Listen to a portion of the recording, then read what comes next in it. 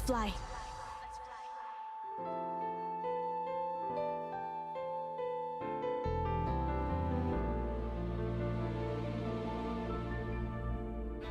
It's day 6 of the VCT Pacific 2025 Kickoff.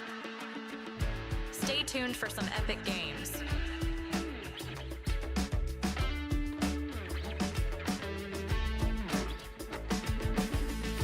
VCT Pacific, the future of VALORANT starts here.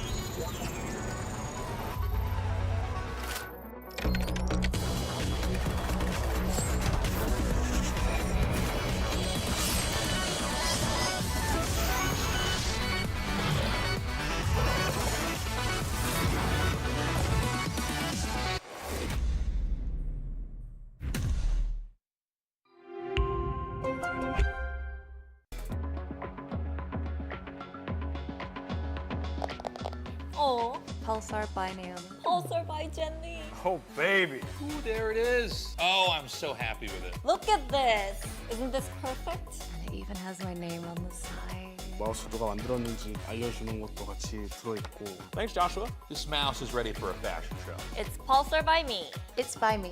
It's by me. It's by me. It's Pulsar by you.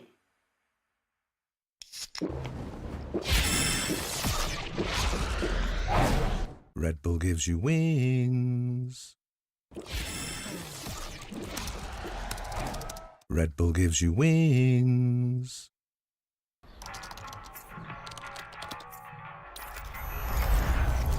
What an exciting way to kick off 2025 for VCT Pacific. All right, let's play, guys. With these amazing players. 4 seconds is streaming Pacific match right now. VCT has never looked better. What a shot! Cruz lets loose with a dart. Guys, any recon shooters? Hello? Guys, what are you doing? Is your coach always like that?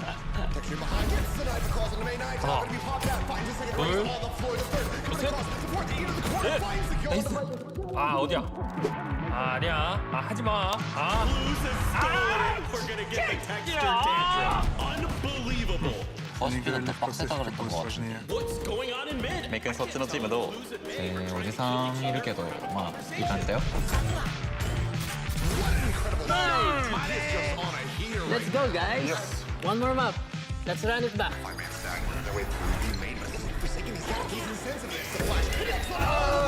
Okay, guys, come on, play.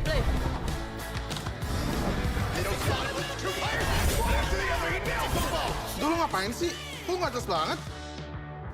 Wanted to play on stage for once. Oh my God, the pressure is so intense right now. He doesn't know where he is. He's going for the shot and he manages to nail it. Nice. Let's go, guys. Okay, bro. Go break that disc. Go break that disc. And there it goes. Absolutely.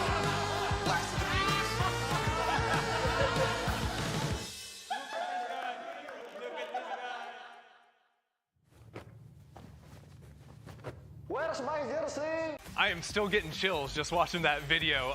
It was so cool. But joining me now to talk about Tejo is a very special guest, Ryan Coussart, a game designer for VALORANT, working specifically on this agent. And first of all, just thanks for coming to have a chat. Cool, yeah, thanks for having me. I see a lot of teams already using it, so Yeah. it's kind of nice to be able to talk about it here. Yeah, and I'd love to dive a little bit into the whole development process. I've got a playtesting background, so I'm going to try and ask you some tougher questions. But to just get it started, I'm curious, when you set out to design this agent, what was sort of like the broad goals you were trying to achieve? Yeah, so some of the broad goals are kind of like, we have a lot of ways to initiate. We have like your flashes, you have like recon, like Sova Dart, for example. One of the thoughts we had was like, holding space for just a quick bit of time or creating that advantage with, like Molotovs and such. How can we make an agent that kind of utilizes flushing and creates those really small bits of windows to push forward? Is there a way we can make that accessible? But still like really high mastery of like, I need to read where this person is going to be playing to get the value. I need to go in when these things are going off. Otherwise, if I miss my window, I'm out. It was like a hard thing to balance for sure, but something that we thought we were excited about. Yeah, I'm curious to talk about sort of the ease of use, especially an ability like the blast, right? It's you pull it up and you can choose where to put that down. That does seem like a pretty easy thing to understand, but would you say that, pros are going to be exploiting that more than your average solo queue Joe? Yeah, I think like when, initially it's going to be really easy to pick up. It's really, like some of our smokes, strategically you're able to choose the 2 places or multiple places you want to affect, place it down, access that strategy, but it's about how you use it. So a lot of the pros will be able to take those small windows, those advantages, like it's like 3 seconds or less, right, of time it's holding space for. What do you do with that 3 seconds? That's where the mastery really comes in. So you're going to be able to access it early and be able to put these into places, but are they the right places? That's like the big question. Like, what's the mind games you're going to have with your teammates, and your enemies as well. I mean. And I know you work with a lot of like very highly ranked playtesters. Yeah. And they usually can help give you a read on how an agent is going to release into like pro play, for example. So was the expectation that he would be stronger in pro compared to solo queue? So we had, there was a lot of play tests we were having with like our gameplay analysis team. they're like our goats. Cause like this was a tough one. Like I'm not kidding. This one was really tough. But as far as like the the metas and the pros, we have a lot of metas that we were thinking of. There's a lot of metas we saw in EMEA that were like a little bit off from what we were thinking, but I was like curious to see how they were cooking it. But yeah, like it took a lot of time, I think, to kind of get it right. We think like Sova, Breach. There's a lot of the different issues that kind of pair with it, so they helped us a lot to understand like, is there anything that's going to be way too strong? Is there anything that's going to be like too weak?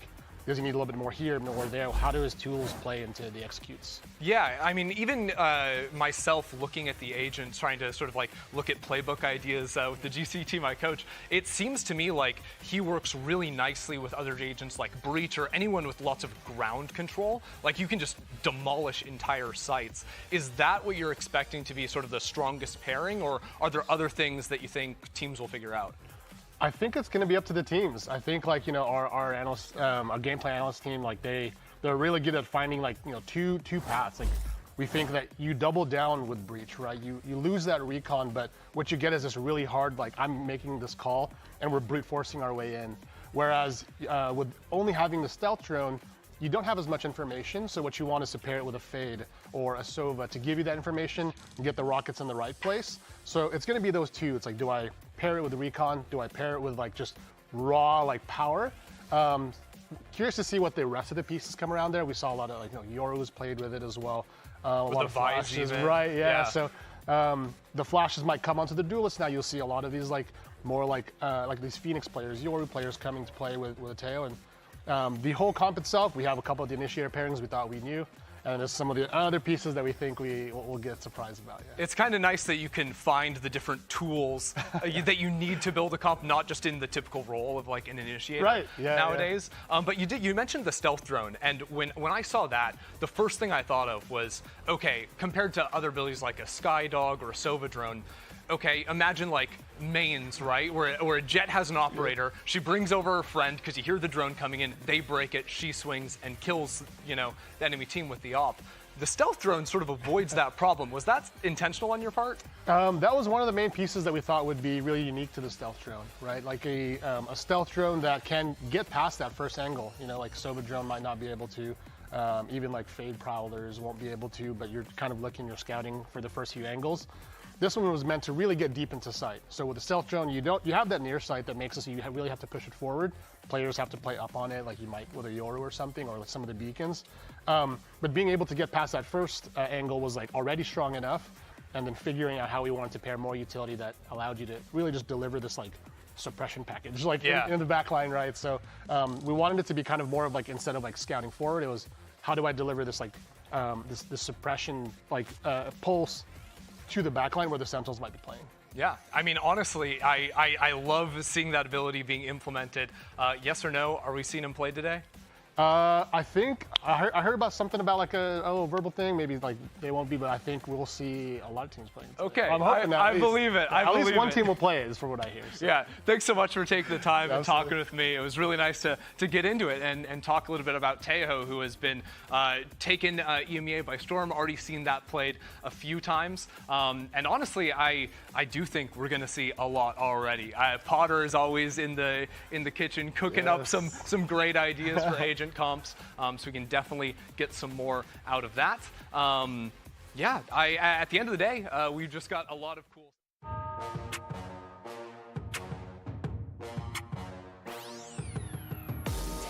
Not quite the opportunity, I say that. He pushes out a C, gets the kill onto Jemkin, but instantly Cushy holds and trades. RQ arrives alongside Cushy as well. They try to jump peek it together. It's not quite working out.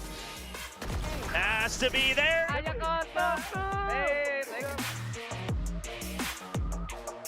TP up on top, and they do not read this at all. Back to Cross finds the shot, but eventually, no! Gets bailed out for a period of time. He hasn't been coming up with three! Moving forward, knows exactly where they are, but is struggling with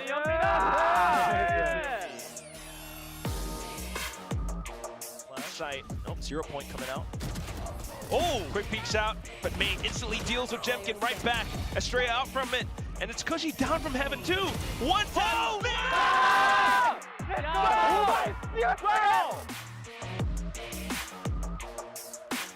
Amount of damage taken. Looking for a bit of a timing here, and he strikes. Divide with that third and final. 30 seconds left. for the fourth and final. Not going to be snapping enough remaining. Stacks doubles back in towards Heaven, needing to win the fight, needing to get planted his feet. Gets around the corner, just enough time. Stacks cheating closer. Here's the drift.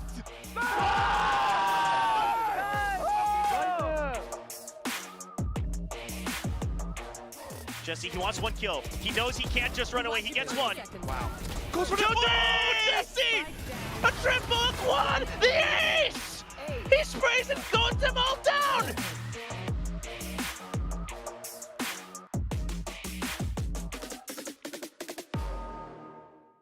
VCT Pacific. The future of Valorant starts here.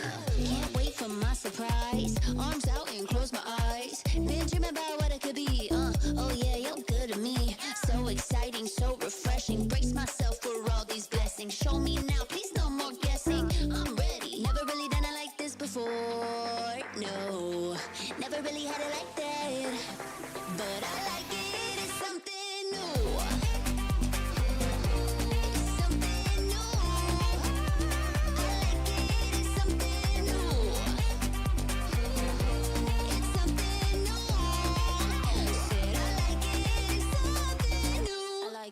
I'm down with the same old stuff. I'm ready to fall in love. I want you to show me something that I never experienced. I'm craving something fresh. Won't settle for anything less. Show up ready to impress. Never really done it like this before. No, never really had it like that. But I like it. It's something new.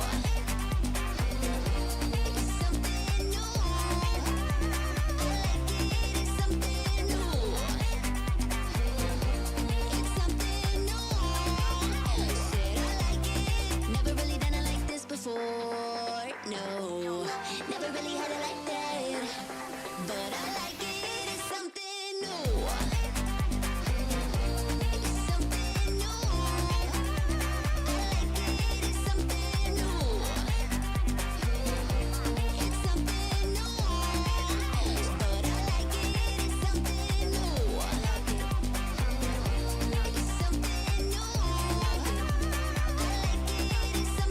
new. I like it. It's something new.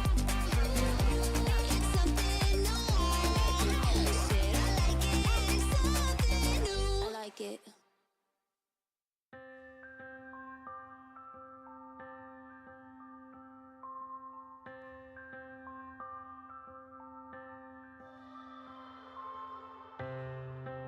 How many times can I say I'm sorry?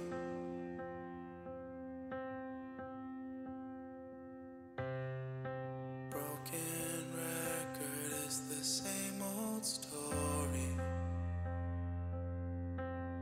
We danced in the rain, didn't notice the tears on your face, holding on to the memories made. How we've fallen so far from grace, from grace. I don't want to hurt you. So run as fast as you can. I know I don't deserve you. So run as fast as you can. Please don't look back, darling. I promise I'm fine. I've been alone before, not a stranger to lonely nights. I saw you today. You look good with that smile on your face. Brought back all of those memories made. You seem happy and I haven't changed. Haven't changed. I don't want to hurt you, so I'll run as fast as I can.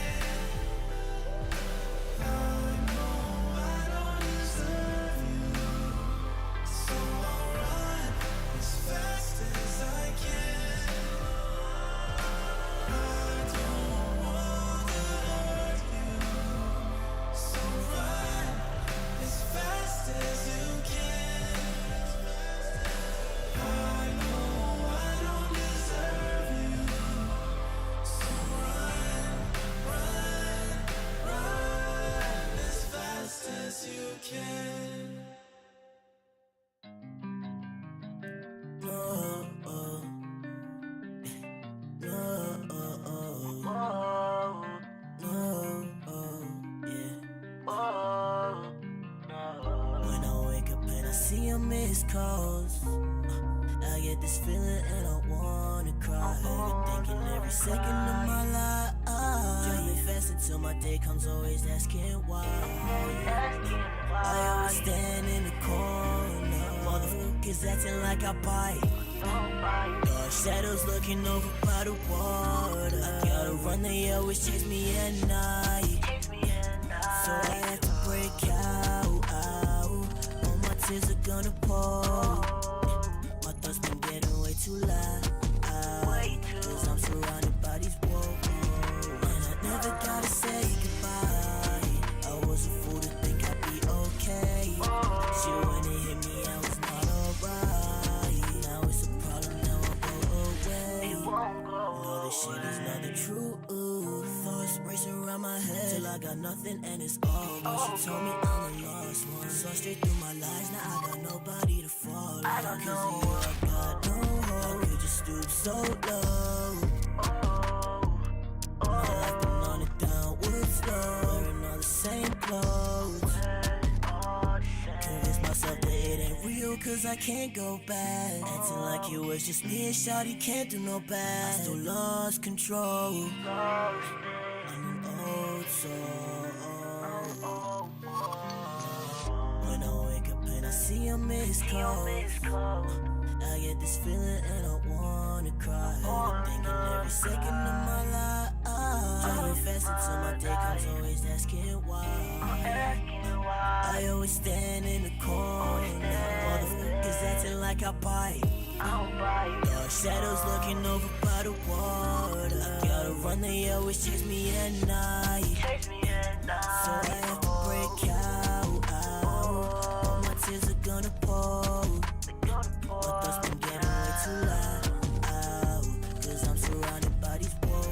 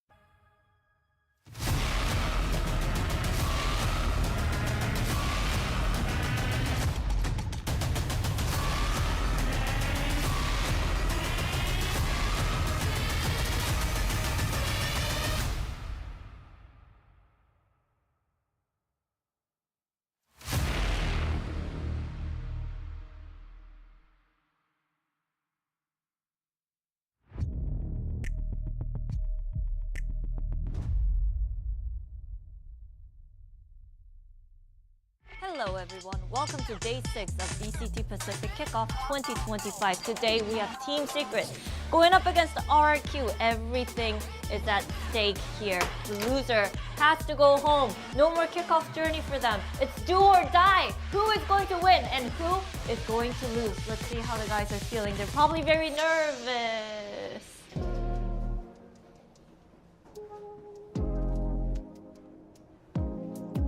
Okay, just chilling. Just a chill guy. Just a chill guy. Just a chill day. guy. Okay, Normal day of work. Against Secret, it's the same thing. I'm just a chill guy. Chill guy.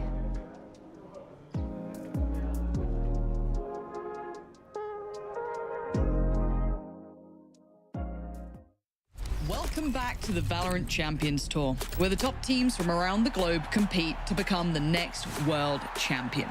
New here, we've got you.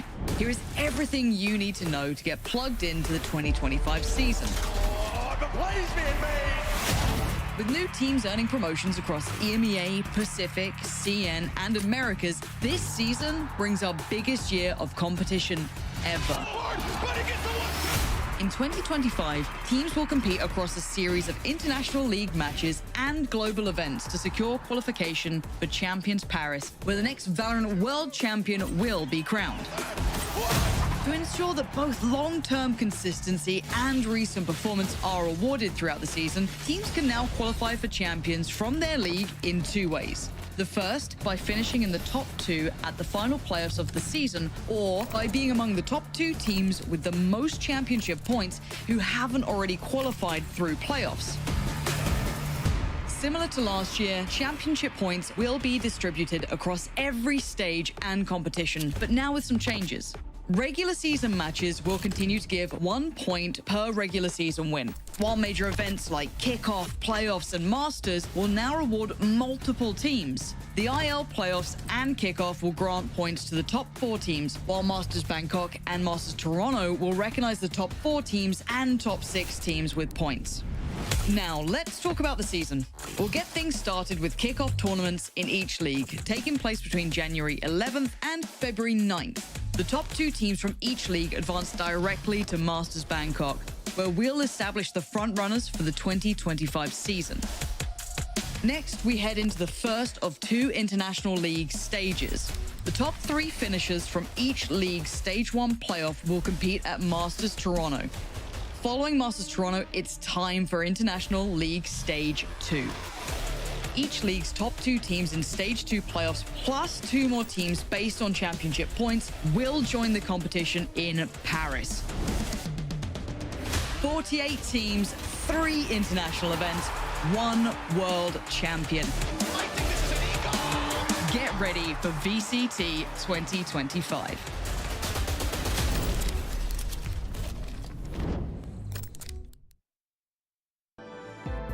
Hello and happy Lunar New Year, everyone. It's a special time here in Korea, so cozy up with us on the snowy day for VCT Pacific Kickoff. Now let me introduce this panel. For those of you who don't know, my name is Chubby Ninja. You can call me Victoria. I've been with Pacific. This is my 3rd year now, but we are reaching the midway point of Kickoff, and you might be wondering who these 2 gentlemen are besides me. So who better to introduce each other than themselves? Right, so I'll start by introducing Big Time.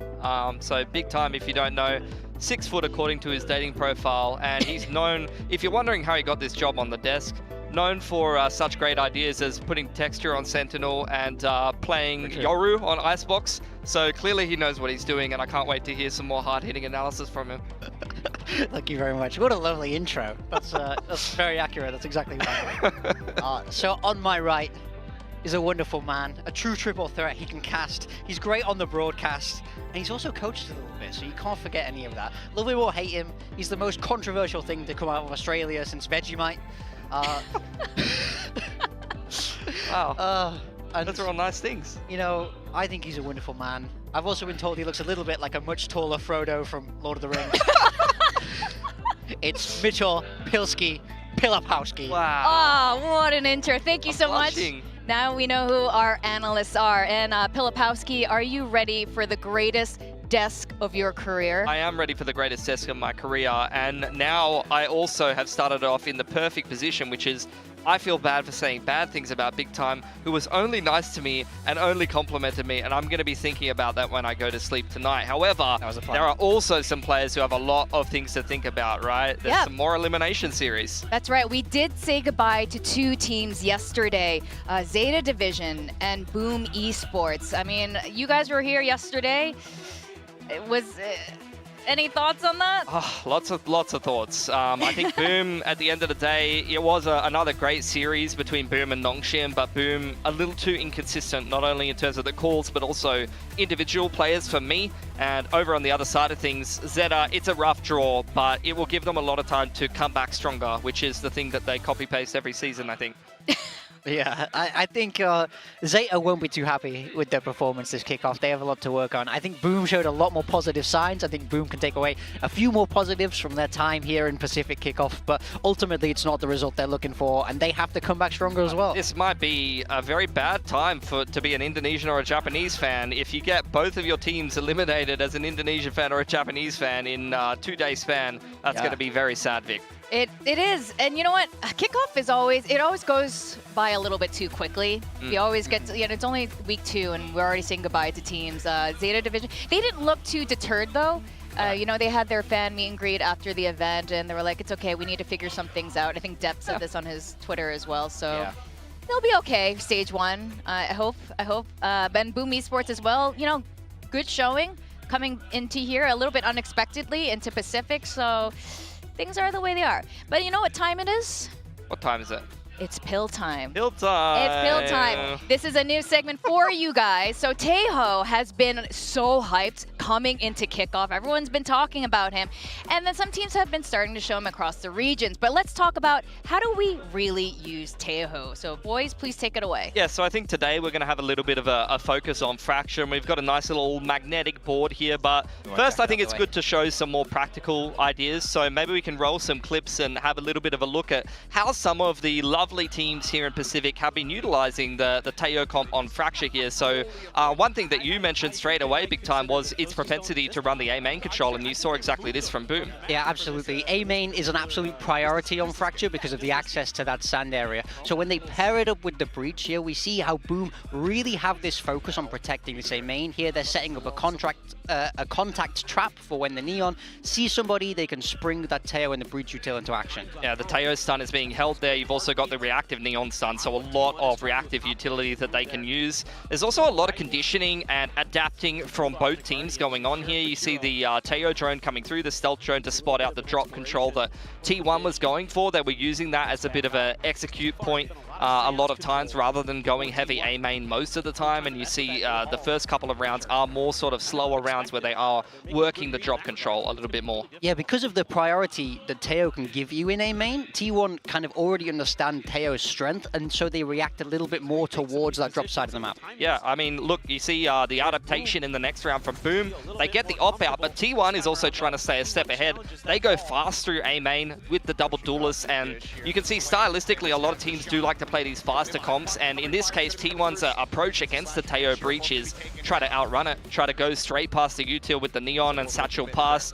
Boom has pulled out the op for drop because you see T1 early on in the game are going towards drop a lot, so both teams kind of adapting on the fly, and you'll see that a little bit as we mentioned here. You've got the double duelist comp where a lot of the time you get the Brimstone smoke here, which is thrown by the Canteen player from the other side of the map. You'll have some kind of Senti setup, whether it's a KJ or a Cypher, over on this side of the map. And then here you do have the, as the Boom setup had it, the Neon reactive stun from the Tejo if he's playing over here. You've also got the fault line. There's very little space that you can play in A main, especially with the slower comps, unless you're playing something like a double duelist, very divey comp like T1 was, and you want to try and actually beat that util and push them back on the site before they can really react too much. And you did see T1 go for those fast executes where they're sometimes maybe throwing smokes here early on and sprinting out the door or something like that. Yeah, it's worth talking about because when we see this Neon and the Raze, The big advantage you have is the pace that it can bring to your compositions, but it is quite high risk, high reward, where if you use all of your util to break through a choke and you don't get it, it's a big risk.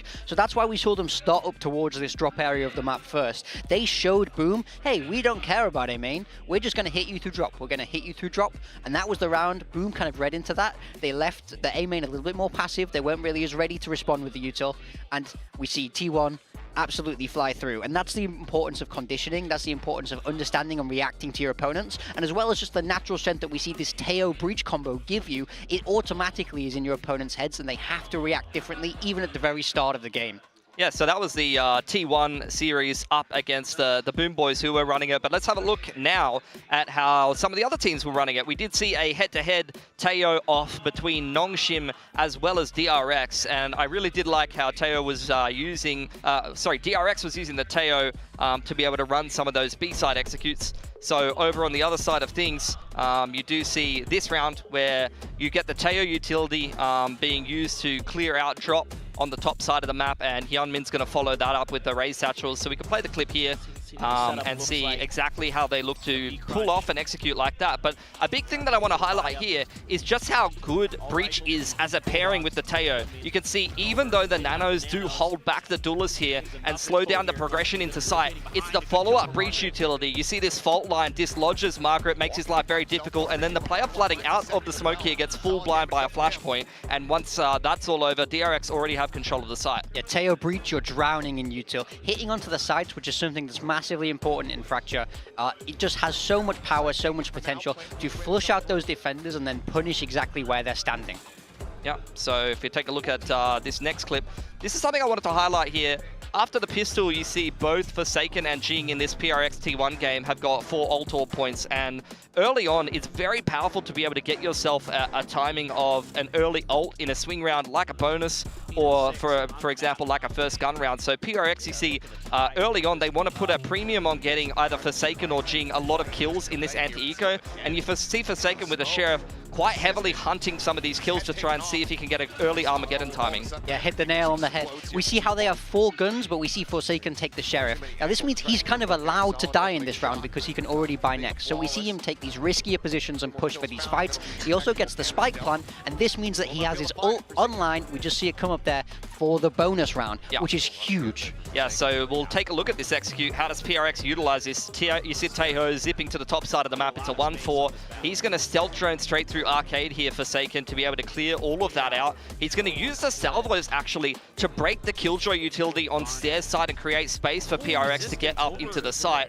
And then you're going to see over on the other side of things, paired with Something's utility here, PRX are able to actually isolate Meteor on the site and play anti-flood by not only, you see, the Aftershock on Jen, and the Armageddon straight through that canteen side, and Jing is just going to dive straight in the smoke, catch the Brim on the iPad, and Meteor's all on his own in the site and gets traded out relatively easily. So you see just how much utility is used for the anti-flood to be able to isolate the Sentinel, and it makes T1's life very difficult. Unfortunately, it's still T1, and they still did complete a 3-on-4 retake here, but a lot of teams would just crumble there. But this is a beautiful bit of game planning from PRX. This is something we talk about all the time as coaches, is you will have these kind of set pistol rounds that you practice a lot because the pistol is one of the most important rounds. So then you have a plan for your second round, your anti-eco. You look at that buy-in depth. Like it's no coincidence that Forsaken had that pistol and is looking for the orbs. Because then what they want to do is they get to that bonus round and they run an exact set strat. That's something that's been rehearsed, well practiced many times. And I definitely think it's worth noting that they found that Armageddon to be more powerful than the Showstopper. They prioritized it in ult orbs. So it really does highlight the strength of this character straight out of the box, before any bursts, before any nerfs, before really much practice. We're seeing teams drop him into comps and absolutely choose to prioritize him in how they play the game. Yeah, I think, you know, the Senti, Vic, you'll often see him playing different positions up in tower and things like that. Tejo very good at either breaking their utility or flushing them out of some of those spots. It was kind of interesting with Forsaken on the Tejo. He decided not to play it yesterday on Fracture. But I want to ask you guys, is Tejo a Fracture-only kind of agent? Are we going to see him on other maps? Yeah, I think we've already seen him on a variety of maps, less so in Pacific, but I've seen him on Split, seen him on Abyss, seen him with less success on Lotus. I think some of the Lotus games have been a little bit hit or miss, and I think that's more, the Lotus ideas are more similar to these A main fights, right? Where you're denying a specific area of the map and you're using the zoning to be able to control map control on the defense, and then you can use the follow-up salvos because they do recharge to be able to flush out some of those positions when you're coming in on the retake. Yeah, the recharging on the salvos might be the most busted bit in my mind, because you get it one time while you're defaulting, another time on the execute, and again in the post plant, as well as it breaking down all the sentinel util 3 different times in the round. So the fact it's constantly recharging is massive. And we also have to touch on his stealth drone. I think that's the other bit of kit that really is really pushing him towards the meta. When we compare it to Sova drone and Skydog, it goes so far that not only does it tag and reveal the players, not quite as much as the Sova drone, but there is a reveal. It also suppresses, as well as it being invisible to get around that first angle. So if you're opping on a line and you bring somebody across to try and protect your line, as we would always see, it's getting close to you every single time. The counterplay is so difficult against this. I think it's just plug and play a lot of the time. Like if you play, so this is the thing, like the core comp on Fracture would be like these agents, you know, maybe a different duelist, right? But even like when Fracture was in the map pool, these 3 agents were the core of your composition. You'd maybe play a Sky like Forsaken was playing, but you sub the Tejo and all of a sudden you can run a lot of the same strats where you would Skydog, but instead you just stealth drone and you run something very similar. You don't have flashes, but it's kind of like a variation on the executes that you'd play. Now that was very insightful during pill time, and to kind of close off our pill time segment, do you guys have a favorite Tejo so far out of all the Tejos we've seen here in Pacific? Freeing. Yeah, I was about to say Freeing. I think Freeing, we really understood the agent as well as being able to frag very, very strongly on it while also like calling. I mean, I think I want to see him play it again. I'm looking forward to DRX. I want to see if DRX they picked it every map, Vic. They just play Tejo on every map, and I want to see. I mean, we've only seen limited maps for them. Are they literally just going to keep playing it every map? And if they do, and then they qualify for Masters Bangkok with a brand new roster, are other teams going to take notice of that and go, oh, he actually is so busted that if you just abuse Tejo, that's enough to go to an international event? That's a bit underplaying how good DRX is, but that's the, you know, kind of hyperbole that you hear from pundits sometimes, right? Yeah, it's true. I mean, they are running the upper bracket right now, so whatever it is, this Tejo comp has been working out for them. And speaking of initiators, there's a very famous initiator that we know here in Pacific, and he's on Team Secret. It's Jesse Vash. I don't think we've seen him on the Tejo yet. Do you think this is going to be an initiator he picks up? He's experimented with some others with not as much success as the Sova. Some of the maps he's like flexing into Sentinel and things like that as well. So, I mean, personally, I like when you have kind of like your playmaking players on the Tejo. So Freeing can frag pretty hard, Forsaken throwing on there. Let's get Envy on the Tejo. Yeah. That's what I want. Chuck Envy on the Tejo. Jesse Vash can play double Envy and play Sova or something like that. That'd be cool. I think Jesse Vash should stay what's true to him. I actually think he's a very, very strong Sova. He's an amazing Sova. He understands the utility there so well. I mean, he's one of the most experienced guys in the whole league at this point. So I don't. If it's not broken, don't fix it. I think his Sova has been good for a long time. So I would expect to see him roll with it. And like you say, I think if they want to experiment more with Tejo, let's swap it across to Envy. Someone, you know, a little bit younger, a little fresher, bringing a bit more fire to the agent. Hey, he's only 37, 45. How old's Jesse Vash now? Like 52. 52. He's only 52. Come on, mate. He can still play. He's still got it. He's definitely still got it. Now, the core of this roster, in fact, the entire roster remains the same since last year. We got to see them perform against Global Esports last week, ended up losing that out after taking the first Abyss away. Yes. It's not looking great for Secret right now, the way they ended their last match. But if there's anything Secret can do, it's they like losing and then just showing up. They enjoy. I'm sure they enjoy that. Yeah. There's some. There's a little kick here. I don't know. They like it. The thing is, like, they kind of pummeled on the first map. Yeah. I was looking at Secret. I was feeling stupid for picking Global. I was like, man, these guys are terrible. And then Global reverse swept them. If Team Secret can just play like they did on Abyss and play like they did in some of those maps, then I think Team Secret is going to be totally fine. Now, they will be facing against RRQ, the Indonesian team. They faced up against their old nemesis, Gen G, and that was such a match last week. It came so close, and we knew, we could feel how much they really wanted it, but they just couldn't close it out on that last map. Excruciating loss for them. I mean, that's got to sting more than anything. Now you're in the lower bracket. The road to Bangkok gets even bumpier when you drop down that bracket, and they have to overcome this first hurdle of Team Secret today. As you mentioned, these teams have played each other many times. The cores are pretty much the same from even back in 2023. Yeah. So these teams are very experienced against each other, and it's always quite a good matchup. So I'm definitely looking forward to this one today, but both teams have a lot left to prove. Yes. Yeah, I think there's some crossover between some of these rosters as well. Like, yeah, you've had 2GE, I think it was, play a little bit on RRQ and know some of the players, know some of the inner workings there. For RRQ, I mean, it was a heartbreaking loss against Gen.G. Definitely could have won that series, which for me means that, I mean, as usual, so close but no cigar, but they are one of the stronger teams here, and definitely an outside shot at going towards Bangkok in the current form that they are, if they can definitely look like they could have taken out Gen.G. So it's just a case of playing to that level. If they can play like they did in that series, they should be by far the favorites against Secret here. But Secret does, like I said on that Abyss game, have that potential to really blow some of the teams in Pacific out if they play to their ceiling. One thing about RRQ is the improvement. So we've been seeing every single year, like you said, we've seen a lot of these players on RRQ since this stadium 2 years ago. So I think this is a good sign for RRQ, you know, coming into the 2025 season. But unfortunately, they are back down here again. And we have the veteran versus Cushy, who is the newest addition to RRQ on the team. Cushy has been helping some of your fantasy teams win out, by the way. Whoever's been picking him, he's been firing off. But Jesse Vash's experience, you know, we joke about his age all the time. He's 74 years old.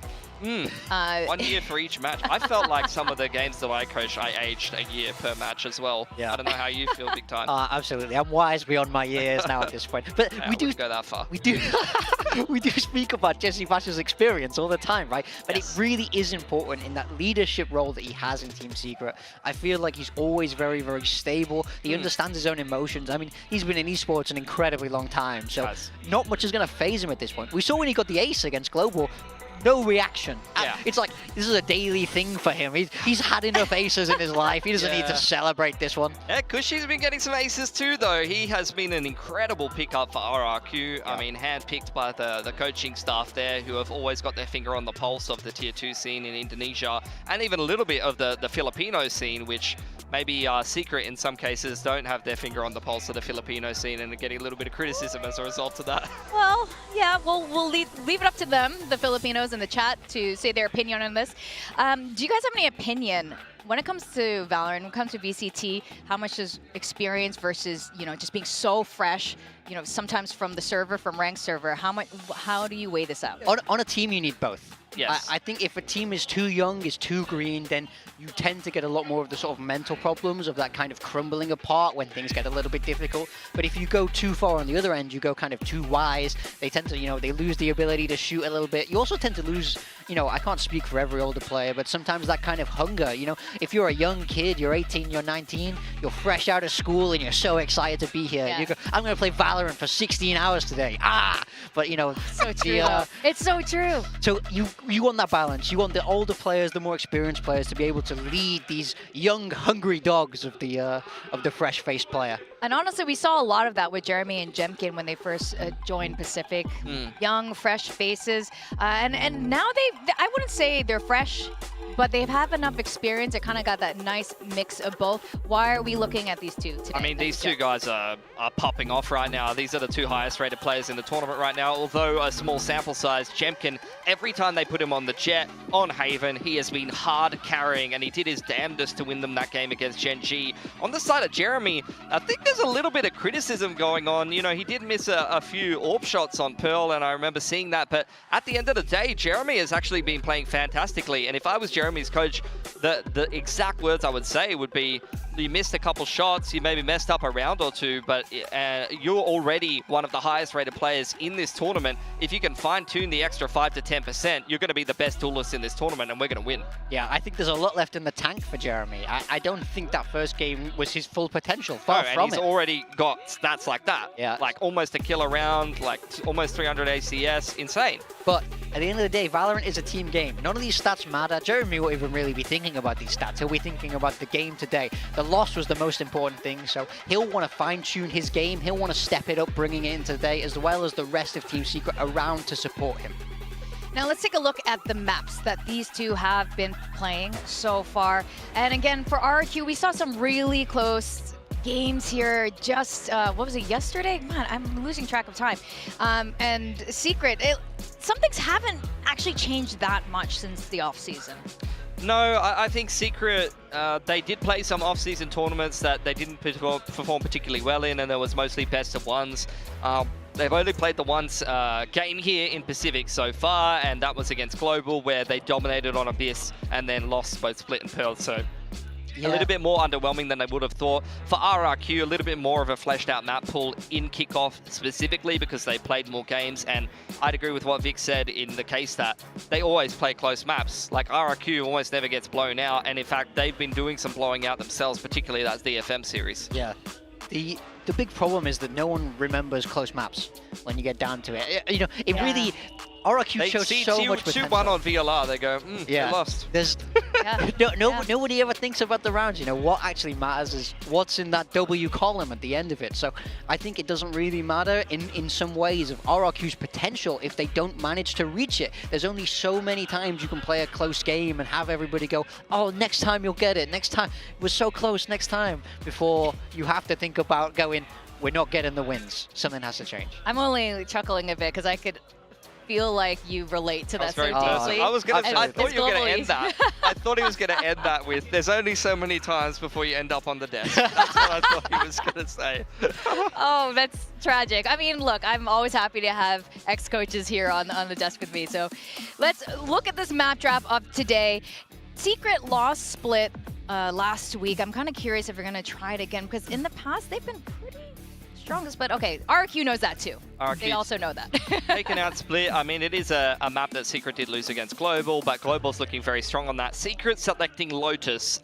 It's a map that, you know, they haven't had a lot of wins on, but they haven't played in ages. So they could have reinvented their comp a little bit. They were playing some double in it. RRQ, on the other hand, going towards Pearl. They lost that against DFM in the off-season, and then comp swapped to the Jet Phoenix. Yeah. And it went amazing for them. They absolutely rolled DFM in the rematch. Yeah, I'm curious to see if they're going to stay with this Phoenix pick, because I think the Phoenix can be very, very strong on the map, but equally it's slightly more one-dimensional. It's that little bit more readable, because you have to prioritize his ult, you have to control the mains, your mid is a little bit weaker. So I'm curious to see if they'll risk throwing that out there for a big hitting anti-strat from Team Secret, or if they have something else up their sleeve. RRQ's gone, sure, Haven third map decider. No bad memories there.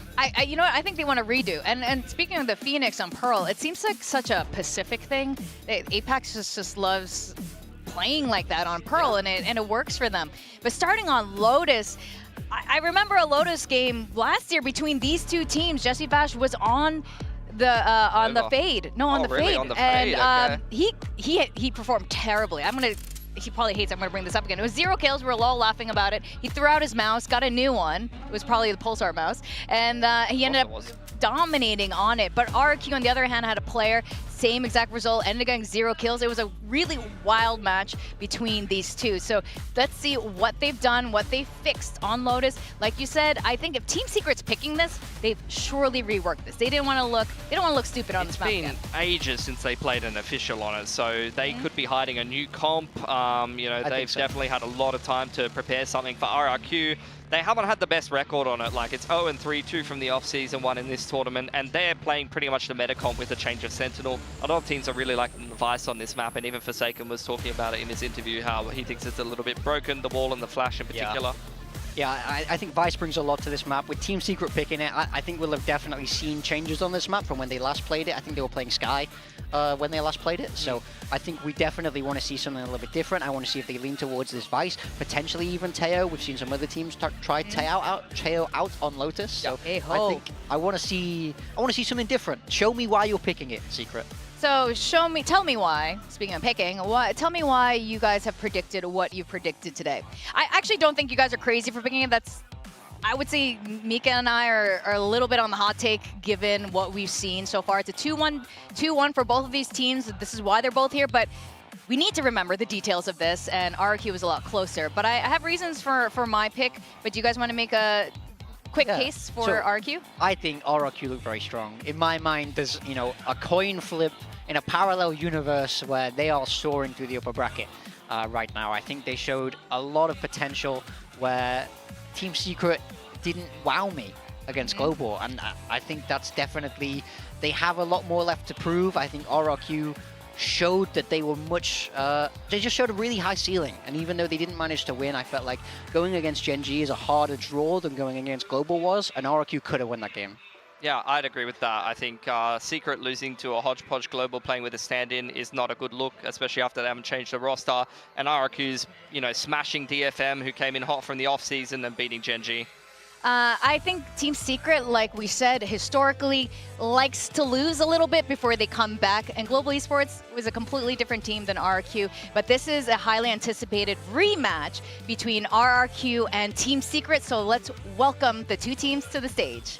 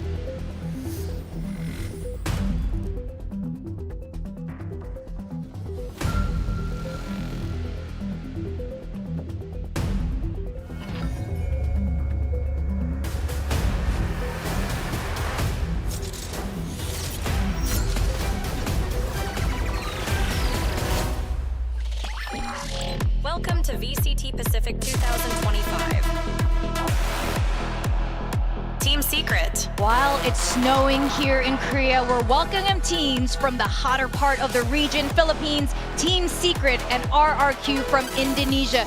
These two squads are very familiar with each other, especially here in Korea, facing off constantly near the elimination rounds, and they are down to the elimination round again here at Kickoff. Yeah, I mean, this is a huge game for both of these teams. As you just said, one of them's going home after this. You can't leave anything, no secrets left now. You put all your cards on the table. Everything you've been saving has to come out, because any mistakes here, you're on that next plane back. Yeah, Secret, I mean, middle of the pack last time around. RRQ kind of right there, neck and neck with them. So I think for, at the end of the day, we got to see what Secret has been working on in the off-season, because RRQ has already shown us that one roster change kept the majority of the formula the same, brought in another coach, and they're here to play.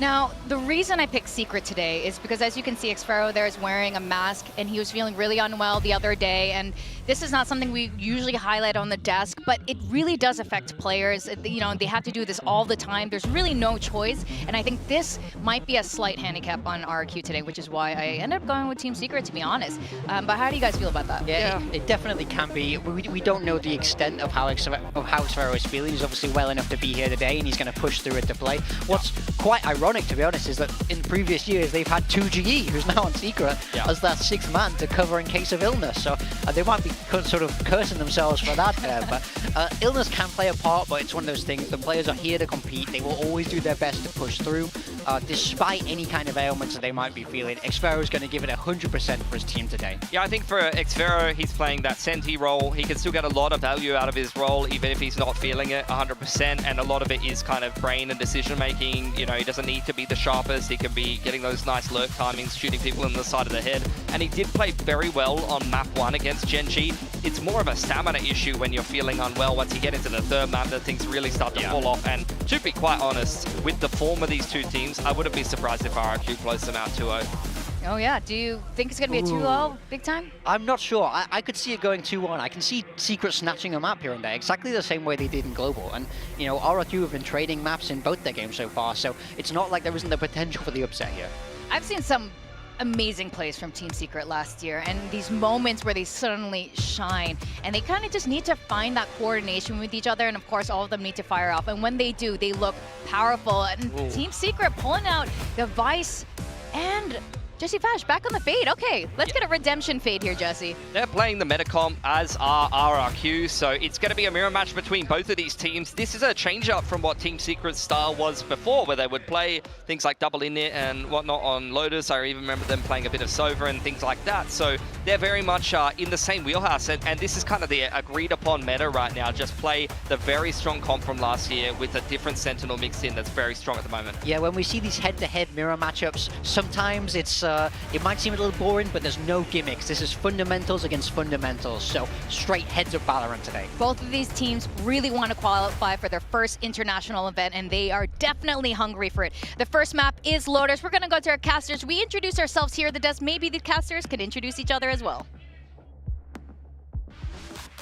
Thank you very much, Chobra, with Quack here on the caster desk, and we just saw the team compositions already, obviously mirror compositions, and that Vice coming out. Team Secret, you know, maybe taking a page out of what they saw, maybe they've been prepping the same thing in the off meta, but really what's gonna matter here is that Envy's gonna still be playing kind of that Flash / Sentinel, and then pushing Wild Ori over to the Viper. Yeah, that's a really interesting choice right there, because Envy now on that Vice, you know, having that Flash allows him to play a little bit more versatile, and at the same time for Wild Ori, who's kind of coming in as this like Sentinel, I think it makes sense to put him at Viper. Yeah, I always did find it interesting, right? Whenever they were trying to figure out who's going to play that Viper, and Envy used to play it on some of these maps where they were playing double controller and some other options, but now really leaning heavier into that Sentinel aspect of the Viper here from Team Secret with Wild Oreo coming back.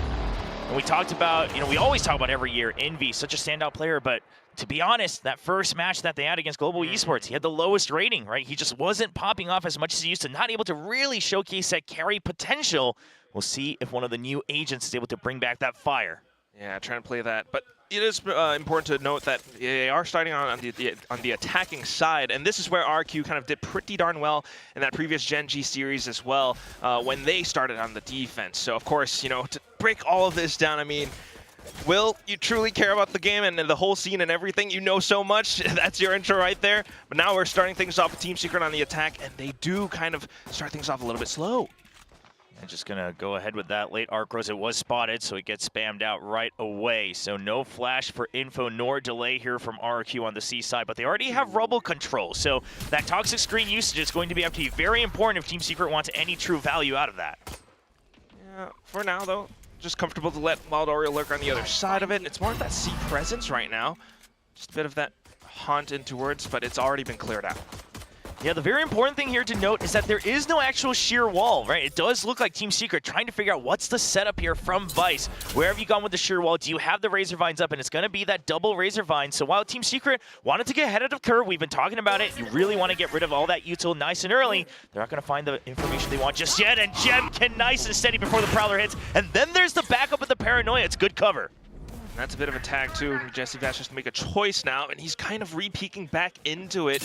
Doesn't spot anyone, so falling back a little bit. I think Envy might have spotted out that sheer wall towards B as well, so that kind of informs their decisions. 30 seconds left. Yeah, the Razor Vine's being popped both from the B and C site. Arc Rose now off a cooldown though, so they will have that flash to try to trade. Team Secret, they're creeping in. They will try to get ahead of it, and they're going to be able to swing right in. RRQ waiting to hear noise, and they just weren't aware at all about how many members were in the site. Two big picks, and Jesse Vash kind of lurking around the back as well. Doesn't spot anyone, but now comes back in to reforge the site. RQ, though, I mean, it's going to be quite a bit of work. They've been spotted out even further. And now it's up to Cushy, a bit of a haunt, and then also Jemkin kind of launch the assault from the back side. Monyet swings out, but unfortunately, Team Secret have marked every single exit, and that's going to be Team Secret picking up the pistol. Yeah, it all really comes down to that sneak in. It's just cutting that audio and getting into that site, recognizing that, okay, there is no sheer wall anywhere. It's just going to be the two Razor Vines. And now that they've already been used, sure, Arc Rose is off cooldown. They probably heard it being installed as well. Yeah, they see it. but they're just going to be able to go in and say, let's try to get the kills first. Let's just not let them know until we get contact. And it's a great call coming out from Team Secret. Yeah, super careful, smart, slow and steady, which is kind of what they've been doing so far, at least in Kickoff. So we'll see if that continues forward in the next coming rounds. Great upgrades right now, and Jesse Vash on the Ghost.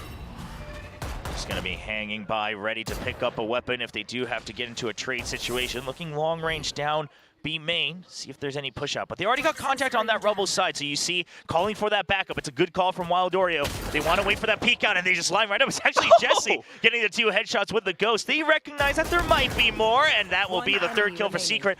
That should be the round wrapped up. But the real question here is, are they able to get the flawless? Because that's going to be a good snowball. Yeah, definitely want to keep that in.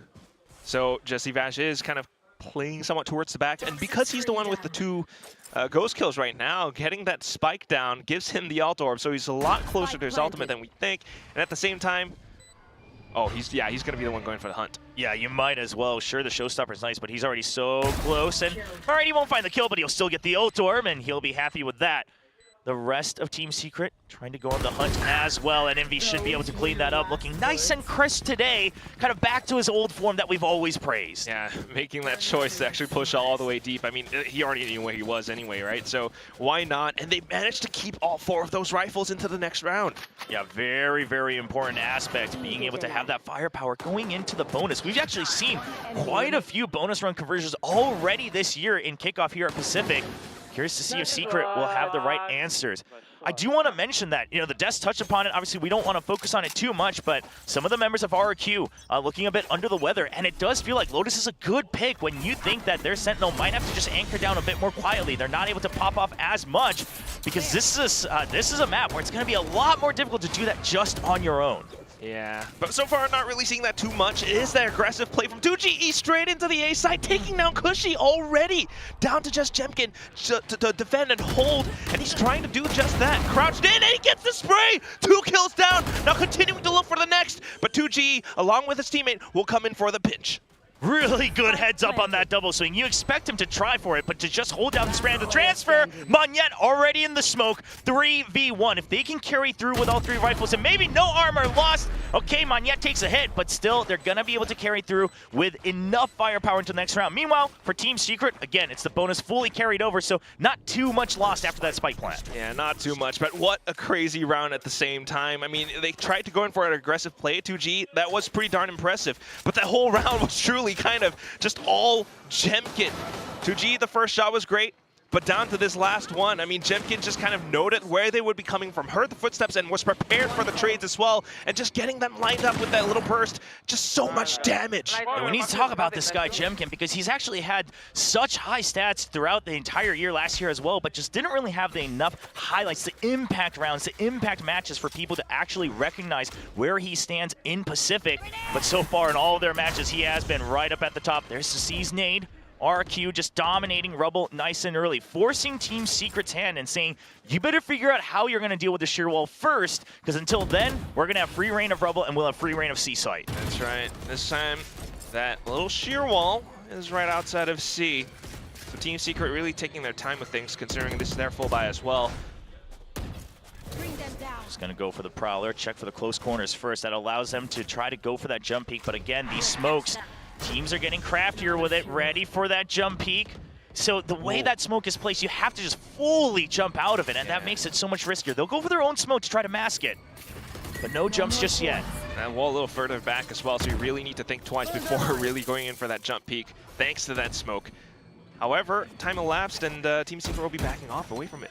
Yeah, they did draw out one of the Razor Vines, so that's going to be a good sign. This time they're just going to try to go for the Razor Vine. It is going to slow down everybody else after that sheer wall as well. So just a showstopper in. Jeremy, rather the Raze, just onto the site, but he will be able to wait.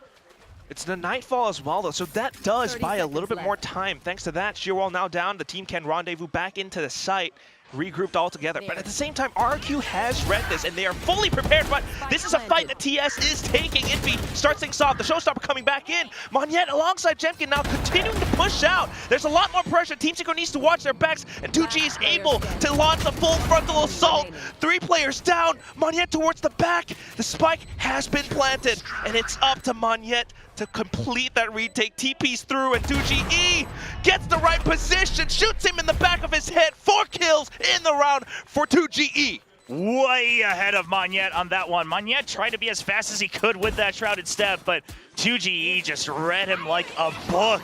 Controllers know each other, and 2GE a little bit of poetic revenge here against his former team, being able to take down Monette. And if he didn't hold down this corner, if he didn't hold down elbow, the round looked like it was over. It was such a good showstopper from Jemkin, recognizing that they already had sight, that there's gonna be some reach in the back of the site. But at the end of the day, it's the controller of Team Secret holding things down. 7-1 so far in just 4 rounds. That was 1 round, 4 kills. Unbelievable. And he's shown that he can go for some of these aggressive plays, but right now, Team Secret have to respect some of the utility that RQ's throwing out, especially this deep smoke outside of Mound. Now with this one way, this much pressure, Team Secret, you have to suspect, yeah, going for the close clears. They already spot one on Mound, but are they aware of how many there are? It's a good paranoia. Nowhere to go for Xvero. He's still stuck. It's just going to be a duel. He gets taken down by Jeremy, and there's just not enough room for trades. Without the weaponry, they're just going to try to hide down Jemkin. They don't know yet. He gets 2, shuts him down. There's the paint shells. He's going to throw it, but not able to secure on any more kills just yet. Yeah, a bit of a lob, and unfortunately, Boombot took out Estrella as well.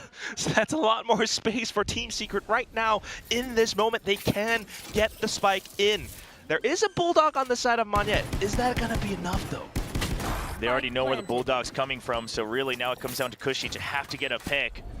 Going to be very hard for Monette to do something else. So it's the paranoia just to be able to plant themselves in. Cushy going for a swing. He doesn't get the pre-fire. Monette gets 1, but it's still just too many members. Team Secret now already up to 4. Yeah, like a little good attempt from RQ to try to force some of these fights, right? Especially that deep smoke out of side of C, but at the same time, Team Secret just so prepared for it. They always kind of start off the rounds a little bit slow and careful and make these tactically informed decisions. So being able to take the site this way really shows what they're capable of. What's another situation of also, I think, Team Secret recognizing that there's not too many cases where they've really needed that Prowler. So they feel pretty comfortable using that to clear Mound if they don't have information on it just yet. Because on C site, until you clear that shear wall, it doesn't really matter much more anyway. But here comes that Odin, always so very helpful. And a good ping on the hot. Xvero lasers into 2GE. That's going to be the Omen down. He's also been such a thorn in the side of RQ. So now the map opening up a little bit more control over by C Mound side for RQ, and the Odin continuing to put pressure. He's able to pop up that Razor Vine, though. Showstopper comes in, immediately deletes Estrella, and alongside that Steel Guard as well, but he gets the classic shot nonetheless. It's all down to it, and still, Team Secret have managed to plant the boots somewhat in towards the site. Unless Monette can do something, he's got that smoke up, and it blocks off Tree. But it's Envy. They have no idea that someone has actually slipped through. Can they recognize that they had no information about stairs just yet? Because unless they really clear out Tree entirely, Envy's gonna have a timing. Look at Team Secret, they're waiting. They're waiting for the pinch, and Envy comes in. He gets 1. He doesn't know about Monette just yet, and Monette just not able to drag across the screen in time. Once again, another 1v3 on the defense for RRQ. So tough for Jemkin. Stuck inside the vines as well. He's already gotten pricked by it, so down to 31 HP. And this could be like that single bullet that ends his life. So calling for that save, I mean, it's just a tough situation to be in, but at the same time, so well played by Team Secret for Envy to sneak all the way through in some of that chaos. And now with that sheer wall tripped as well, it looks like Secret going to be going on the hunt. See if he can get maybe a little bit more. Wild Oreo has a lot of creds to spare, so if you can get Jesse Vash or Envy a little bit more ult doors, try to get another power round in this half, it's gonna feel good. Jemkin very low. He's not aware that they could be so quick on the rotate despite the sheer tripping. You expect them to hold off, right? 2 members not very high on the creds. But Envy is way ahead of it. Now back to 2 points on that ultimate, despite using it just that round. And yeah, I hope to see a timeout here from RRQ. If anything, just to slow down the momentum. Yeah, kind of necessary at this point. You really do feel that way. The current setups, I mean, everything just playing into the momentum of Team Secret at the moment, who are quite prepared and adept at reading some of these possible setups. Timeout coming out from the RRQ side. So a couple of pre-prepared rounds, it seemed, right? You know exactly when you're going to try to push out with that one way. Otherwise, you're kind of masking that information. Once the Odin comes out, it's going to be the Vice that switches over to A to bunker down in tree while delaying with the other utility. But it's all been read through. The Odin, despite getting a kill, Team Secret, maybe a little bit unlike themselves, decide to push up the tempo using that showstopper. Jeremy really being that spearhead, getting in there and disrupting the site. So it's not really so much that you're losing track of the entire map, but I think more than anything, RRQ kind of getting caught up in the chaos. Maybe the round's not quite going the way they expected, and they're starting to lose track of things like Envy, going through stairs. So hopefully the coach is able to just pin down and say, okay, you got to make sure you cover these angles, right? When you lose, let's say control of Rubble, where are we going from B side? How are you covering each other's backs? And which site are you willing to give up? Heck yeah, Chobra. I do feel like that does play some part of it. The fact that you said that Team Secret is somewhat playing a little bit unlike themselves, and that's kind of one of those things that maybe kind of RRQ wasn't quite expecting. You're seeing players like 2GE and Envy getting so far deep towards the back of A site at times that it's just difficult to really figure out what's going to happen next. So right now, back into the buys. Yeah, it is going to be half armors with rifles here from RRQ. So this is a very crucial one. We're already at round 7. If this doesn't go your way, your economy really breaks down and you're kind of giving up on the first half. Ooh. So RRQ will have to be careful. Xfero not going to find full information, but they are turning their eyes over to C. Because you see no movement on Rubble, you expect, okay, they're probably trying to work that sheer wall on C side. Let's see if we can punish them for it. Arcro's set up now on the C side. Meanwhile, Team Secret, though, they just wanted information. Okay, are there any trap plays on B side? Are you trying to go for anything crafty? Because otherwise, we can take control of C mound, now start to put the pressure back on. Yeah, in with that Prowler, just to fend them off. It's also quite important to really take that space, especially around the doors, the rotating doors, if you're then able to get that pinch. But now onto it. He needs to get ready to get out of here. Getting the kill is not the important part. He's all alone. There's backup nowhere near. You can't fill that site anymore. And once again, the A site should be opened up. RRQ frantically trying to rotate in. They're going to choose to try to fill the site. This could be dicey, but you've already bought into this round. You have to put everything on the line. Jemkin caught and drop. Jumps over it. Cushy, he's good for one. There's the trade from Jenkin. Both of them, the star players of RRQ, holding the site down. Now reversing it to a 3v1 against Team Secret, and finally getting a second round. Unbelievably well played. I mean, it looks kind of dicey at first, right? Losing Monyet, but because Monyet was that far up front enough, it just informed the rest of the team's decisions to quickly rotate on over. I think Monyet just spotting or noting that it was that many players was the full tell. And at the same time, just having that haunt from Team Secret, they kind of knew where they already were, and Jimkin was able to dodge those paint shells and down to it all. I mean, the frags from the back line, Cushy is just stepping up to the plate again. We've been talking about on the cast, talking about on the desk, Cushy, everyone around the world has been talking about why this guy is such a good pickup for this team. And sure, it's a bit of a quiet start for the entire roster of RRQ, but that round right there once again proves that he was the man that this team needed to upgrade this year in 2025. He is the man. But right now, just back to the setups. There's quite a bit of pressure once again. I mean, swapping out some of the players around. It's Monyet back closer towards Rubble, but also Xfero on towards the C site. And Team Secret's looking to poke a little bit. Yeah, Xfero kind of in a position just for an off angle. A one-timer, and there's the showstopper. Just going to be the scout for Jemkin. It works out perfectly. And now RQ resetting. They do have to give up B site for the time being, but you still have that sheer wall on C. So you can just leave that in information. Cushy going to peek out, not quite sure about where to pre-aim. Maybe greeting just a bit. You still have them trapped in B, but look at the position of Monyet. He has to take a risky choice of, do I go back into blue room, or am I tucking away right here in the cubby for information on A? He's going to choose to wait. Shadows traveling. Might be a wise choice, but he's going to receive contact pretty soon. Surely they check it, though. Secret. Yeah, they are no strangers here. They're actually just going to choose. Yeah, trying to mask it. They don't want to take the hit. He's going to peek out. He's already weak. That's the spike drop. Information gained. Paranoia to delay. Smart plays. But does he note the second player swings out and does get it instead? Down to it. It's just Envy.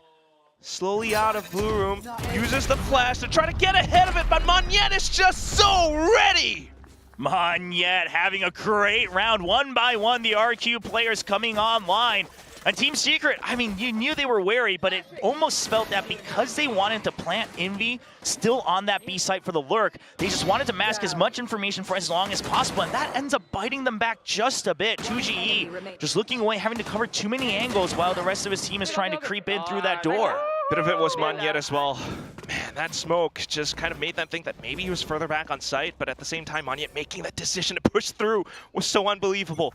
Next round comes in, and that's Team Secret on a bit of a half bite, just the Stinger and Sheriffs all around, and they're going to go full send into the A site. Yeah, I like the just very, very blatant surface arc rows there to make sure that there isn't any push out, right? No jump over the toxic screen, no one able to hide on the front side of Rubble, and Team Secret this time on their eco. One Stinger in the hands of 2GE.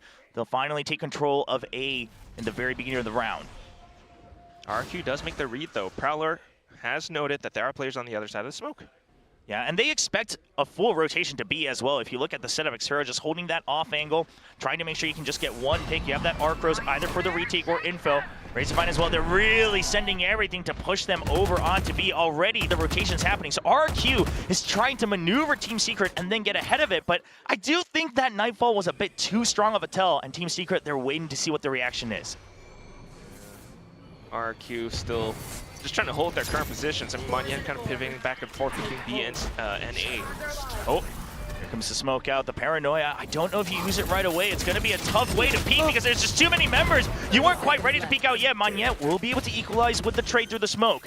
Just looking for some of those tracer rounds as well, but the Nightfall from Jesse Vash gets sent through. Tries to take a little bit more space, but Estrella was ready. Snakebite in just to hold them back as well. So although the spike is planted, Team Secret might be pinned down on the B side right now. Yeah, Oreo does have a good position, but he just doesn't have the leash to wrap all the way around, so he's going to hide out in blue room, but it's just an absolute flood of all four members peeking out of the smoke. There's the jump peek, and RQ will be able to reclaim the site.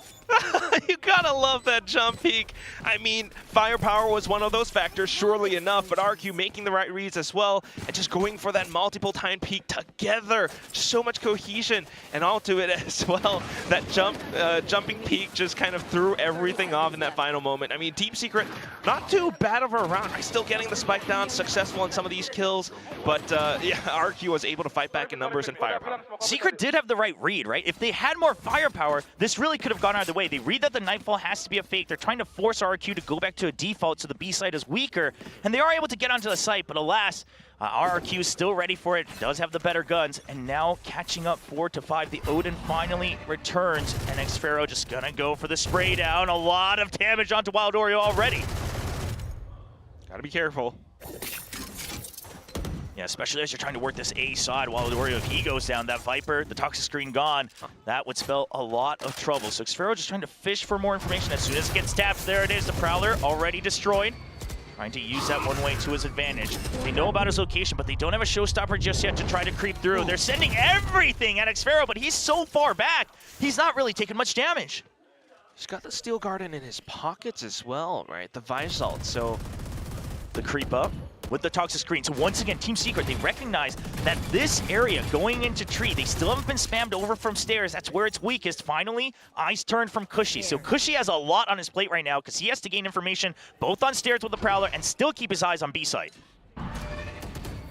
Prowler back in towards B. Oh, that's going to be Xfero down, so no more Steel Garden available. The Viper's Pit comes up instead. Monyet instantly coming back in just to support his team, but at the same time, Cushy coming back in just to check if anyone does push upstairs. The Steel Garden instead comes out from Envy, and this does keep RRQ kind of trapped. It's going to be that push out from Monyet, but unfortunately not quite enough. Estrella inside the Viper's Pit, still able to deny the entries, still holding on to that shorty, but the spike goes down nonetheless.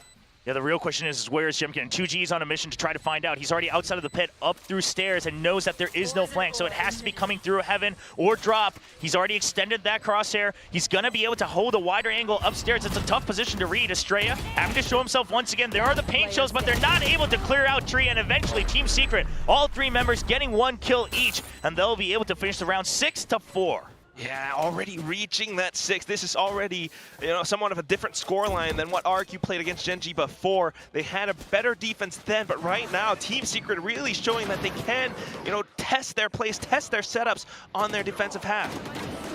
Yeah, I do question Monyet pushing into that smoke. Like, I get the idea that you want to hold an off timing. You don't have your guns right now anyway. Maybe if you can disrupt the spike, the rotation will come over, but it's just a classic and you expect it to be around the wall, so a bit of a risky maneuver, but sometimes it pays off for him, so we'll have to wait and see if we see any more. Well, continuing to go in for that rebel control. A lot more presence now, but at the same time from that previous one, it's just 2 GE, you know, taking such a good spot up around stairs. And we're continuing to keep our eyes on him and what he does, but right now, full send from Team Secret into the C site. They did this before just to trip that sheer wall, and now holding off back to pick up the ult orb too. Yeah, they're getting a lot of value out of this. Sure, Jeremy takes a bit of a hit, but not too much compared to the fact that he was in the decay as well, so he could have been taken out very, very quickly. So Rebel's still in control, pushing nearby to provide support, but RRQ, is Kushi going to be fast enough for them to be able to anchor down onto the site? So far, buying still enough time. Estrella holding a very far back position. No more paint shells from Jeremy, so he's safe way back in elbow. It is quite a bit of util being spent though from RRQ's side, so gonna have to watch out a little bit. They have burnt down the clock quite a bit, and that kill from Xfero might inform quite a bit towards the A side as well. And jump peeks and the talk screen. Jemkin finds a lot of value. He already sees multiple members. He's going to hold them off on tree. He's choosing his fights carefully at the time being. Trying to go for the spam. Now trying to skirt around it. Monyet thought he had a timing, but Team Secret, they're ready for it. They still have their options open. 20 seconds on the clock. Jemkin, he's held this side before. Can he do it? No. Jesse Vash weaves under the bullets. Cushy taken down and traded as well. And Jesse Vash has turned it online once again. He's going to plant the spike. And now another 3v1. Xfero finds one. 1v2, Spike inside the pit.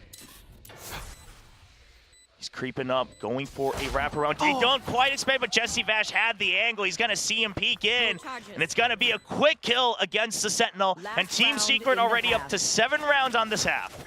Just incredibly well played by Team Secret. Baiting out the sheer wall. I mean, even though there was a little bit of a frag, they just pressed that pedal to the metal straight into the A site. There was a little bit of resistance, you know, from Cushy, but that said, still Team Secret noting a lot of the positions that they were playing now, then able to kind of inform the decisions into how they want to push into the site. Calm, as always, the leader of Team Secret. But a good round nonetheless. I mean, earlier on, it was really 2GE with all the kills, but now everybody catching up on Secret as well. Now 7-5 could be anybody's game, but RRQ, are they set up for it? There's a lot of pressure already onto that C side. Showstopper online. Sheer wall not tripped just yet, but it could be once again that jump, trigger it, and then just fly in. Or, as they've done before, just send Jeremy all the way in. You have that showstopper, just try to clear elbow and hold on. RRQ maybe noting that, so keeping Xfero in for additional backline support while Estrella holds the off angle. Kushi does get spotted and tagged. Now a lot of pressure continuing down. They're trying to mask Estrella's position, but Team Secret, they don't like what they see. They're trying to see if they can take out Cushy. Jumping forward, seeing if there's any other reaction. Only one gun heard on the B site, so they recognize it is a bit weaker. This is a good call from Team Secret. There's a showstopper. It's just a 1v1. He knows it. He still gets taken out, but that is the site opened up. Wild Oreo waiting on the flank as well. Such a good round from Team Secret so far. That's already the site. Monyet, though, trying to get a little bit sneaky, but there are 2 players marking towards the back of that pillar angle. At the same time, in towards the back of Spawn, it's just going to be Xfero now pushing up. Monyet able to take that 1 kill, but then getting traded off. Now continuing to push through, burnt down by the snake bite. Oh no! Yeah, already tagged, decayed, and notified. He's not going to have an option to get out of there. Estrella all alone, but Team Secret, they don't even care where he's at right now, because look at the positions they're holding. They can start to pinch in once they hear the spike tap. It has to be mind games all the way through. Estrella, which angle does he check for first? It's such good distractions for Morio, but now he knows the location of both. Half already done. Estrella, it's a fight for time, and they're just gonna run it down. Envy finally gets the kill, leading 8-4 at the half for Team Secret. So smart, man. So calculated. The whole round being played by Team Secret, down to the very final moments as well. I mean, they start things off, you know, we mentioned towards that C. I think they noted that maybe Estrella down towards that off angle, right? There was quite a bit from Team Secret just to keep him hidden in that spot. So possibly maybe just 1 player on B, and they recognize that that showstopper really broke everything apart. And down to the 2-on-1 as well. Just so impeccably played. Yeah, the real thing I want to give credit to there is the fact that Envy goes for a wide jump peek, right? He goes for the flash, so he knows that they're flashed and jump peeks onto B. He only hears one gun fired. And so he makes the call that, okay, if we heard gunfire here and we know the Vice setup is partly on C, we know we've given up rubble. Obviously, sure, there could be rotations coming in from stairs. You don't know the exact timings, but there was just no trade. There was no further util, no other guns fired. So you make the call, I saw fade, and now there's just one gun fired. And he makes the call, you have the showstopper anyway. Worst case, it's still a 1-to-1 trade. And that's exactly how Jeremy's able to open up that site. And let's talk about Envy just a bit. I mean, just given how much of a debut he had 2 years ago, when he makes moves like that, you can't really blame him. Yes, you know, the previous match against GE, a little bit weaker, a little bit quieter, but when he's able to say, listen, I'm gonna put myself on the line just to open things up. I will get that information. I will be that drone because I trusted my teammates, and if I stay alive, I'm gonna get the trades for you as well. It does pay off to go for those high risk, high reward moments. Yeah, just so much more active and decisive plays from Team Secret now. You know, just they feel things out, and players like Envy to do that. Thank you for that breakdown, by the way, Choba. I mean, just so amazing with how Team Secret has been playing this first half so far, but we'll see how it carries forward into the next half, where, again, RQ did struggle a little bit on this side against Gen G, so we shall see if that has improved. And back then, it was against that A rubble that they really struggled with. Triple ghosts on both sides. RQ, I mean, they were ready in the very beginning of the match against Gen G. They were ready for Gen G setups on Rubble until, of course, Gen G found an answer back. But now Team Secret's going to be the one who has some information, right? Obviously, sure, a little bit of anti against Gen G. You don't know if it's going to be the same setup, but we'll see what the answers are and maybe how the responses adapt from RRQ, because she's just going to wait for that util. As far as one shot, makes it sound like it's just one person back here waiting for information, trying to go for that fake. Now backing off, just noticing, okay, we've actually let them know that we've got some presence here, so they're going to be tied up in rubble. Now they want to explore over to the B site. The same thing applies. It's a mirror comp, so you want to figure out where this Vice utility is. It's the same double Razor Vines. Just kind of beating that out a little bit forward now. Footsteps on the other side of C, though. And you expect maybe one more Razor Vine here as well. They notice it. Just going to back off. Not going to go for any spam. Not going to go for any clears just yet. And the flash is there as well, so Envy and Wild are getting into position. Oh, they're going to push out. They're actually expecting this. Jemkin waiting for a re-clear. They are able to get into the door, though. Okay, Secret not really going to challenge that just yet, but look at this. Already so much attention on B. There's a paranoia coming up from Blue Room. It does act as huge delay. Envy in position. Where's the crossfire? What's the timing call? Envy, does he make it himself? It's going to be spam first, then peek out from Oreo, but RQ is ready. They've got each other's backs. It's just an absolute mess of a bloodbath, and eventually Estrella will finish off the round for RQ. What? Huh? And they just kind of barrel through. I mean, you mentioned the bloodbath, but I didn't think it would happen that way. You know, Team Secret kind of having the reads and kind of setting themselves up for a bit of a play outside of C. But as soon as the pistol kills went through, I mean, the initial contact and also the whole team, the whole squad of RQ just swarming the site, taking down Team Secret. Yeah, this is maybe a little bit similar to what we just talked about, right? Envy going for that jump peek, for that information, this time trying to be the bait spamming through the smoke and expecting RQ to kind of latch onto it, but they already had so many people on the site to cover each other's backs. Doesn't quite work out for Team Secret. Now, just down to 2 sheriffs and a shorty. Do have the paranoia just to push them further back. Lots of damage done onto Jemkin. That is going to hurt.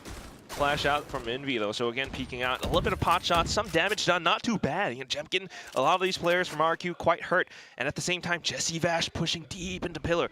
Maybe not quite noted. They might have heard something from before, I'm not too sure. But right now, into the corner, has an opportunity. Oh, tucked underneath. Yeah, gets it with the Ghost, too. They purposely send him out with the Ghost because he's low health. They don't want to risk losing a weapon, but he's just going to continue getting the kill. And now with the sure wall, you know, no one's really peeked out just yet. Continues to just be that scout with the Ghost, right? The 2 members are going to continue being up front, and then their teammates looking for the trade. If they were both full health, maybe it's a little different. You go for the trade and pick up the gun.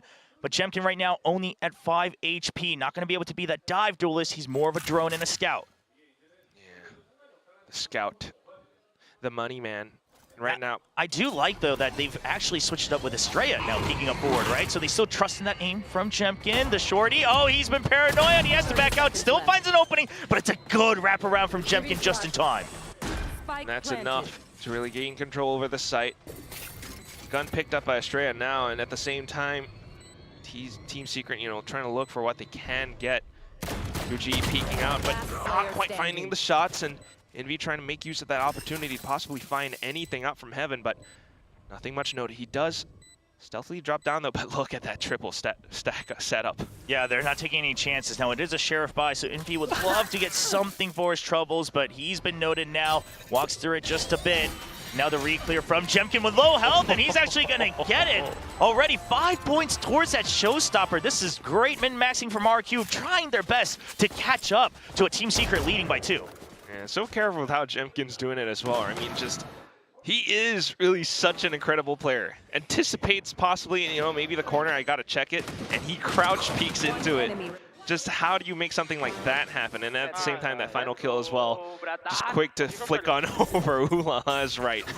Just bringing up the vibes here for RQ, but Team Secret not going to be bothered by it too much because of the Sheriff investments. They do have half armors across the board, but they'll quickly go for that Seasonade and a fast blast pack. That's a lot used, so now you have to make sure you're holding onto Rebel and getting value out of it. It's going to be tough for them to just leave one person early on. I think you stay as a double until about the 1 minute mark minimum, because you use Paranoia, you use Siege, you use Nades, and then you use the blast packs as well.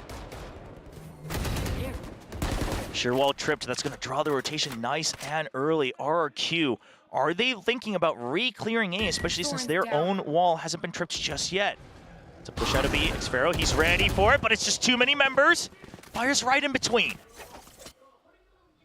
That is quite a bit of a read as well, but given time passed, it does hurt RQ quite a bit now, needing to spend that util to re-clear A.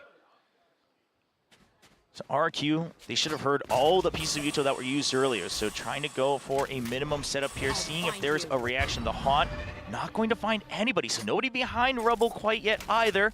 Going for the pings on where they could be hidden, but the Prowler not quite being able to clear Cubby, but does put pressure on. 2 people still looking that way, and RQ, they don't have much time. Only 30 seconds on the clock, but more importantly, maybe only about 15 seconds before Team Secret gets a sniff of this. Yeah, it's going to be that all-in or nothing towards the Z side, but Jesse Vash was ready for the initial hit. The second one as well. Oh, and then the third! Oh, Jeremy from the other side, too. Everything that RQ tried just got shut down. Yeah, just ready for the fact that if I die in the site, it is whatever, but I'm taking down whoever comes in with me because there isn't much time. And Team Secret already, more so than before, they used to just go for jump peaks and info through util, but now with this composition change, now with that Vice, and with the current meta, they're understanding, okay, we got to push out for that information. We heavy invested into Rubble, but we don't want to get caught with just everybody locked in there, so let's re-clear B. If they push back into Rubble, we just go for a re-clear on A. I love the proactivity from Secret in this map. So much.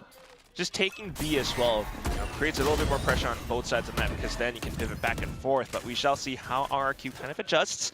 Buying back up. This time, the Vice setup closer on towards the A site. It's a full send with the showstopper, and Team Secret reads it. They're already way outside of sight. They'll even try to delay it with the Razor Vines. And that's really just buying time for the rotations. Look at them holding the line at Stairs and Blue Room, so they can all start to launch their retake one at a time. Jeremy hanging back to see if there's going to be any lurks. We'll see exactly how he chooses to break out of it. Monyet takes a lot of damage. Trying to back off and stay away from him. Oh, the Razor Vine almost ticking away at him, but still able to hold his ground. Yeah, but they see that the Shearwall was triggered off of that gunfire, so they should expect someone in that smoke where Monyet is. Onto the side, though. Bit from the drop. 2G with the spams will take down Jemkin, and that's Monyet down as well. Xfero on towards the other end, but unfortunately not quite able to hold 2GE. Able to sneak in the site and take down 3 players to his name. Team Secret, another round under their belt. Really, really good read on the round. You recognize the showstopper and you say, okay, if there is Rebel pressure at all, we just back out of there. We don't want to get caught by this rush. They actually give up so much more space than usual, right? Sometimes you want to say, well, maybe we want to hold on to Heaven at the very least, but they say, no, give them everything. We stand by Stairs and Blue Room by the baby door. And then we start to launch, and that way we can get a 3-pronged retake, and they're able to distract everyone where it's really just turning down into 1v1s. That's Team Secret having done their prep work. I haven't really seen this map from them so far, but right now, showing off the meta comp, the setups that they've got, it all works out beautifully. And you've got that Steel Garden as well in the hands of Envy. Team Secret looking primed to get close, one step closer to that map point, already at 10. And that's going to be everything that Team Secret says to RQ right now, though. Now, RQ, they've run this against Gen G as well. Jemkin once again ready for it. He is going to get out, but a little bit trapped. See if he's able to make it out without extra scratches. Okay for now. We're okay. Still on the other parts of the map, I mean, just watching for potential push-outs from Team Secret. And the extra smokes the one way is coming back out on C as well, just to force RQ's hand away from that side. But then you have Razor Vines to really delay on A. So the only thing you're worried about is going to be that B site. 2 members already waiting by from Team Secret. They're even calling backup in the form of Jeremy over through Waterfall. So RQ, bit of a Hail Mary, going to be a full send, but it's going to be the Guardian all alone on the A side. To be honest, not really sure about the weapon choices here, but Estrella, if he can get a pick, it would be huge. Looks like that's exactly what the plan is, a long-range pressure. Meanwhile, a creep in, but Wildorio, he reads it, he chooses to run away. Great movement, he's just isolating them one by one on a staggered retreat, and you just cannot break through the defense. Continue to peek into me, says Wildorio. But now as the spike gets tapped, Tresh going for that spam. Jemkin not quite found. Yeah, spike planted, sure you have that, but it's got to be much better shots right now. Jemkin, he's got to get at least one. Estrella still alive, but there's just too many members for the Guardian. He tries to flick all the way around, but 3 members still left alive. And right there, that movement for Wildorio, that's one of the reasons why some of us were so excited to see him enter last year. Making that smart choice of saying, yeah, I could take out a lot because of the weapon advantage, but just saying, you know what? I have the positional advantage. I can retreat. They're going to have to continue chasing me if they want to take my weapon, and then it's just going to turn to 1v1s around the corner. Look at him just being well aware after that flash saying, okay, you want to fight me? Go again. And then he isolates the 3rd one. It's just really, really calculated. Such a cool micro play from the guy himself, of course. And I mean, the whole round just truly takes Team Secret one step closer to the edge, and RRQ's attack is about to break now. The timeout being called, a last-ditch effort. But, you know, Team Secret 11 points now on the scoreboard. Both timeouts being used by RQ, none by Team Secret. That has to sting just a bit. I mean, sure, RQ, they accept the fact that they've already shown their Lotus quite a bit of it as well against Gen G. A lot of the set plays, a lot of their default setups, a lot of how they trade. But at the same time, you know, Coach Ewok, he's been trying to build up this team, and then you have Warbirds coming over from Team Secret himself. He knows how these players like to act. He knows how these players like to prep, and yet, perhaps anti-prep Team Secret once again in the lower bracket. They're looking very, very sturdy right now in this map of Lotus. So darn good. You know, RQ, it was a nice little attempt, right? Not quite sure what it was with the stray on that Guardian on towards A. He did fire off a shot, but then as those pistols kind of push on through in towards C, even though they got the spike down, it still was Team Secret to hold all of it off. I mean, 3 of the players on the team are definitely just putting up huge numbers right now. Envy, 2GE, you know, a little bit from Wildorio too, but Jesse Vash keeping up there with them. So now, last-ditch effort with the rifles. The credit's not quite there for RQ, so if you give up map point, you might as well kiss this map goodbye. Of course, the Pearl looked very good from RQ, so you know, this being Secret's pick, RQ, they should still be able to hold their heads high going into map 2, but you would like to get maybe a bit more. It's not map point just yet. You don't want to give up. That's how Gen G were able to overcome RQ. So RQ, they need to take something from that book, take a leaf out of it, and say, okay, we can also try to climb back in, make sure we win on our own terms. For sure. We need to show quite a bit more, but right now, starting things off a little bit slow, close towards the A side. All the advice util. Look at this prep, though. It might even be a double swing off of this util. Look at where the arc rose is. They do notice it, so RQ's ready for it. Trying to go. They're going to just try to jump all the way over it together. It's 3 people already in the site, 1 already in tree as well. So good positioning from RQ. But we've seen this before. Team Secret, they've given up that A site before, and they do have that seal guarded. We'll see if RQ can get ahead of it. I need to try it anyway, but everybody, that range so big.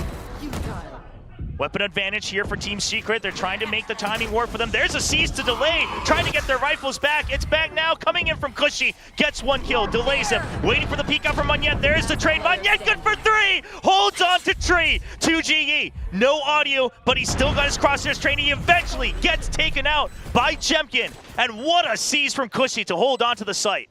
I gotta note as well, I mean, the siege was great, but then the Nightfall sent out at just the right time too. Allows for him to swing out, Team Secret, unfortunately, not quite able to hold off against those peaks. And it's just great plays, great shots coming out from RRQ, right? Quickly, cutting off noise.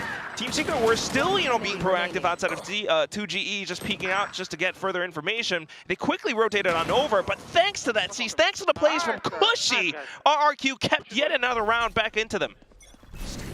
Couple more chances here for RQ to catch up. Team Secret not quite at map point just yet. They'll get closer to their own ultimates though. Nightfall online for Jesse Vash. Wildorio one away, same with Jeremy. So they're not too pressured just yet. But after a round like that, you got to give the respect to RQ. Yeah, hence 3 players further up front in 4 positions around A now. But RQ then kind of pulls out another play out of their playbook closer towards B. And this should be meant to be a bit of a faster round looking at where the shear wall is from RQ. You're just afraid of that flank around. You are meant to hit this B site, but can they get through it safely? 2 members in through the Razor, finds a peek out, but he's just getting seized again. Can't quite get past the smoke. Monyet with a good trade as well. Blue room cleared. Boombot's gonna open the way for Jemkin. Position pretty decent for RQ, but more importantly, only 2 members left alive for Team Secret. At this point, might be a save as well. Gonna have to. 2 on 5, and RQ really has everything under lock and key. I think there's a consideration for a timeout here, just because really both these rounds are getting shut down by the one player, Cushy, on the side of RQ. The timings he's taking with that utility, with the ult, with his own peaks, it has really shut down, and it just seems to tell you that Cushy individually, whether the team all has it or not, has the read on the timings and the styles that Team Secret has been taking, the risks they've been taking on when they want to strike back. So I wouldn't be surprised to see it. Obviously, the consideration being RQ doesn't have any more timeouts. You want to give them time to reset as well. Yeah, so definitely need to consider, if you do want to take that timeout. But, maybe some other options, right, to really delay as much as possible and come in regrouped just to avoid Cushy's seizes and whatnot. Those ultimates right now are also getting cycled up, so there is still an opportunity for Team Secret. Wildorio, 1 away from the Viper's pit. I mean, this is still Team Secret's game to lose, for sure. I don't think there's any doubt about that.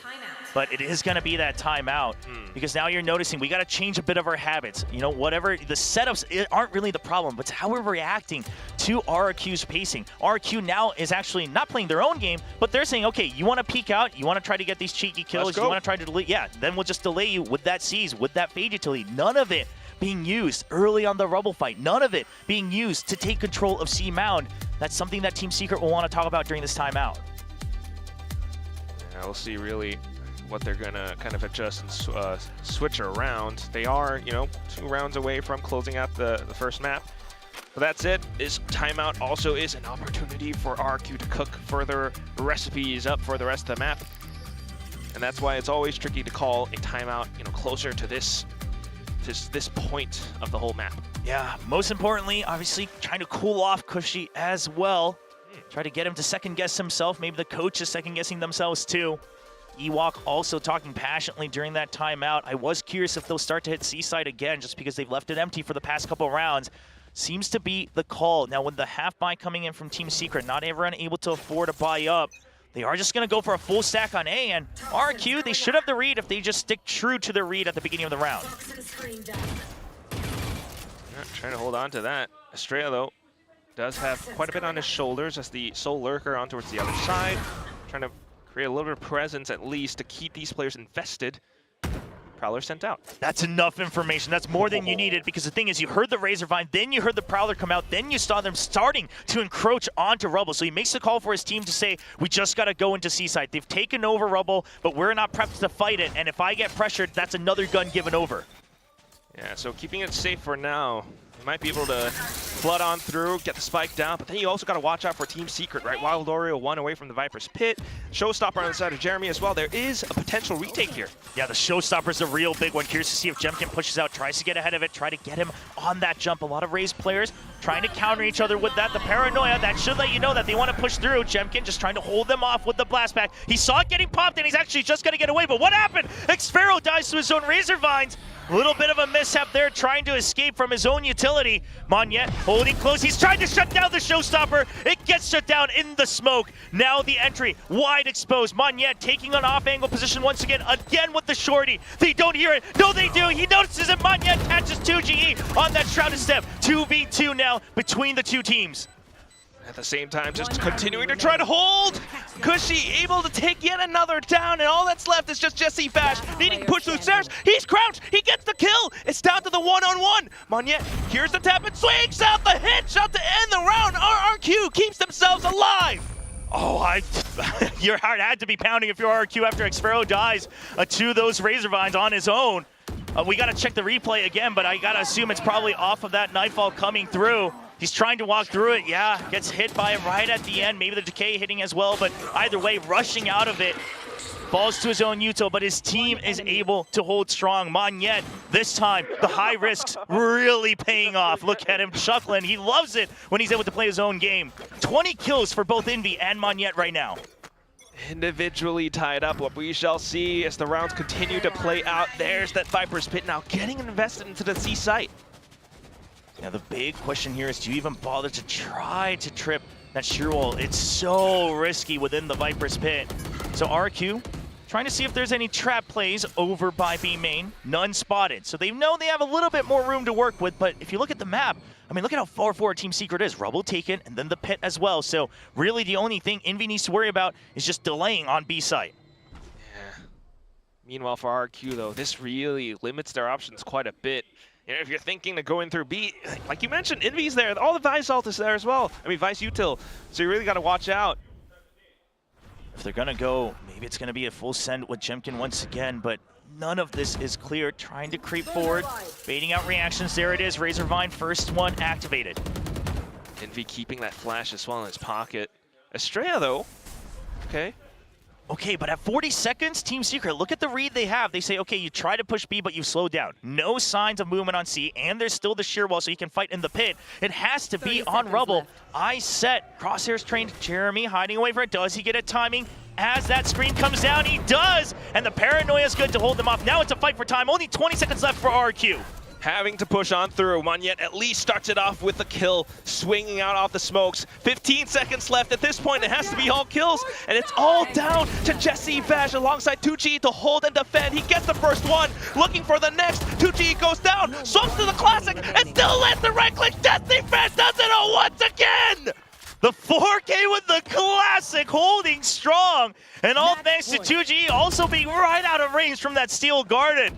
RRQ rushing a bit too much, just never pressured Rubble, and that's so much space you have to cover. The paranoia was never drawn out, and Jesse Vash trying to get ahead of the Steel Garden as well. It's just heads up play from Team Secret. Oh my god, ridiculous. Look at that. Oh, the mouse flex. All right, he's really digging into the sponsorship. You love to see it. I mean, it's been doing great for him. Hell yeah.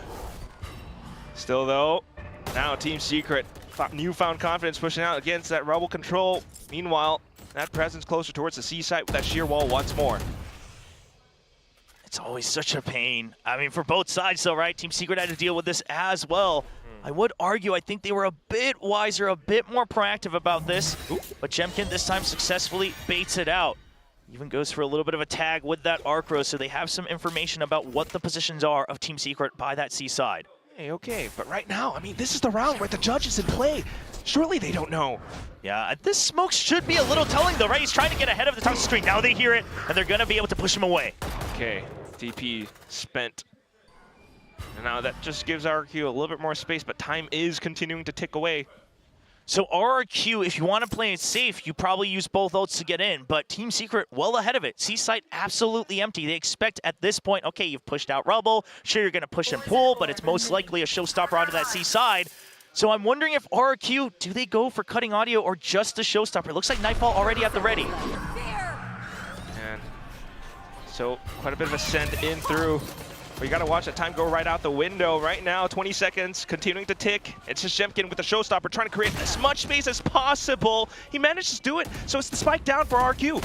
Yeah, he's got to win this fight, though. He doesn't even get one kill. Envy already encroaching onto Waterfall. Cushy getting ahead of it. Once again, does it come down to Cushy to hold on to this site? The sheer wall is here to protect off of the backside. Waterfall already creeping in on the retake. Cushy goes down. Monyet down. Estrella trying to hold strong on the site, but it all comes down to Xfero. 1v3 up top on the boxes. The Arcros delays for just a bit. That smoke, though, so pesky. And he hears the footsteps, tries to get the flick, but not quite landing it. Jesse Vash gets the headshot and closes out the map for Team Secret, 13-9. Team Secret just too far ahead for RRQ to course correct with that timeout, but you gotta give credit to Jesse Vash and what seems to be maybe Envy adding a lot to the calls as well, given their movement, because they started to react just fast enough, and that one timeout from Coach Meow is all that took to get them across the finish line. It's so smooth, so fluid with how they are playing right now. I mean, some of these decisions, even on the defensive half too, they just had that one timeout, figured out how to play off timing against Cushy, and all of it just comes in full. You got to keep in mind as well, Jesse Vash with some of these plays, man. Yeah, just good hold. Obviously, the classic multi-kill over by the A side as well. That one's going to stick with a lot of people. I mean, he starts things off nice and smooth for the team. He was really leading the charge alongside 2GE for most of the game, but then everyone else starts to come online in their own right, and the highlights are going to come from both teams. Obviously, we saw some from Jemkin, quite a few in fact, and several from Cushy, but at the end of the day, I would argue that the macro, the team play, the rotations were just a step ahead from Team Secret. Yeah, so much of it, even on that first half, right? Closing things out quite effectively. You also got to keep in mind so many of these performances all throughout, you know, whether it's 2GE or Envy just being a little bit more aggressive with some of the decisions. At the same time, you got players like Wild, Oreo, who are individually, you know, maybe not the highest scoring kills all throughout, but he had that one round, which was quite a bit of impact against RRQ. Yeah, sometimes when you're meant to be that anchor, you just need that one round just to be able to pass that one step and then get your team going again with the momentum not to lose it. Here's that round from Jesse Vash. Yeah, no more weapons, but it's just the Team Secret Classic he needed. And of course his Pulsar mouse, so that's going to be the first map. Team Secret's choice of Lotus as they lead 1-0 in this best of 3. We'll send it over to our analysts to break down the action.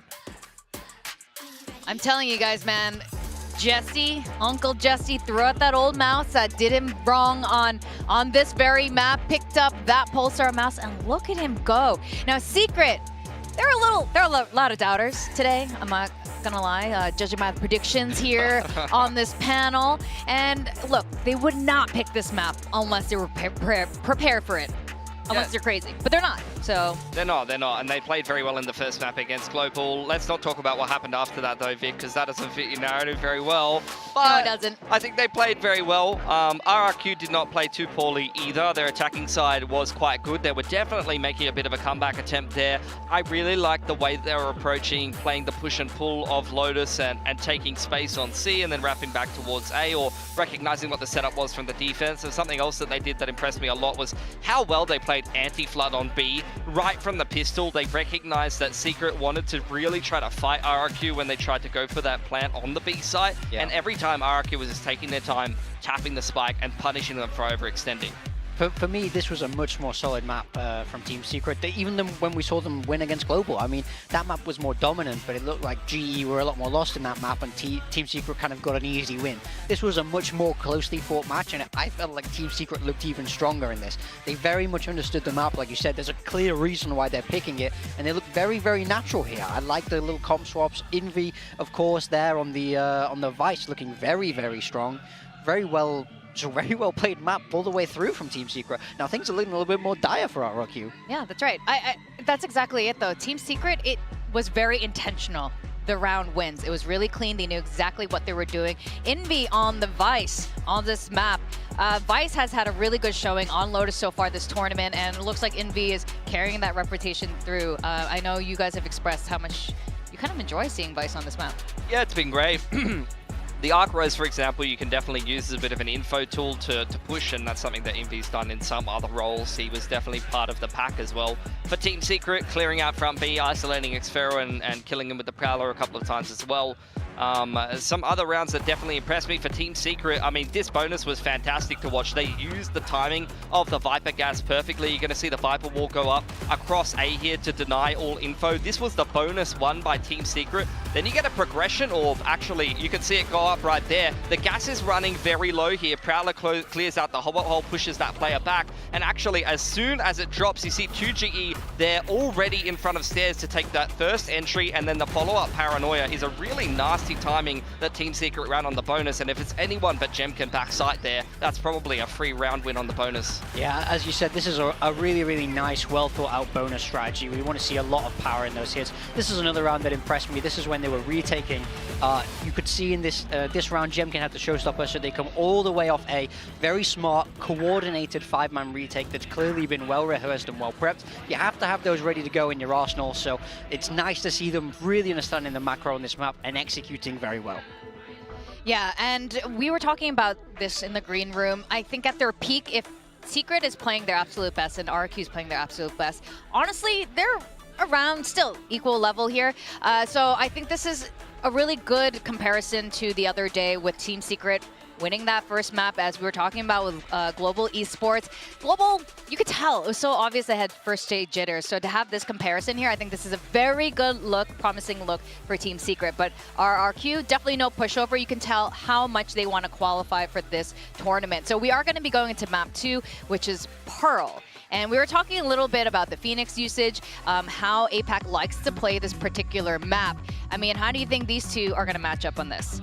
Yeah, I think Team Secret played a very different style against Global, who were a little bit more lurky. They played a bit more of a defensive comp that you've seen from many teams on Pearl at the moment, Nongshim included, but a lot of teams playing that slower double Senti with the Astra, single Enit, sometimes even single Duelist. This is a very different approach from RRQ, who have swapped over from what they played in the off-season. They're going to be running it down. We saw some very, very fast A-set plays where they're splitting through Arcade, they're popping with the Phoenix Flash, things like that. They're really going to be wanting to contest A main for the orbs. As you mentioned, you really expected a lot of orb farming from the Phoenix. That's something that Team Secret will definitely have to keep in mind and play around a little bit. But I think their comp does do very well playing flexibly. You should definitely keep an eye out for some of these flash plays from Envy on the KO. They can you know, play off of the KJ utility in the middle of the map and catch catch RRQ rather with their pants down if they speed things up too much. Yeah, we've spoken before in the past how strong Team Secret have been historically on maps like Ascent, maps like Haven, where the comps can be a little bit more default. So we see them lean back over towards that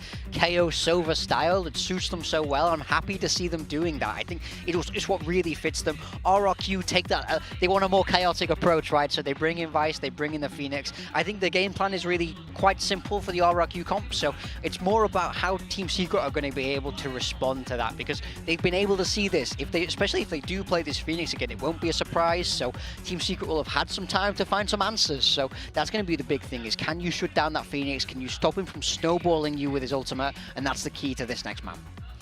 Well, I have to ask you guys then, RRQ predictors. We talked about, you thought it was going to be a 2-0. Clearly not happening anymore. No. What do you think now? I'm feeling pretty confident still. I think the first half was very convincing from Secret. Some of their attack rounds were fantastic. I felt like RQ was low-key kind of getting a bit of comeback going, though, on that attacking side. I think they just kind of tripped over themselves, and you did have some really, really big plays from some of the Secret guys to close it out there. Yeah, they definitely started to find their footing a little bit more towards the end of that map, but, you know, it's not enough at the end of the day. It was an 8-4 first half, which is, you know, it's not terrible when you're defending on Lotus, but it's not ideal. It's far from what you want, so they need to start a little bit stronger into this second map and don't get behind. I think this first half is going to be very important. I think Secret have opted to start defense on Pearl here, so that's going to allow RRQ to play this double duelist, play aggressive and assertive on the attacking side, and Secret will have already, like I said, had some ideas playing off the KJ util in the middle of the map, perhaps, with the underarm flashes, some cute little trap plays there. The only thing that really looked super shaky for them on the defense, really, was Jeremy's opping a little bit. Against Global, you saw him miss a couple of shots. If he tightens up some of that and they can get the economy to get the op going, then they should be just fine. And now we did see at least one team, two teams actually, Global and PaperX, change their agent comp, you know, the second time they played the map. Do you think this is a possibility for Secret? You did like their double initiator approach. I mean, it's always a possibility. I think if you're a pro team and you have that time and space while you're practicing to get multiple comps in your locker, it's very, very effective, because if you're able to change comfortably between the two, whoever you're playing has no idea what to prepare for. It kind of doubles your opponent's workload to prepare for you. It is a great strategy, but not every team can do it. It takes a lot of work. It takes an awful lot of practice. For me, I don't think Secret need to do that. I think Secret have a lot of their own strengths, and they've been playing a similar way for a very long time. So I think they should just lean into what they're good at. I don't think they need radical changes. We saw little changes to their Lotus, but they were natural fits, you know? You're swapping across to that more meta Vice. But I don't want to see them blow it all up and start again. Stick to their guns, and I'm definitely a little bit nervous for RRQ as we head into map 2. That's right. And some of you guys, some of the viewers did note, of course, Warbirds is the assistant coach for RRQ now, ex-head coach of Team Secret.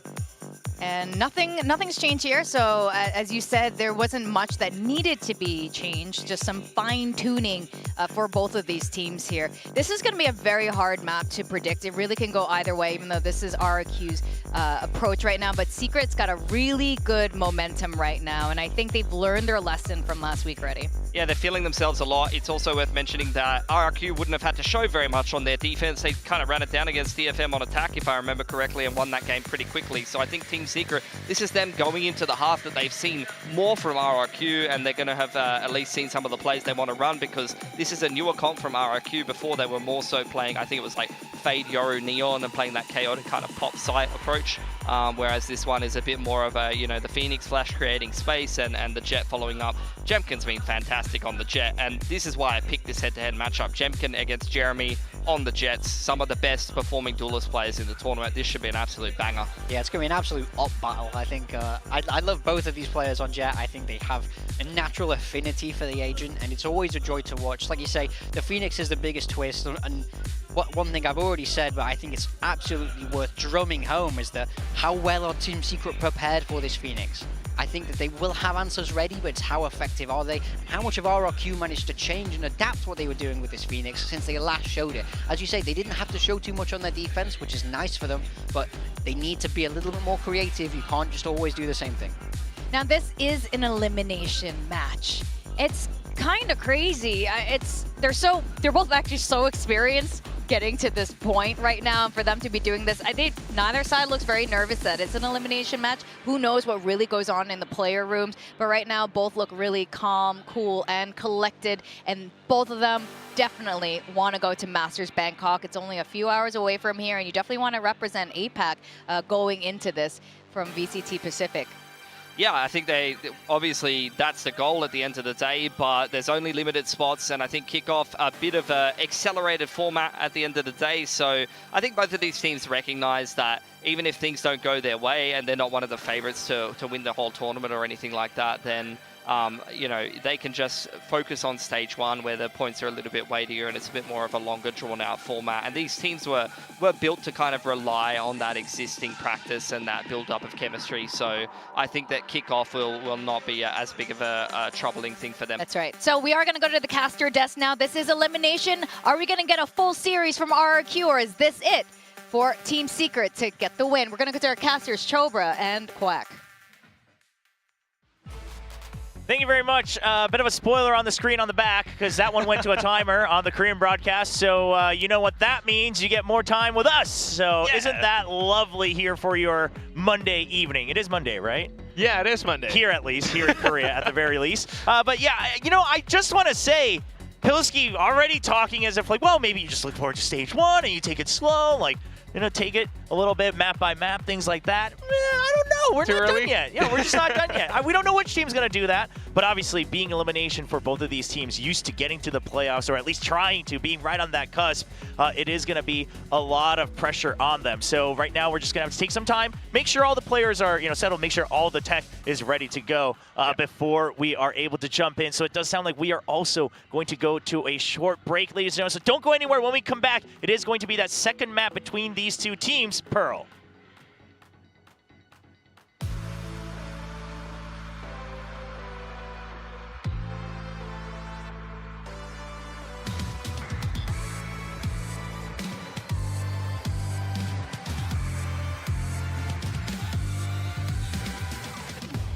Let's fly.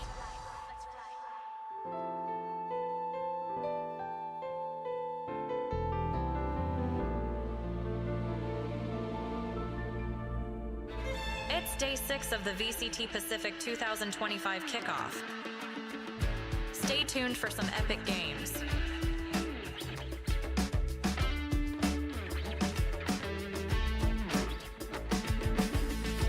VCT Pacific, the future of Valorant starts here.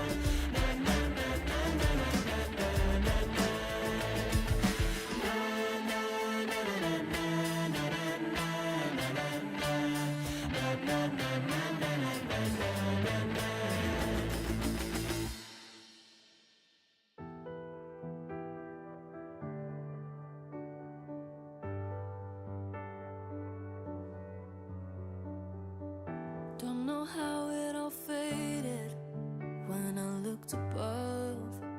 Suddenly the stars were gone and everything that we built here.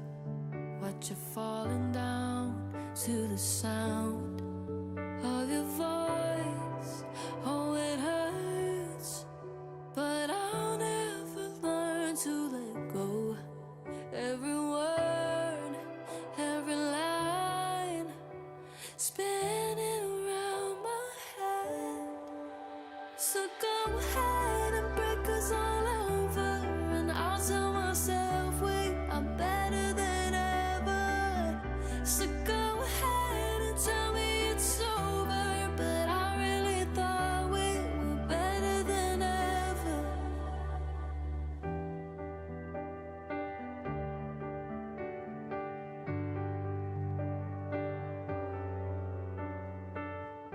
Don't know if I remember how to be alone. I cannot think of life before, 'cause baby we were a movie in those summer days.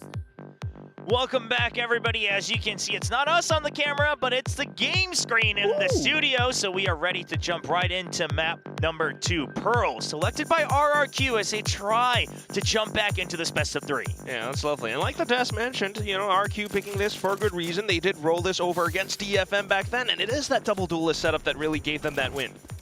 We'll see if they're able to pilot it the same way. I want to say that part of it might have also been DFM trying to go for that ISO composition. Yeah. It didn't work out very well, but we'll see. Team Secret also struggled with a bit of that high pressure, high pace coming out from Global Esports. We'll see what they've corrected. Starting things off, though, Team Secret already. I mean, look at this setup from Team Secret on towards AR and everything. Yeah, ready for that Phoenix Flash, the way they were positioned, right? Trying to get ahead of it, but that Recon Dart is going to let RQ back out. Xfero takes quite a bit of a scratch, but they are going to be able to get onto the site. Wow, what a setup. And because of that, Team Secret already up towards stairs, so able to get in position and ready to receive, maybe push out and deny that spike plant if needed. But because things are smoked off, RQ managed to capture the site. Yeah, and good positioning. Team Secret should be able to get a read of this just because of how much space they let them have, but I think this Blaze Wall might fake them out. It makes it look like you're just trying to hold on to backside. Do they suspect someone might wrap around? There it is, Envy trying to get ahead of it against Jemkin. Oh, but the Molly and the Flash, he's able to push on through with it. So 1 kill already coming through, but Monyet does get a death as well. Then the trades come on through, Jemkin on towards the other side, trying to hold his best abilities, but Envy able to take him down. Now all that's left, Estrella alongside Xfero off towards the back. It's Estrella who does it all to the end, the double kill to pick up the pistol round for RRQ. I love the coverage coming out from Estrella and Xfero once they realize that Jemkin has been stranded. For one, Jemkin flicking around trying to get one more kill. 180. Yeah, that was very impressive, but Monyet already proving why they picked that Phoenix, just being a menace. As long as they trade 1 for 1 and I act as that scout, I act as that delay, I've done my job. And right here, it does kind of act as a high-low, of course, with Xfero behind him up the ramp as well.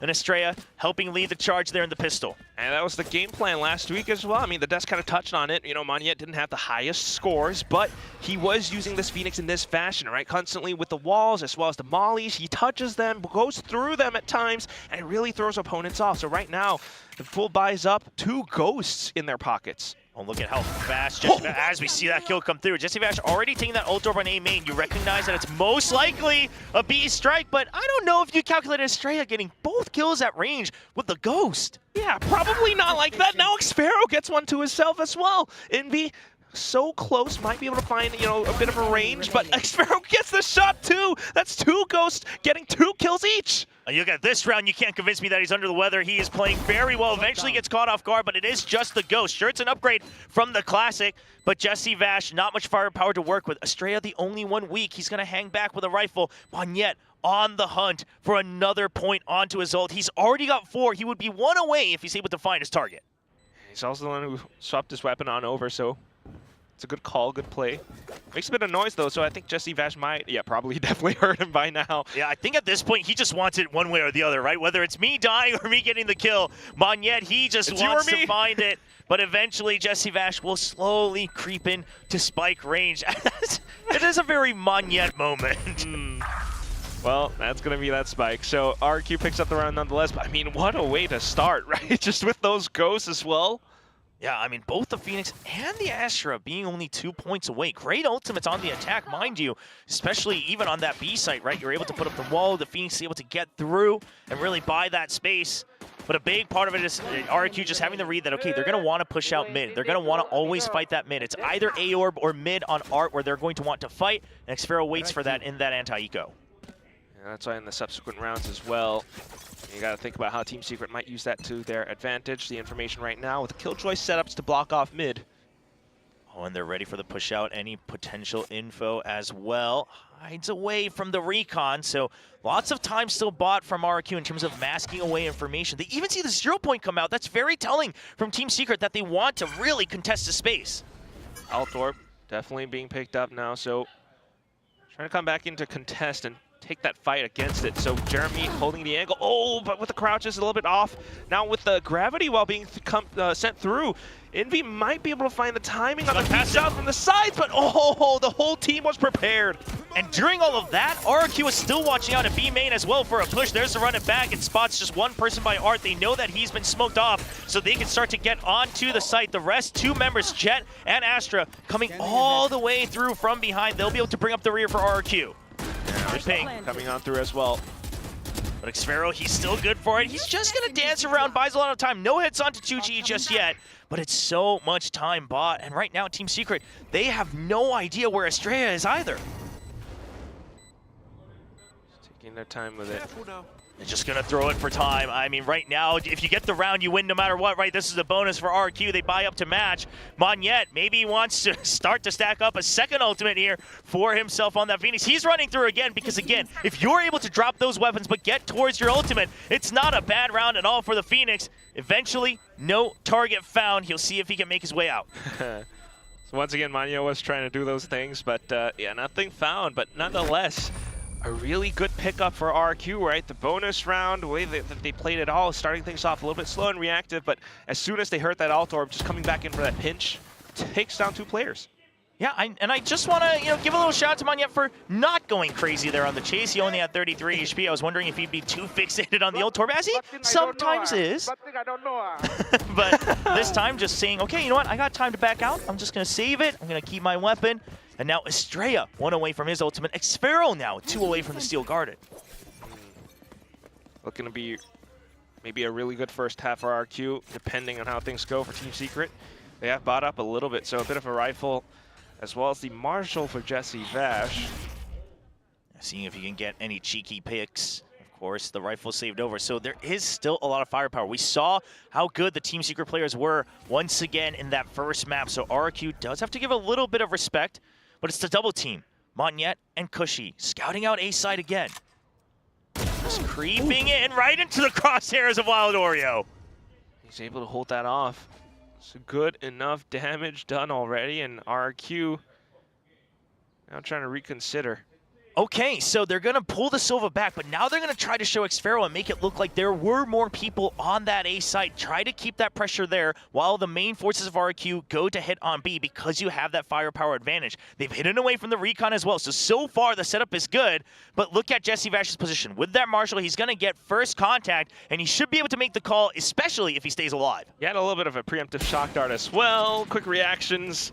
No real shot found, but at least position already made known. So the rotation's coming on through for Team Secret. And RQ, they kind of have to be prepared. There's quite a bit on Xpharaoh's shoulders as well, but nothing quite found. Yeah, Xpharaoh was tagged, but Team Secret, you saw the movement. They take the read that it is just a fake. They want to stack onto B. They want to make sure they can hold it off. It's a great flash coming in from Envy. And now no movement onto the side. Only 14 seconds left. Cushy, he has to break through. He can't. And Cushy, he just falls right at the edge. And that is going to be the round taken by Team Secret. So quick and flipped over on its sides. I mean, just unbelievable with how it's going through. I mean, you start things off with Monyet dying off towards the A side, and that was enough to really kind of halt everything for RQ.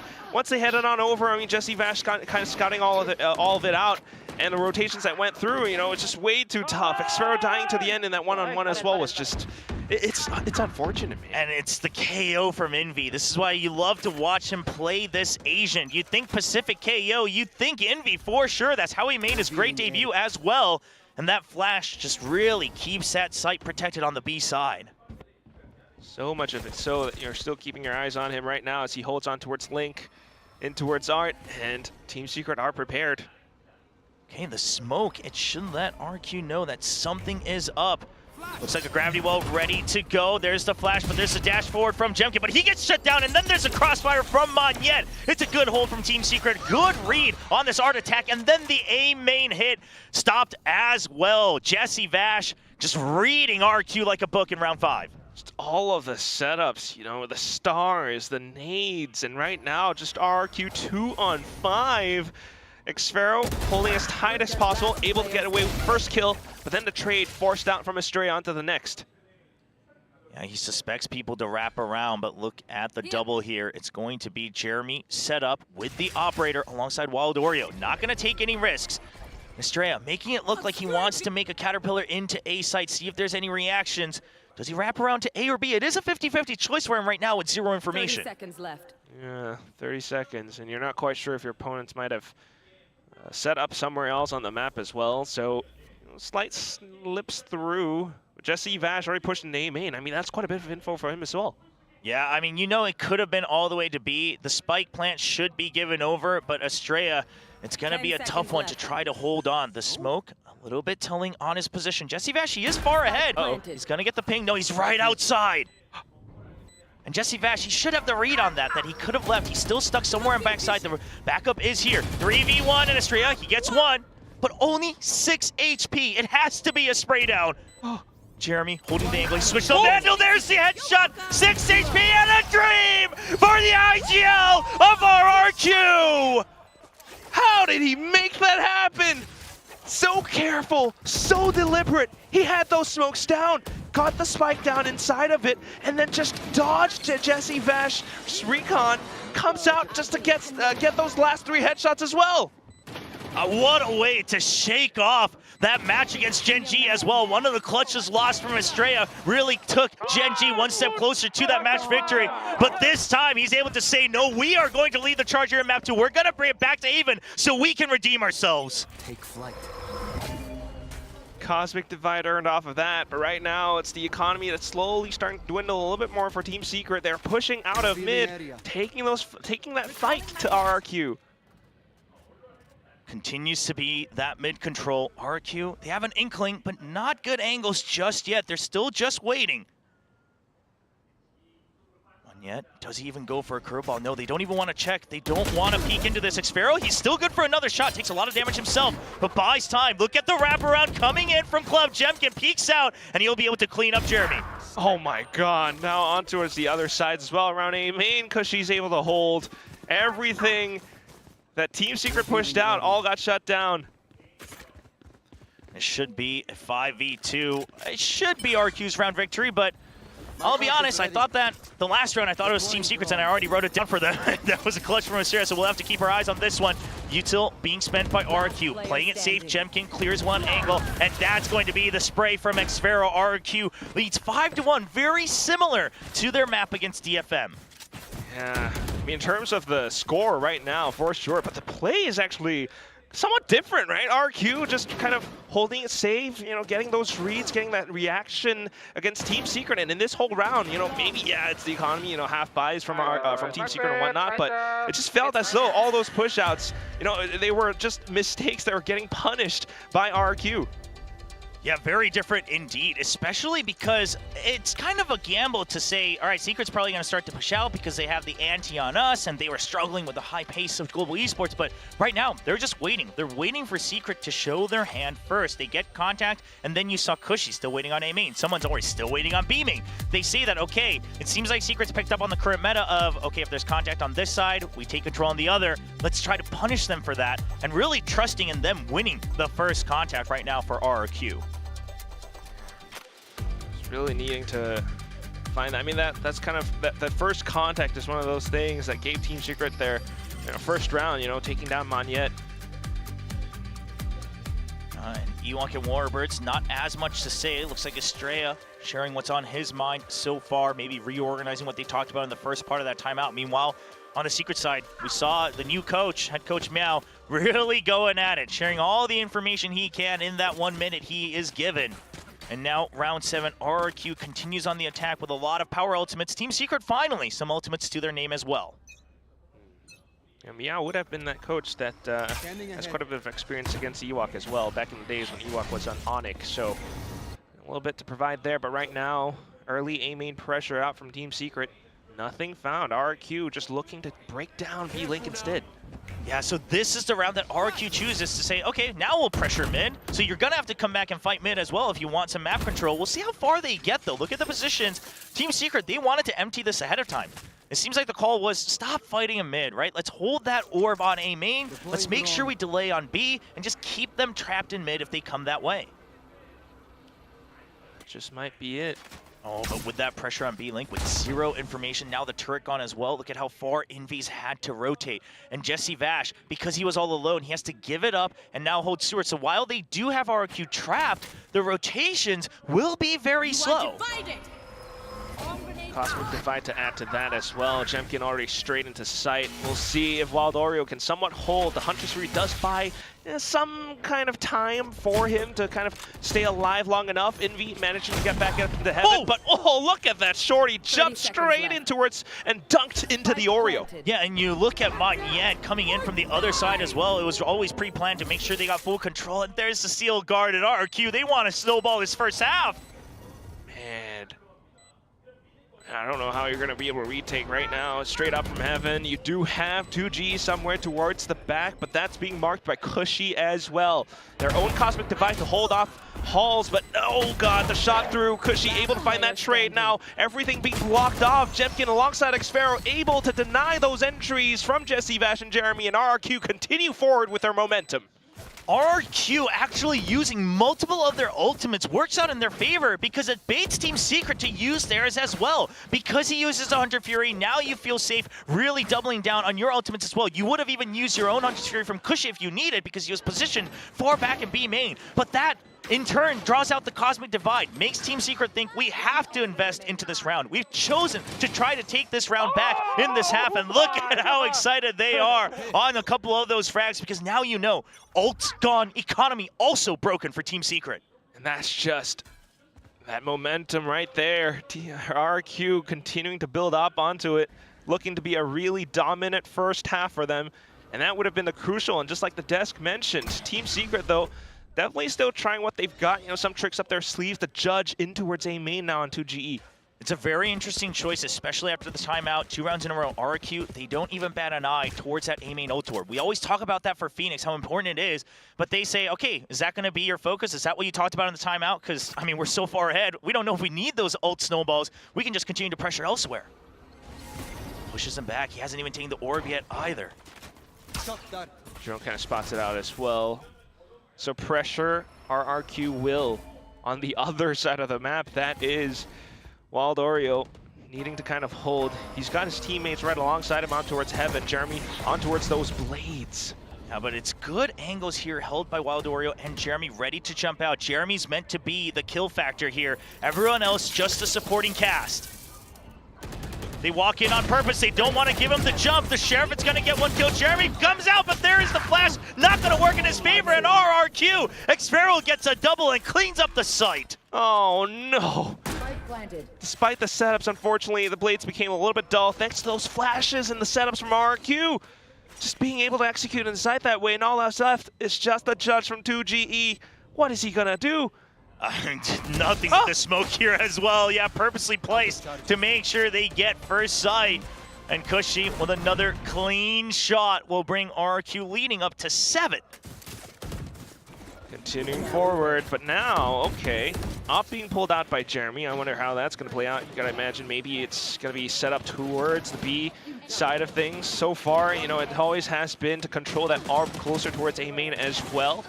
Maybe it's going to be that play from RQ that really tries to, you know, swap things up around. Yeah, that operator, the position first and foremost, most important, but look at RQ. Now's the round. The macro is very good, pushing and pulling Team Secret across each round to say, what's the setup now? You got to switch it up again in the next round. Ult orb being taken 1 away from the run it back. All right, early plays and quick hits to prevent Team Secret from trying to set up. Oh, they have the read on the op. I mean, with this kind of rush, they're just saying, okay, well, the op surely on the other side, if you haven't fired it yet, you have the econ, what's going on? And who cares anyway? We got the site now. Jemkin continuing to go flood on through with those blades. Right click sent in. A bit of damage done to 2GE, but finally hearing out that op. The Razor Void comes up just to buy a little bit more space to fend them off. Meanwhile, the rest of the team continue to hold from stairs. Monyet back in towards Art, takes down yet another player, and off towards the front as well. Jeremy not finding any joy with that op except for the 1 kill. Monyet doing quite a bit. It's 8-1 now for RRQ. Monyet goes in. They purposely give him the spike so he can instantly cast to run it back, push through the smoke, and keep them at bay. During that, Jemkin is pushing the back of sight. Once he doesn't get the kill, he calls for backup. They note the operator. Then Estrella pushes forward. The chaotic fights in close quarters is where RRQ shines. And quite frankly, from what we saw last time, this is where Team Secret is weakest. Oh no, a little bit unfortunate for Team Secret, but so good for RRQ. I mean, Monyet is just having the time of his life, being so jovial right now. You gotta love his stage presence, but then next turn comes on up, it's another save. Yeah, I mean, with the operator dropped as well. And look at this, the Outlaw now coming out for Jemkin, really to nail in the coffin in terms of economy. Don't think it was even quite necessary, but it will make sure that RRQ can buy whichever weapons they choose for the remaining rounds of the first half. Still for Team Secret to make the decision to maybe create some sort of setups or traps in towards B. I mean, in towards mid, excuse me. So I would love to see RQ this time. If they're just going to buy time, eventually just go to A site. Because every time they've done this, and every time they've had the weapon advantage, it has been the B hit eventually. Right? Just saying, okay, well, if you're not set up here, or even if you are stacked, we're going to have the weapon advantage. We're going to go to B. But, okay, they might actually have the read that Team Secret actually just bites hard onto this. Team Secret just saying, maybe they were thinking the same thing I was and saying, all right, well, we just got to bite somewhere into 50-50 and going all the way into A. Xfero, he's bypassed the whole alarm bot. Oh, man. Gets the flick onto the next player. Oh, but Envy sharp on the trade. All right, he does have a rifle. That spells trouble, so Jemkin, he's going to dash on through. You know you need extra space right now because Envy can be an absolute menace with that rifle. Could be a clutch round. Spike being planted safely. A bit of a warning shot fired off of that Outlaw as well. We know you are on light shield, so tread carefully, Team Secret. RRQ continues to hold. Monyet setting up for the flash play. As soon as he hears those footsteps, there it is. But unfortunately, the stinger straight into Jemkin. Instantly tagged. Monyet's down. Cushy gets the spray transfer for the triple. Looks for the next player now, and that's just Jesse Vash. Hops on down, picks up the rifle. Has a chance at turning this around on its head. Yeah, but he knows it's a crossfire. It has to be because they just haven't seen him yet. It doesn't matter that Cushy's there because he's known about that for so long. Cushy's just buying time, toying with the old man and telling him it's time for a new generation. He might get the kill, but he cannot get the round. No dice, no cigar. Good attempts, but still Cushy being able to play to that advantage. Cushy, the spray transfers we see from him every match, every game they play. Doesn't matter if they have guns up, guns down, coming in with flashes. He is always ready for that second, for that third kill. Round could have gone so much differently had Cushy not landed those sharp shots. Estrella as well, I mean the final one back in. He had that clutch from before. It's keeping RRQ so much so in the game. Now into round 11. With such a strong scoreline, gotta imagine somehow Team Secret might be able to turn things around. It's back in with that op and Jeremy pushing up into Amy. Trying to set him up in a different position, a bit more aggressive, trying to gain a bit more space, but look at this pinch ready by RRQ. It's going to be a full send in, and they might just wrap all the way into main, given that it's just the two duelists in art. Those two aren't stopping anytime soon. Watching here. As soon as that first call happens, going to be a full-on run. Estrella joining up by Art. Okay, they shy away from the drone. But Jesse Vash, he's not sure if this is mid-pressure. Has to kind of respect it, so holds even further back, but the blaze wall comes up and that cements all of it. Oh, the seal Look guard. at it! Oh, the setup! He can't get out, he's caught! Monyet catches him before the dash. The dash down from Jemkin. They noticed the gunfire coming from back of sight. Jesse Vash, he's filled it at the wrong timing. 2GE gets one kill, but to no avail as Monyet continues to bulldoze through. Envy falls, and it's just one member left again. Just Wild Oreo against the three. Monyet already has the angle locked down. Fourth kill collected. RRQ will not slow down. Well, Monyet does get slowed down by Xfero's Razor Vines there, but the team definitely not getting slowed down. Now even having some fun. I mean, really rediscovering themselves on this pool. It is looking really good. And if you're another team right now in Pacific, in the case that I guess either of these teams survives, obviously one of them will. I don't even know, but I always got to just wait for it because someone's got to pick it up. But the thing is you start to question, is it DFM and Secret not being able to play pro, or is RRQ really just finding these timings that much harder? Like, if you're in the server, does it feel that much different? Because now that we're seeing it for the second time, it is imaginable, right? From an observer's point of view, okay, they're going to head fast. If they've had no info, it's going to be a full dump on A or B, so maybe you hang back.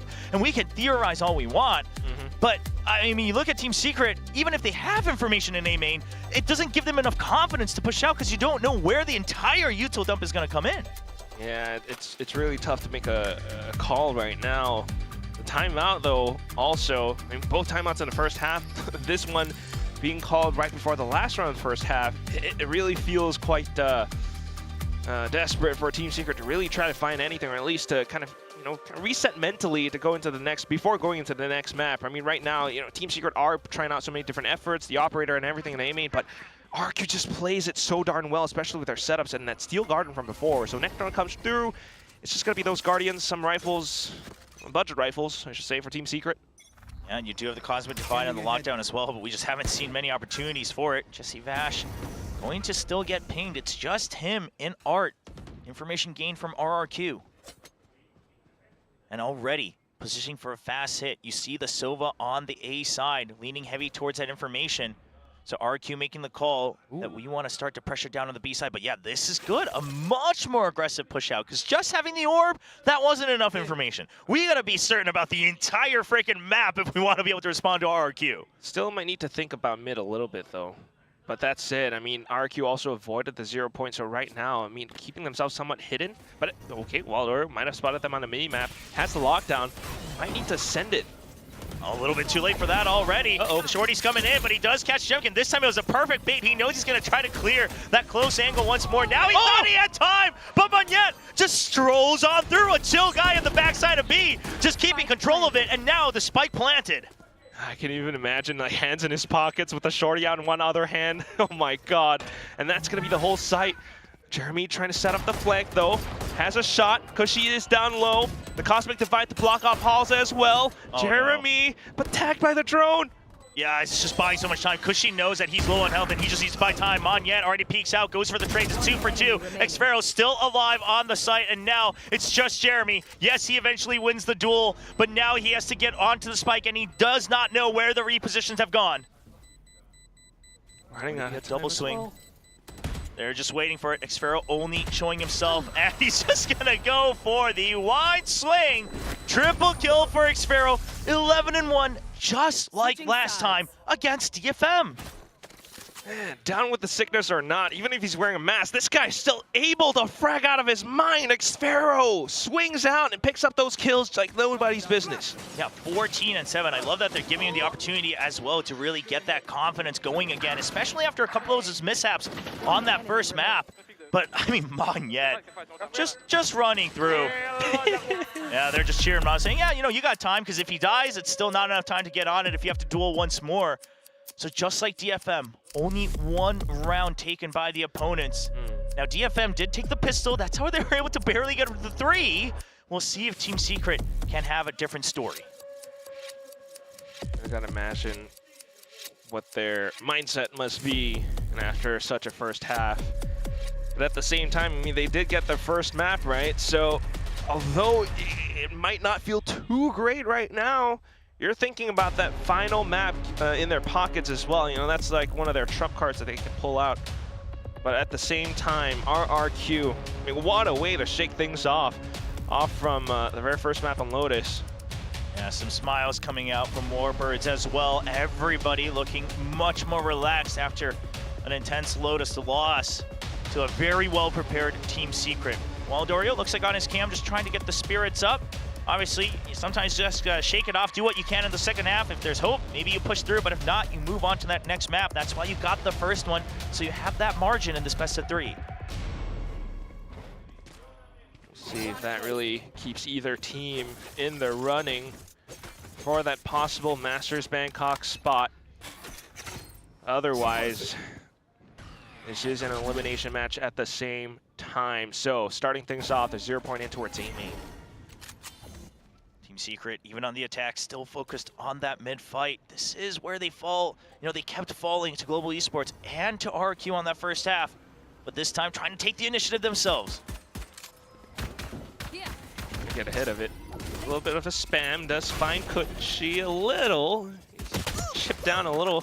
Has to fall back, but oh, straight in towards B-Link, catching onto Estrella. That's got to be a bit of damage. Yeah, that's a good bait in towards Estrella, knowing that RQ has been good on those trades, but look at the map. Jemkin already cleared out B main, so everybody rotating over to the A side. It's still 3 members here. There's the swing out. Is that the call for Xfero? But it's just too many targets, and it should be a good pistol round coming out from Team Secret. 1 on 3. Well, Jemkin has the share of, gotta imagine though, you play to numbers right now. So all of them just kind of sticking up together, especially out towards mid or link, but at the same time inside of A main. As you say that, yeah, they're trying to go out on the hunt, feeling a bit confident, just knowing. I mean, the thing is right on that art side and mid, yeah, you can still double peek it, but that's 1 kill. Okay, stairs. Now you gotta play time, or just double up. Holding close. High-low. Yeah, giving Waldorio the position. Jemkin. Does he jiggle for it? He's ready for one. Oh, flicks over. We all thought the same thing. Oh my gosh. But Jesse has been good with the ghost today, and he'll be able to close things out. All right. Okay. Jesse keeps Team Secret in the game. There was a roll that would have whipped. I mean, yeah, if Jesse wasn't able to finish him off right away with a headshot, Jemkin, he flicked up right away. Just with that slow creep out. Not losing focus until the very end. That experience shining through. Look at the sheriffs coming out from RQ. Now, they're trying to finish it as soon as possible, right? Trying to create that eco, that thrifty as a possibility without even any armor. And they tried this against Gen G on Fracture and it ended up dragging out a lot longer than it should have been. So we'll see if it pays off. Team Secret will be able to kind of counter that with their outlaw as well. Jeremy, maybe not the hottest today, but an opportunity to find something this time. Yeah, it's still January. He still has his powers. I would like to believe. Slow creeps up. Monyet holding near that orb, just looking for information. It has his knives out. Not going to let them know exactly how many are here, what the reactions might be. Masking as much as possible. But meanwhile, everyone rotated over to B. Monyet wants to get ahead of it. He, cannot get the hit. That's a very clean shot with the Spectre from Wild Oreo. Good range and Calling my bot. be able to find that so sharply and quickly. You gotta imagine that informs a little bit for RQ as well. They're gonna keep themselves on the B side for now, but with nothing found, surely their hits start to turn. Yeah, I mean, just no choices. You've already committed to the 50-50 call. And I love that Jeremy waited as long as possible. Again, because they recognize that RQ's also been doing the whole re-clears across the map, he waits for a maybe free kill, but RQ not going to give it to him. Now, because of the Sheriff buys, you think maybe they'll still go for something. Maybe try to just really stack on those ultimates as soon as possible, regardless of whether Team Secret gets kills or not. But this is where that snowball could go a little bit awry. So I would be careful. Everyone stacked up, still taking time. And they want to go for a multi-peek, see if they can get any picks. The outlaw, though. Okay. Shock dart, yeah. Lots of chip damage. It's going to throw out Jemkin's dash. RQ's trying to bait at least one or two in. Just look at the angles. They have no intent on trying to actually defuse the spike. Yeah, no real need to. They're still trying to hold it, at least get the kill. And there it is. Xfero taking down Jesse Vash, but at the same time, 2G with the spams through from the Bulldog takes down quite a bit against our RQ. So you get the pistol and then the anti-eco, as you should if you're Team Secret. Now able to buy up another Vandal, trying to match whatever power you can. Thanks to the Sheriff buys, an Outlaw should have some value coming into the bonus. One enemy remaining. But it's still such a long way to go. And while, yes, yeah, you know, you already got that first map, you can still play map 3, you would love to just be able to finish things off in a 2-0 fashion.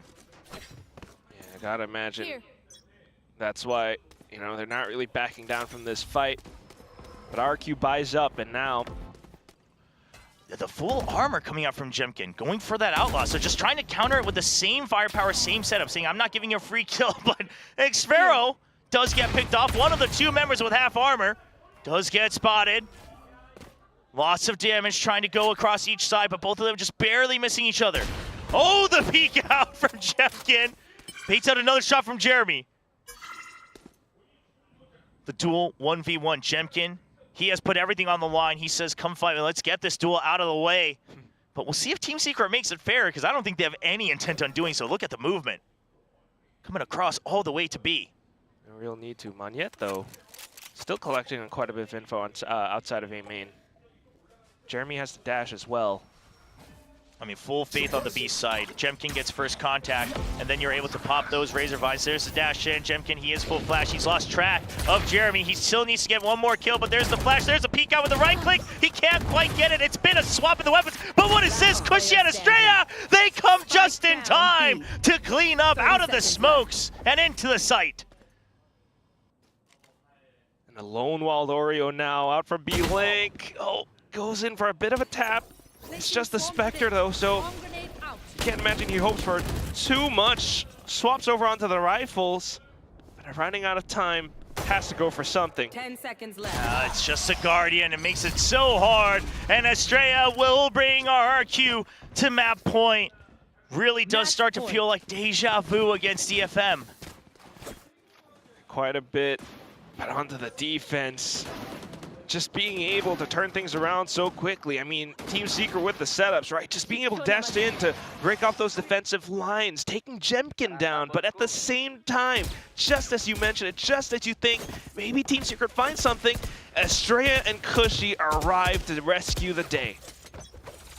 And Cushy, he's always so reliable. I mean, every map, you know, some people even saying how many times can Cushy really keep the rounds alive? But hey, if he can do it almost every single time, then why not rely on it? Because that's what he's built for. My ult is ready.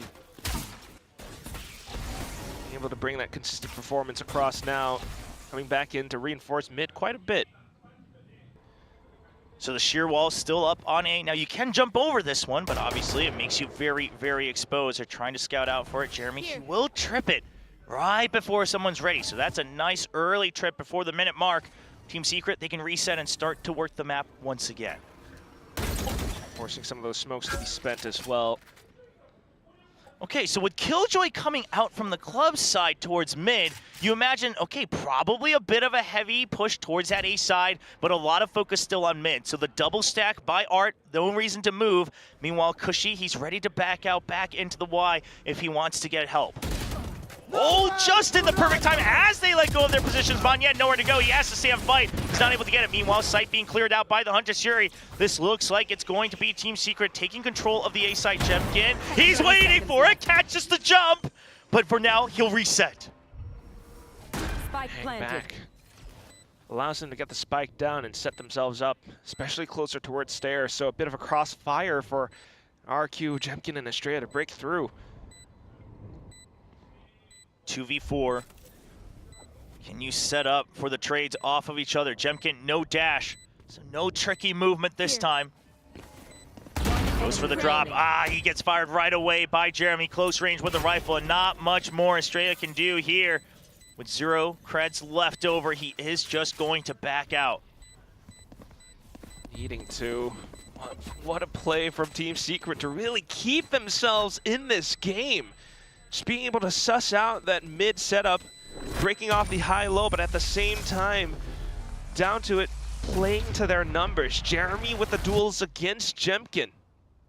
Yeah, I really like just Team Secret playing with the time there, and then the timing across there with the drone, right? The drone causes them to look away from Art and say, hold on, is this a main push? I mean, with the setup they had, let's be very honest, RQ should not have moved, but it was a great setup from Team Secret because that's the best shot they had, and it works out perfectly as they imagined.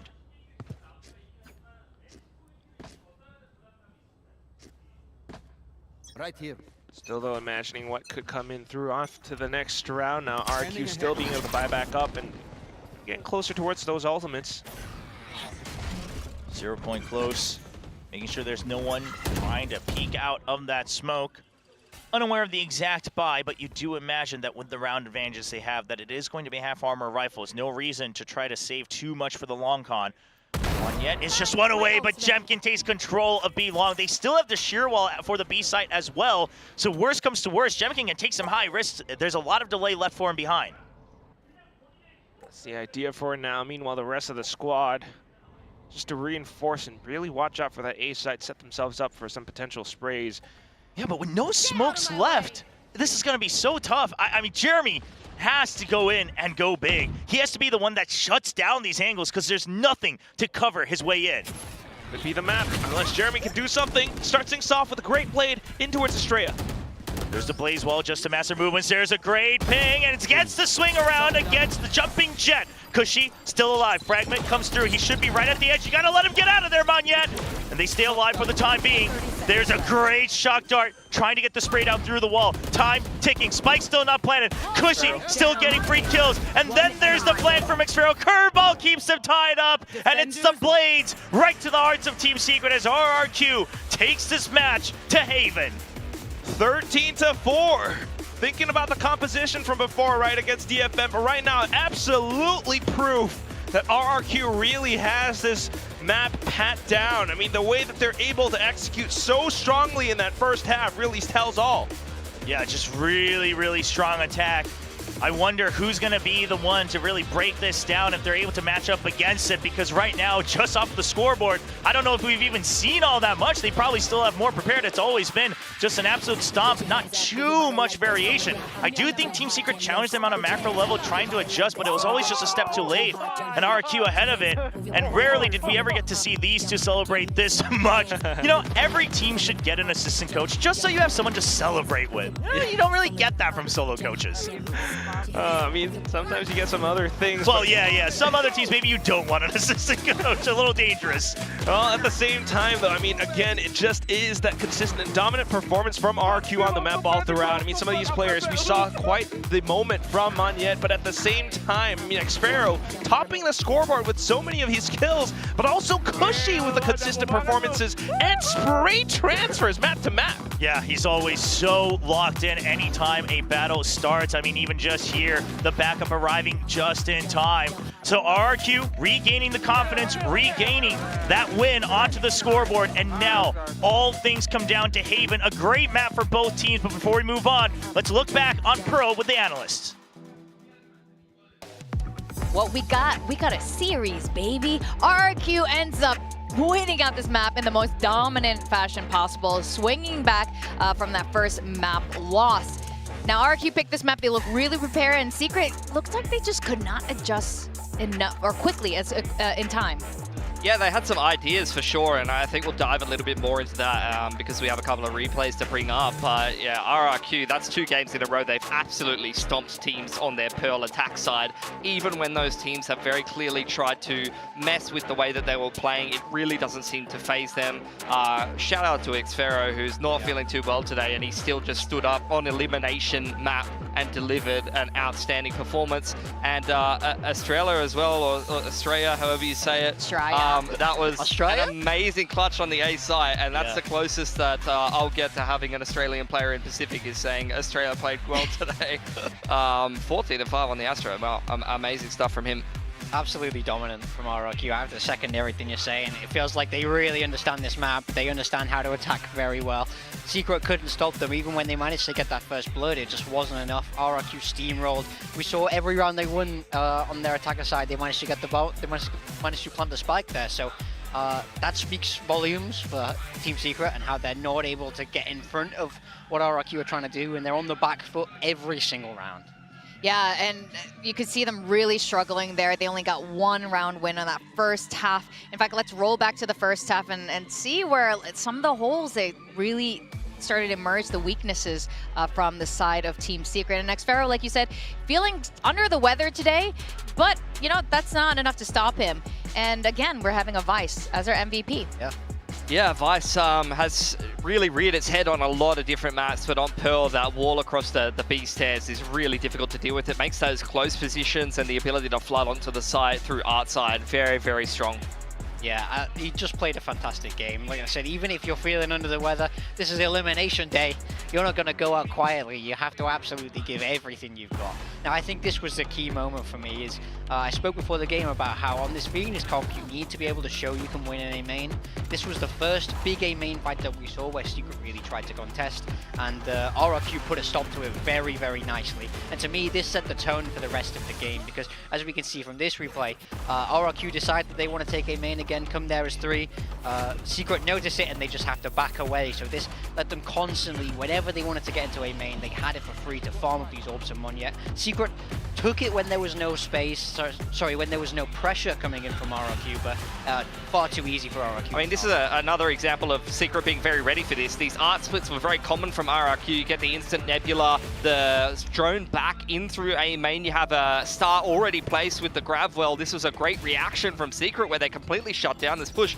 Unfortunately, right after this, Estrella won an outstanding clutch, which completely changed the tone of what Secret was doing on defense, unfortunately. So despite the fact they had some good reads, the execution wasn't quite there, unfortunately. And even harken back to, like I said, the DFM series, where I remember DFM took a tack timeout and 4-stacked A main, and they still couldn't stop RRQ from running into A main if they wanted to. It doesn't feel like anyone can right now on this map. And like you say, in that round, the clutch coming in from Australia there, I mean, that's a backbreaker. It's so hard. It's, you know, if they manage to stop him in that round, they get the momentum. They don't have to eco. It's like, it's really and also in the mental game, where I've had this happen before, where you lose these rounds that you absolutely should win. A 4v1 you should win every single time. And when you lose that, it's just immediately in your head of like, oh no. And then you have to ego. Then it snowballs out of control from there. So really well played to Australia, keeping his team in the game, and absolutely just a powerful game from RRQ. In summary, you love Australia. I love Australia. I love Australia too. I think we should all love Australia a bit more too. Yeah. I'll let you guys determine it however you want. Now, we are going to go to the third map. It's Haven. And honestly, I'm pretty excited to see this Haven. Team Secret has shown to be quite dominant on this map in the past. But, you know, a couple of their players have changed since then.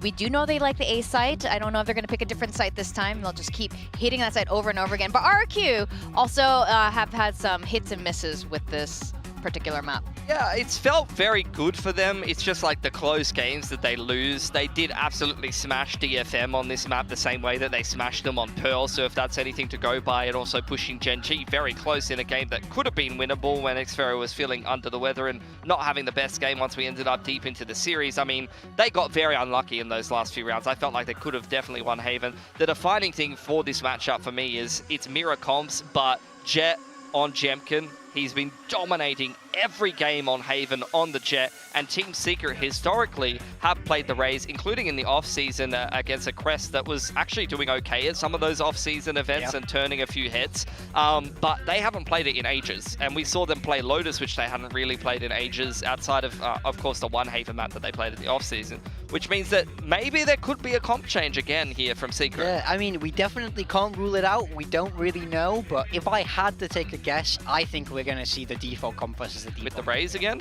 No, I think they'll play Jet.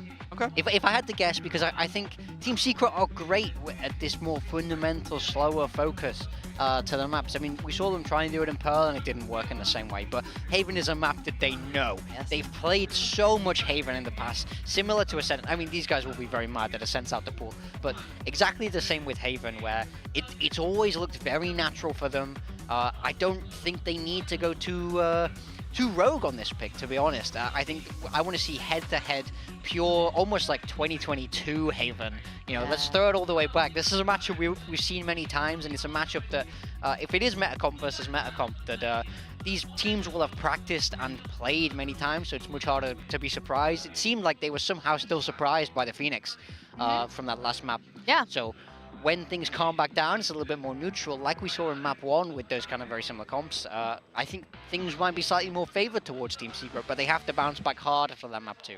Yeah, and like you said, it's really hard to say. Historically, yes, they know Haven. They like the OG maps where you can really play default here. And this is a sofa map, to be honest. And Jesse has been showing up all, even with the loss that happened in the last map, he's been pretty consistent so far on those first 2 maps. So this is a hard call. That said, RQ did lose Haven, but that was not without a fight. We did go OT, and then the OT, at that point, Genji had figured them out. But leading up into that moment, RQ also looked really dominant on Haven. And we were talking about match predictions for this. At this point on Haven, for me, it's a complete coin flip.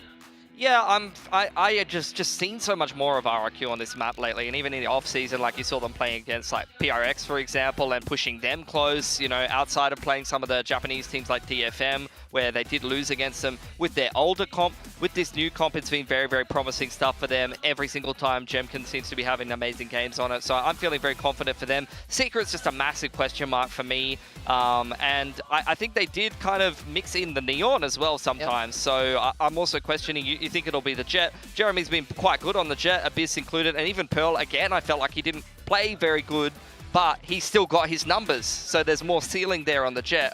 But Neon's definitely a possibility for Secret as well. Yeah, 100%. For me, I'm still confident in my pick of RRQ for like very similar reasons you are. I think they have looked a little bit better on this map, but I mean, we said that they look good on Lotus, and then we see what happens there. It didn't really work out that way. But that game of Pearl is huge momentum, though. Yeah, absolutely. And I do think that in these kind of series, if you lose map 1 but you win map 2, it's so easy to forget map 1 in a way. Like that mental reset of like, okay, no, it's not over, but on the inverse, I suppose, it's like you win and then you lose, you almost forget that you had that win. So they have to dig deep here, find some real momentum to come back on this map 3. But I couldn't ask for a better map choice here. I think this is going to be a close game. I wouldn't be surprised for another overtime here. Yeah, I absolutely would not be surprised at all. Ooh, give me the agent picks. I'm really excited for this. I do expect a Norm. Secret onto Jet, so big prediction coming in from Big Man Big Time.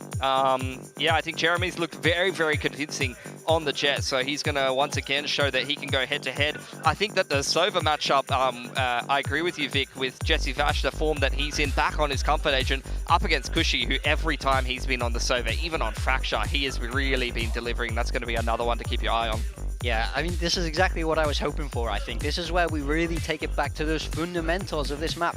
There's no more gimmicks now. There's no Phoenix doing different things that you don't get a lot of practice against.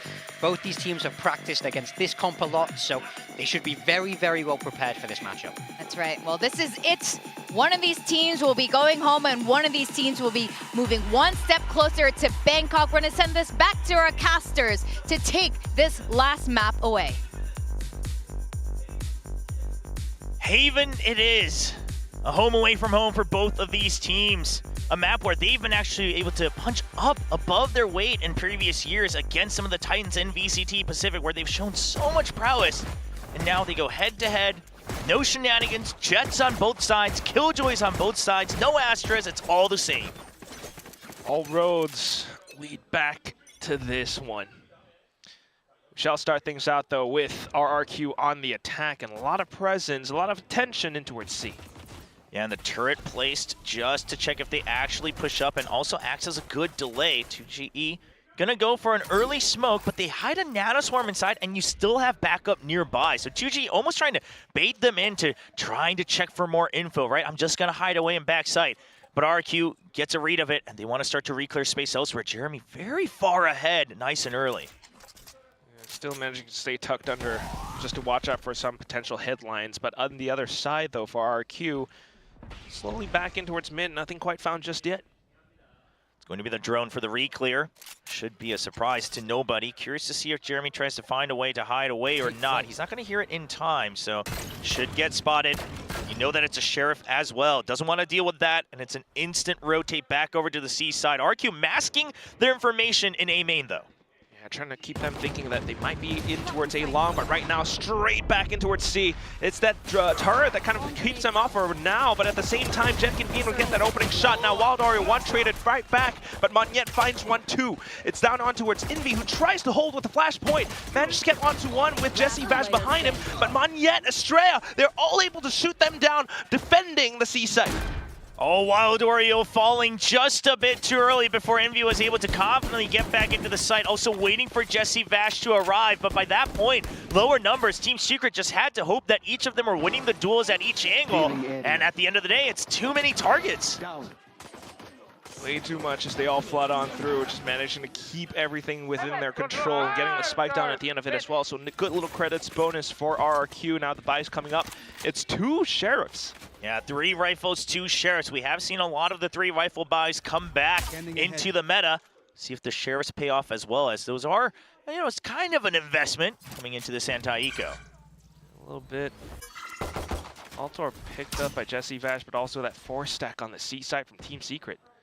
Yeah, RRQ, what's their read after hearing that ult orb? Is it a stack or is it just a risk? Because the classic spam right afterwards, yeah, I think they're waiting for a push out from somewhere else. Cushy, he is stuck. There's the shock dart to buy him time. Xferro still watching from afar. Just hold for it just in case. Shock dart's right back, but of course, TP's back from 2GE into safety. Still, though, a good pickup nonetheless for RRQ. Yeah, Estrella a bit far ahead, but it was during that action on C that he wanted to get ahead to see if there's a rotation, if there's a push out from B this time. So just getting ahead with that information. Now expecting a full rotate onto the other sides or just in the back of C. It's going to be a fast hit onto the B site. Not as much util, not as much firepower. Team Secret not able to block the plant. Smokes up and everything. I mean, look at the protocols as well for Jimkin to get up on top of the boxes just in case. Nothing found, so far so good, being able to hold down these sight lines when Team Secret does re-aggress back in, but right around the edges of the smoke though. With the Vandal as well in close range. No dash, he gives it up. Jesse Vash has picked it up. He's low on health. They know they need to clean that up. All right, that's the weapon dropped. Monyet now stuck in the cubby alone. There's the paranoia going out. He has to get out of the aftershock range. He just cannot find a target. It's an absolute mess. Spike still ticking down. Time in favor of RRQ, but can they carry over the remaining weapons? Xfero gets one. Estrella gets two to clean things up. See if they can find that Vandal. They do. Yeah, just still being able to jiggle back and forth to collect on those final few kills. A little bit messy though, so not the cleanest round from them. They do lose, at least a rifle back there. But at the same time, for Team Secret to be able to kind of surround the smoke and swing onto it that way. Yeah, I mean, Jesse Vash just finding the right timing, the right angle, and Jemkin perhaps realizing he was stepped a bit too far forward, trying to make sure he wasn't inching out of the smoke. But either way, it is the round somewhat saved, and you can still try to match the firepower on the side of RRQ. Maybe still trying to look for that possible bonus. Oh, fast hit into garage. Yeah, it's just the mask on A lobby. It's just going to be a fast one. Envy, can he provide the backup that they need on the side of Team Secret? We got to watch the site right now. Xfero getting traded. Wild Doria holding on, but Estrella answers back, and then the Paranoid pushes him back, sets him up for Estrella for a double kill. Site opened up again. 3v2 on the bonus. Jesse Vash, he's quick enough, but he's been heard, and Cushy gets the timing on top in the Silva battle once again. Rolling Thunder already. Just wanting to secure the round, perhaps a bit rushed, but one way comes out, the round should be secured. We'll see if they really would have needed it, but you know what? I'm always a big advocate of if you get it ult nice and early, use it, get the snowball going. So for now, we'll wait and see.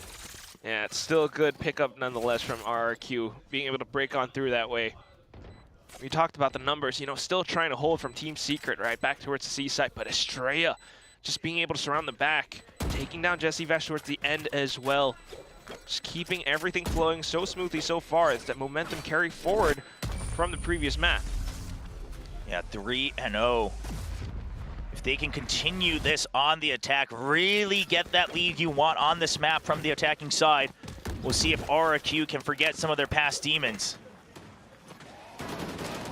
So far so good, and once again back into it, just being able to flash on through and then peek out towards the back lines. I think this was pretty crucial as well, the fact that Cushy was able to get into position early enough to spot out Jesse Vash.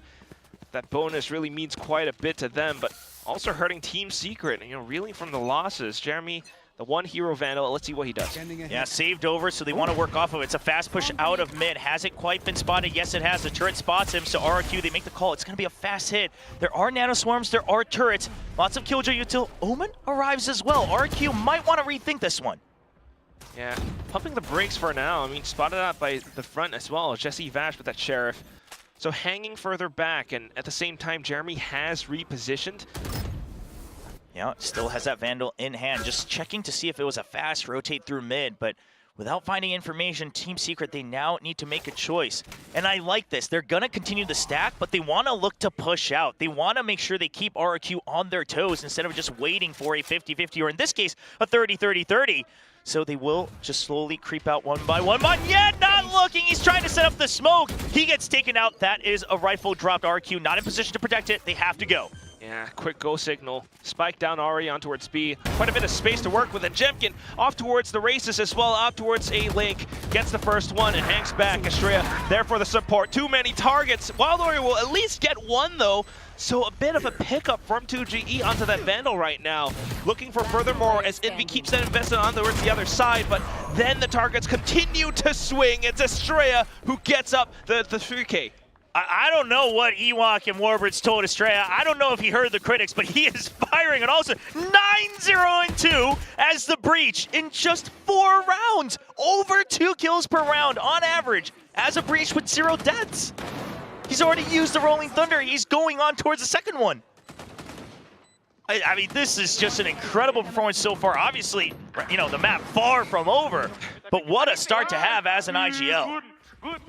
Gotta imagine it just, feels good, and it's gonna keep on flowing through. Such a valuable ultimate as well. As the next round comes back up, it's a full buy from Team Secret.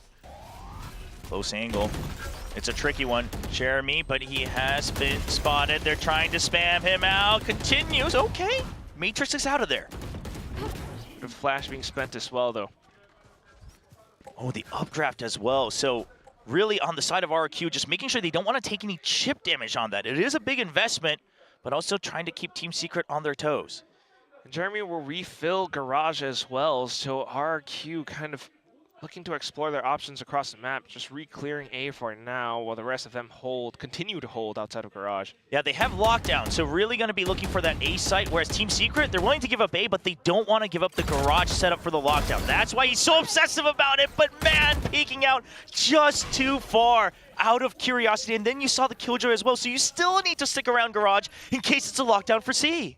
A little bit unfortunate. Hunter's Fury possible as well, though, for Jesse Vash. RQ just kind of getting a little bit closer in. Holds on for that recon, just trying to set up for it. 30 seconds left. Yeah, ready for it, just relying on it as the ping. But he does get the tag, not able to get the kill. I think he just fully believed he might have gotten it, trying to look for a third. But he is going to back out. And the smokes come out, spike down as well. All the players in position. Far forward, going forward to break that lockdown. Jemkin, when does he push out? Is there a setup? No, it's just going to be him alone, and he runs right against the corner of the wall. Kushi will get one, but that is the site that needs to be emptied. That's straight. Yeah, he hangs on to the very end. I thought they would surely check. Placing swarm grenade. Nanoswarm's coming out. Half already done. Gets off of it. He's inside the smoke, but it's a 1v2. Steps onto it, and right outside of the smoke, a good angle held by Xfero. Just what an unbelievable play and round from RQ. Just Estrella, despite the lockdown under his nose, he's still just holding up inside of Hell, finds the opportune moment to strike. You would have thought, if you were Team Secret, you would have thought it's just that initial player, Cushy, right? But then dropping down, just kind of neglecting that there might have been a second one, and Estrella able to take down two before he actually falls. And just a nice hold there at the end as well. The timing of the Nanoswarm, perfect. Xfero keeping his eyes on the spike. And yeah, I mean, you got to go for another early timeout. It hurts, but at this point, you just got to stem the bleeding if you're Team Secret. Everything that has been kind of cooked up and thrown at towards RQ hasn't quite gone their way. You know, whether it's just that Garage hold or even getting some of the reads, right? They had the Hunter's Fury, they had the lockdown. But RQ was able to kind of bypass quite a bit of it.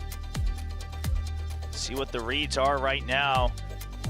Trying to, given the movement from round to round, it did feel like they were trying to get ahead of RQ, right? The aggressive position from Jeremy, just not giving up Garage, making sure to force him back because they had the setups ready with the Hunter's Fury on A, make it look like they purposely emptied it, and then counter back, push them out with the lockdown. At the end of the day, it still falls short. Of course, Jeremy falling a bit early, trying to confirm that information. I do wonder if it's going to be the save, maybe a potential op for some of the future rounds. And we have seen a little bit of that from Jeremy. He would like nothing more than to have a chance to redeem himself as well with that operator. When he's good, he's so good with it. Spots him out, forces him out with the tailwind. Chemkin just continuing to charge forward, really forcing them to use that util. But RQ, you can tell they're cautious. Oh, he wants to try to get ahead of the smoke as well. Risky business, but he will succeed. Cushy, he gets a double over and short, and that's the call. Shots are fired, and RRQ, they start marching in. It's a fast flank from Wildorio, but just with one sheriff. I believe he's been spotted right there. Monyet just going to clean it up with a headshot. And that's pretty much going to be the round. I mean, again, it's one of these where Team Secret might have had some ideas in, you know, gathering intel across the map. It was 2G with the judge pushing outside of C, but now down to it. As long as Cushy is online and active, just taking those 2 kills outside of A short, the whole round got flipped. Yeah, going for that recon just to go for the hunt right now because Xfero, the only one without that ultimate. He's waiting and he spots him. No, not like this! And he gets the knife! 2GE falls to his knees as RRQ go up to 6. An ex-teammate who does it as well. I mean, a little bit of mercy there. he kind of went past him for a second, just a brief second, but still. A fun little knife kill for the round and a flawless pickup for RRQ. just showing no signs of slowing down whatsoever. Oh, and he waves hello. Oh, I think he's feeling much better. I think he's way back in condition. Look at him light up. I mean, he is just glowing up on stage right now. That's a doctor's prescription. You play more Valorant, you feel better. That's all you need. That is rough for 2GE. Had such a good start in this best of 3. Obviously, that round, I mean, you can't really do much in his position. The real question is, Team Secret, can they recover some more rounds in this first half? 0 on the board. But there is that off from Jeremy this time, though. Just the thing is, RRQ's headed towards C. Yeah, just a good read right now. And in fact, not checking C either, right? Not that C long at the very least. Just checking in for Garage. They notice it's a turret, and that's going to call a lot of pressure away from A. A re-exploration with the drone. Op hides away. Okay, so keeping that thing hidden, but also experiment in with the lurk as well. I mean, everyone from RQ with their ultimates online. Okay, but that should be the signal, right? You notice that it's the op still on A main. They had to peek because they had no idea if it was still C or A. But now RQ, they have to get going. They have to get into the C site and get a little bit more information using the Rolling Thunder. But the crux of it will be Xpharaoh on the lurk in mid. Gonna have to do quite a bit. Has to have the right timing. Meanwhile, the rest of his team continuing to hold outside of C-Link. Initial points of entry, as well as from the shadows from 2GE. Not quite spotted, and there's the kill down towards Estrella. Monyet trying to hold from backside. Xpharaoh starting to get on the move now, but Monyet with the spray downs. Hit me, baby, one more time. Jesse Bash strikes back. The second kill, and Team Secret finds their first pickup. Oh, the alarm bot activating as well. This one went perfectly for Team Secret, and a big part of it was 2GE with that from the shadows. Really expands the area that RQ needs to cover, but he also got that kill. Dwindles the numbers. Monyet made it dicey with that triple kill, but at the end of the day, it's going to be Team Secret finally getting on the board. Just being able to find those numbers, and onto the other side, that op as well. Even though the go signal was sent all the way into the C site, just not quite able to hold as the flood continued to go through those gates. So Team Secret now starting to show a little bit more assertion across the map. Hopefully, you can see them start to pick up some more rounds in this first half. Yeah, you have that Rolling Thunder. You're 1 away from the Hunter's Fury as well. Very big ultimates that they would like a lot. RRQ had the lockdown that previous round, but didn't have a chance to use it. So Operator is still set up. So Team Secret, you can basically play it the same, right? Make them fish for information on C. If they try to go for a reclear with the drone, hide the Operator away, and then once again set up a trap play. It should always be the same. So RQ looks like their choice right now. It's just to say, okay, we don't want to deal with that. Let's see if you use some of your ultimates to push us out of B, but oh, they're not going to have the chance to do so. Yeah, tried to get within range, but then the ping and the Hunter's Fury now out. Not really finding too much, but still buying time away from RQ, who are now flushed in towards A. Oh, not expecting 2GE on the cross either. Only fixated onto this Operator. It's going to be a spread out, double angle, but look at Jeremy. He's slicing it very well, close range, lining them up, gets 1 kill, and gets out to safety. Support from Jesse Vash as well. Recon just to check out short. Maybe nothing noted for now, but the TP definitely heard. Audio cue's given away, 30 seconds left. At this point, RQ having to make a decision. It's going to be a save. Making that choice. I mean, 3v5, they have the Rolling Thunder, they have the Operator. You might have made an argument for, do you try to draw out the Rolling Thunder or anything like that, but just given the fact that you would still have to maybe go back into the Operator's crosshairs, RQ making a cold-hearted decision. We'll see if it pays off. Obviously, still a lot of rounds left.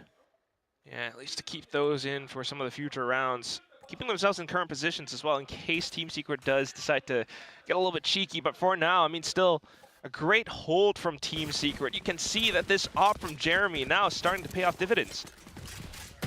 Yeah, that's exactly what you've wanted maybe for this entire match, right? Is Jeremy getting that Operator, being able to shut down certain lanes. You know, even if it's not a lot of kills, just the most important ones to deny that access. And that round right there is why you love to see that Jet on the op. Things continue to get a little bit more tense as well for the side of RQ. 2 rounds lost in a row. They can still afford quite a bit, so. Jeremy's ready for it. The drone does spot him. It's a nice attempt at the swing, and the Hunter's Fury to make him panic and move. Not able to scope in time, and Cushy gets a second. While Dorio still holding on. Not in a good spot. Can he find an exit? He gets 3. He doesn't need to exit. He will take control of the site. Taken out. I have the spike. Kushi left alone. xffero trying to flank all the way around. Kushi needs to make a run for it. He will get, no! The smoke clears, spike dropped, and xffero all alone. What an unfortunate moment. xffero now off the races. Footsteps immediately heard. Wants him up, finds them up! Chooses to fight them at range! Fully healed, back on the stage. xffero looking great in this map 3. What a 1-on-2! It was a spike down, and by all means, he didn't quite have the advantage, but still finding that confidence and the assertion to swing all the way out lines them up perfectly. The setup from RRQ to really create that pressure against Team Secret. WildOreo held his own by no means, but at the same time, it's just xffero at the end of it all. It had to have been a just conscious choice knowing where the spike was dropped. Because they had the choice to actually try to stay on site, but they decided to choose, hey, let's go out to C main. Let's back out and fight him at range because he's going to have to peek us. And xffero uses that to his advantage. It's incredible. Both ops in this round now, though. Let's see if Jemkin can punish any members of Team Secret.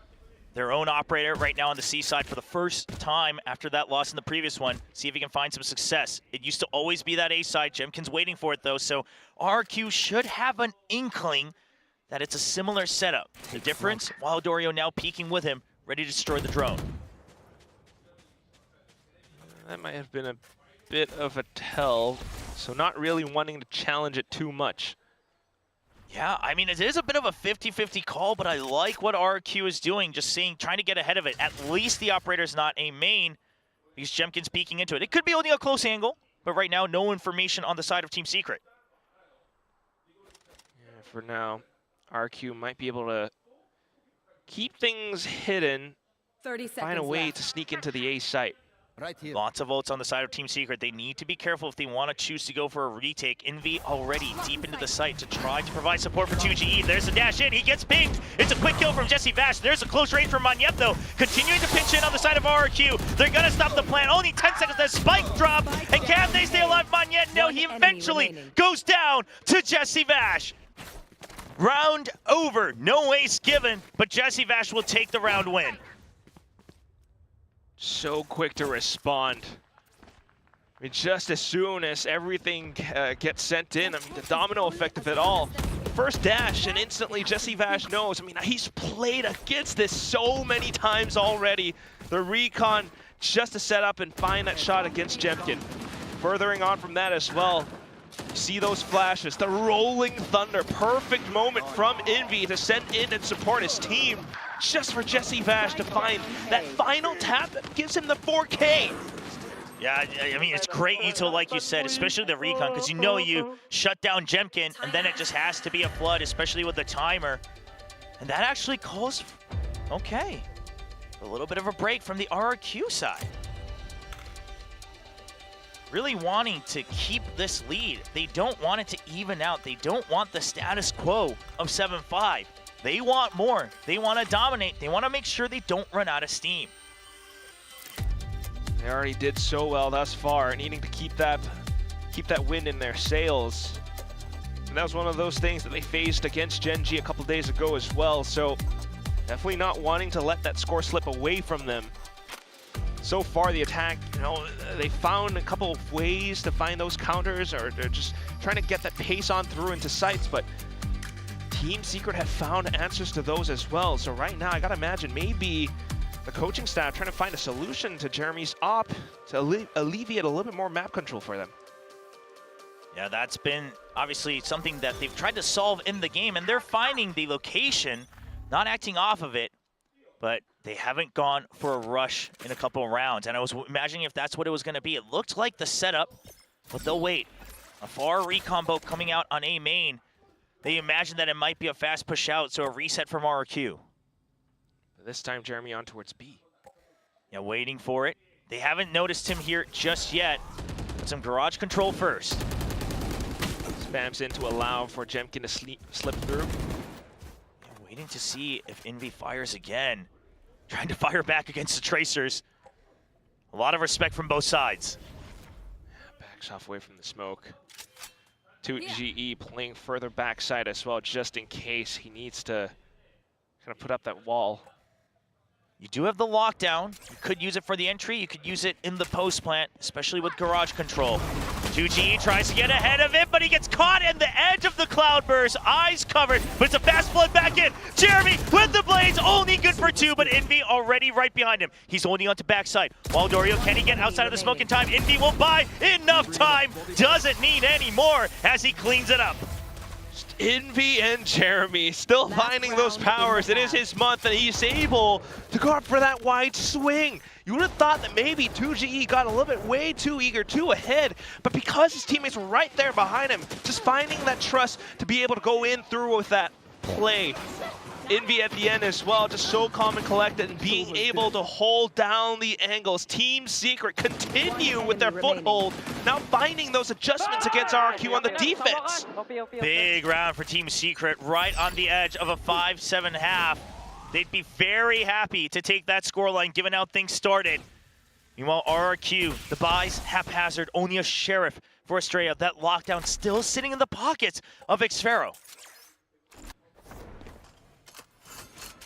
At some point, it's gonna have to come and play. Right now, this op. All right, so they're watching mid. Oh, Jimkin already gets the kill though, and there's the op peek, but he doesn't quite get the kill. Does stay alive, that's the most important part, but the setup not coming out with as much profit as Secret would have wanted. And it's 2G down as well, so smoke's a little bit gone from Team Secret's side now. Definitely affords a lot more for RRQ coming back in to refill this A spot, A position. Yeah, RQ pushing through. Now there is that lockdown for the retake from Waldorio or to push them out, and look at how far ahead Envy's getting ahead of it. They need to make sure that they position the op in time. Jeremy weak in health as well, so it's very tough to go for the retake. Bash, how much time can he buy? Can he get anybody through the spam? The shock darts, how much damage will they do? It's gonna bounce around quite a bit against Munyet. A little bit of scratch here and there. There's going to be the lockdown, counter lockdown as well. They'll just accept the spike planted, but Jesse Bash gets one pick, gets answered by Xfero. Yeah, but then the counter lockdown truly just buying so much more time for RQ. Monyet in with the From the Shadows play as well, just to instill a bit more fear onto the other side, keeping things tucked in underneath Hell. Xfero continues to hold from long as well, so a bit of a crossfire now set up from them. As Jeremy falls, things are being told, and Monyet is able to then swing out alongside Cushy. Estrella with the final kill as well, and that's RRQ finding the round, ending the first half 8-4. I was getting a little scared when From the Shadows, he uses it as bait, like you said, to buy time, but instantly the paranoia used to let them know that he's Hell. But that's because they're trying to take that proactivity and really catch Team Secret off guard. It works off, and this wasn't a bad setup from Team Secret. I liked it. You push out from mid, destroy the turret, and try to set up Jeremy for success, but Jemkin was just too quick.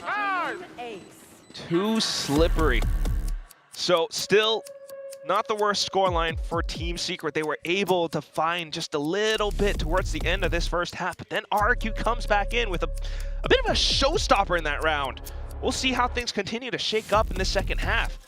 I mean, both of them getting such important rounds for themselves. Team Secret, obviously, trying to make sure that they can try to chain together a couple rounds, get close to that 5-7, but like you said, RRQ puts their foot down when it was most important, still keeping a decent lead. 8-4, anybody's game, especially with the pistol, but you do feel confident that, okay, we have that streak and we have what we would like to call at least an advantage going into the second half. And without a doubt, definitely thinking that maybe Jeremy is able to feel a little bit more confident so far right now. I mean, all throughout today, not finding, his own moments, but then starting to heat up a little bit just on this map, especially with that off. Down to the pistol on the attacking side for Team Secret. You gotta imagine he's eager to find quite a bit. He had some good movement with the Bladestorm as well. Lots of confidence coming up for Jeremy, and he's gonna need it. Being that solo jet on Haven, the team sets you up, you gotta go in, create space, get those frags. That's how this map has always been played. But on the other side though, that's Jemkin. Also a little bit quiet for now, but I mean, he's still always been ready. See if he's able to pop off, get that operator early. That's always such a big point for any team with a jet on Haven. Maybe the shock darts to ruin some of the setups over by B. Estrella will respect it, but nothing there to be erased. It's going to be on Garage and C main just for delay on the side of RQ. Just to get in position with that fault line, but a quick B hit from Team Secret, straight already in. Jeremy in with the dash as well. Smoke set up, and that's going to be RQ now trying to surround the site. Jeremy hasn't gotten stunned, but he still gets gunned down by Jemkin. They're now stuck at the entrance of A-Link. Envy can't see anything. Cushy, good for 2. Flash kind of hurting them a little bit as well. 2G backed inside of Gong. Wild Oreo in with the nanoswarms to try to delay as much as possible. He's playing from either side. Then the ping. Oh, 2GE not quite able to strike back. Time. They need to get on it. They are a little bit weak, but Cushy with good cover will be able to pick up the kill himself and the defuse. 5 points for the Sova towards his Huntress Fury. Just in 1 round. Out of charge. A lot going his way for Cushy, and right here, I mean, just so aware, despite the fact that they're not going to see any type of lateral. Jeremy not able to get that first kill. A good ping as well. Calm and collected. Cushy just trying to bait them out with the low health, gets the kill himself. So unfortunately, the B hit doesn't quite work out. RQ, they have themselves set up in Estrella, especially those fault lines as well. It's going to be a similar setup for the next upcoming round with Ghost on the side of Estrella. Oh, Jemkin just gets an early kill in A main. Jeremy, though, going to be answering very quickly. He picks up a nice little judge for close range. But trying to break that through, unfortunately, gunned down by Estrella, who's going in as a pistol god right now. 3 kills to his name.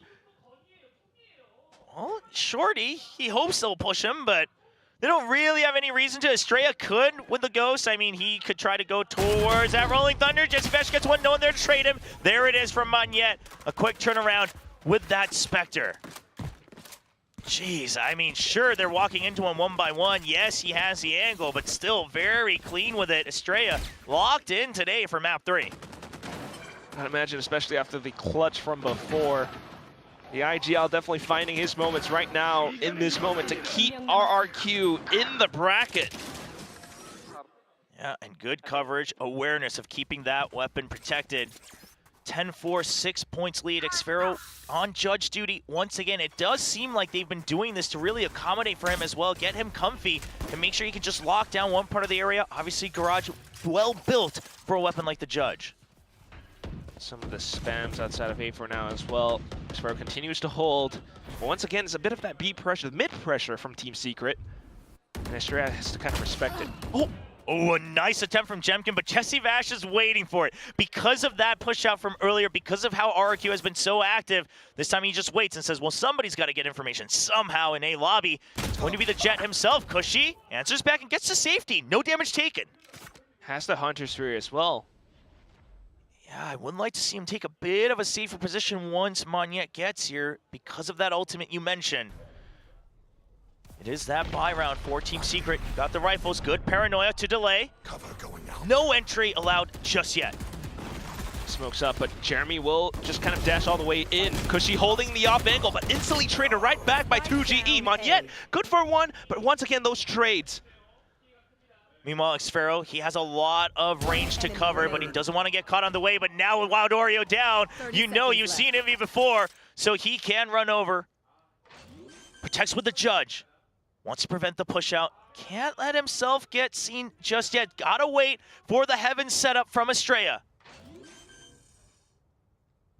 So much patience from RQ, and he spots him on the jump. Estrella continuing to rack up the kills as he leads his team to 11. 11 is such a big number for RQ right now with that bonus. Essentially a 12 given the economy for Team Secret. Oh, it just cannot feel too good. The 1-on-2. And just Envy was desperately trying to bait someone out into a 1-on-1 with him, but just to no avail. Estrella played so smart, played it so safe to peek out from Heaven. The timeout comes out right before it's too late. 7 points difference, but more importantly, 1 away from match point for RRQ. They've gotten to that match point before on this map just a couple of days ago. Different team, different setting, but RRQ surely working their best to keep their patience right now, but all eyes on Team Secret. What's the answer? It looks like Coach Meow and Jesse Vass going back and forth, sharing a lot of the different ideas, but I'll be honest, I mean, coming into the second half, you haven't really been able to see that much. It's only been 3 rounds, and you lose the first 2 rounds, you lose that first contact, you didn't have the weapon advantage, and then sure, this time you win out on the first one, but you kind of get red on the rotate. That's why it's just such a tricky situation to be in right now. You call the timeout and you do what you can. You hope that you can get yourself more rounds, but everything's brought up and it's Jemkin with the Outlaw. Jesse Vash 1 away from the Hunter's Fury, but just a Sheriff to his name alongside 2 other team members. Going to be a fast hit onto C side. The one way just to keep the range advantage. They get the Hunter's Fury. Does he use it to break open the site? Jesse Vash is one of those Sovas where he'll use it very proactively to gain space. He's done it just a bit, but now rethinking that right here. Someone's holding the angle. Deploying drone. Here. Oh, he gets tagged. No way out. It's a good follow through from Jesse Vash, even trying to check for backup on the way, because she will escape it. His own Hunter's Fury used. Well, Dorio did take a hit from it, but not as much information as Cushy would have wanted. So he's trying to reclaim this position on E lobby. Does he find a timing? It's between him and 2GE. 2GE peeking out, and Cushy wins that one. Not sure of the remaining members. He's going to back out. Going for the drone? Oh, all right. Cancels. Yeah, just has to cancel it. He hears a Yuto coming in. He knows he just has to stay alive. Where are his teammates all closing in from far away? Still keeps himself deep inside of A short. There's the fault line to swing out. Oh, he gets the flick onto Wild Oreo. Starts to open up a little bit. There's pressure on main. Jesse has been spotted. Xfero cleans it up. Now closing in onto the site. They're aware of the position on Hell. Jeremy trying to push out, but they just cannot find room. And RRQ will reach match point on Haven once again. Tremendous effort from Team Secret to break into the site with the Hunter's Fury. They had the read that possibly someone was on the other side. They found Jemkin, but breaking on through just couldn't get past Cushy, who's been here all throughout today. So many of these moments where he puts up that huge bulwark that just Team Secret cannot quite break through. I mean, look at how he's able to stay alive long enough, forcing Wild Oreo to come back in to check and clear. And he just gets a sharp flick against him. I love the smoke from Manyan as well. Forces them to basically have to peek out at a bad timing. But honestly, from Team Secret, I can't blame him. It was a good idea to try to take down Jemkin from range. One of the star players, but as you mentioned, now there's more than Jemkin. Now the trio are here to hold on to the A site. What very well could be the last round for Team Secret. They do have a full buy. Yeah, immediately the pings come out. They heard the updraft as well, so it's one of those boxes that Jemkin might be on. Team Secret, they'll need to keep that in mind. Wild Oreo trying to draw attention on the other side, breaking some of that util from the Killjoy and Garage. Ooh. And then sneaking in. He needs to get a kill, though, before Team Secret can really move confidently. All right, both of them backing off it. Yeah, he has to just back out. He's drawn out a lot of util, so at least Paranoia gone from the potential retake. Some of that Killjoy util being destroyed. He can now try to delay the rotation, and he has to trust his teammates to break into the site. Look at Cushy's position. This is built for him. Estrella there to support. And he does get the first kill. He's ready for the second. This is where Cushy shines, but Jesse Vash answers right back. He is not done yet.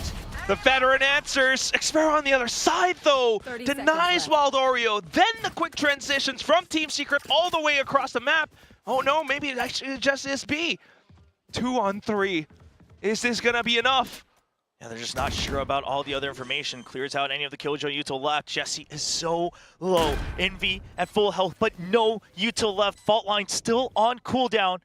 He's gonna hold close. He has to get more kills. He just cannot land the shots. And RRQ will redeem themselves to stay alive in the lower bracket on the road to Masters Bangkok.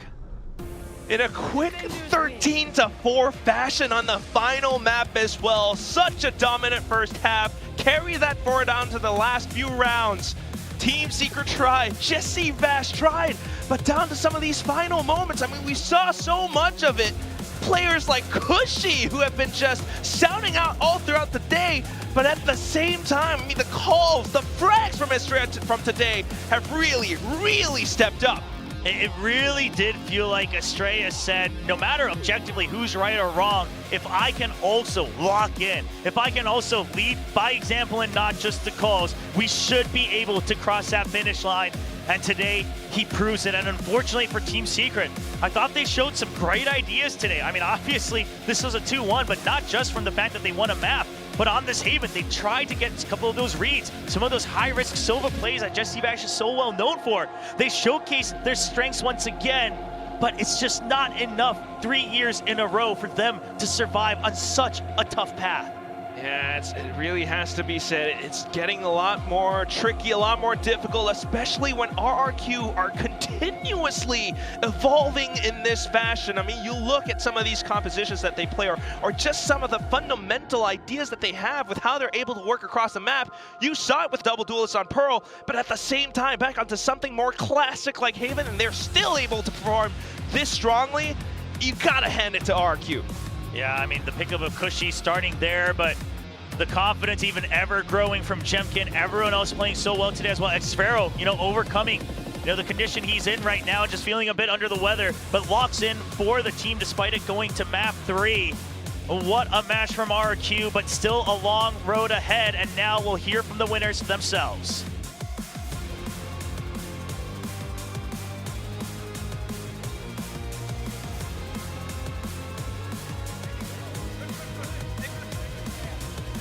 Congratulations to RRQ. Now, where's my IGL? Estrella, take this microphone.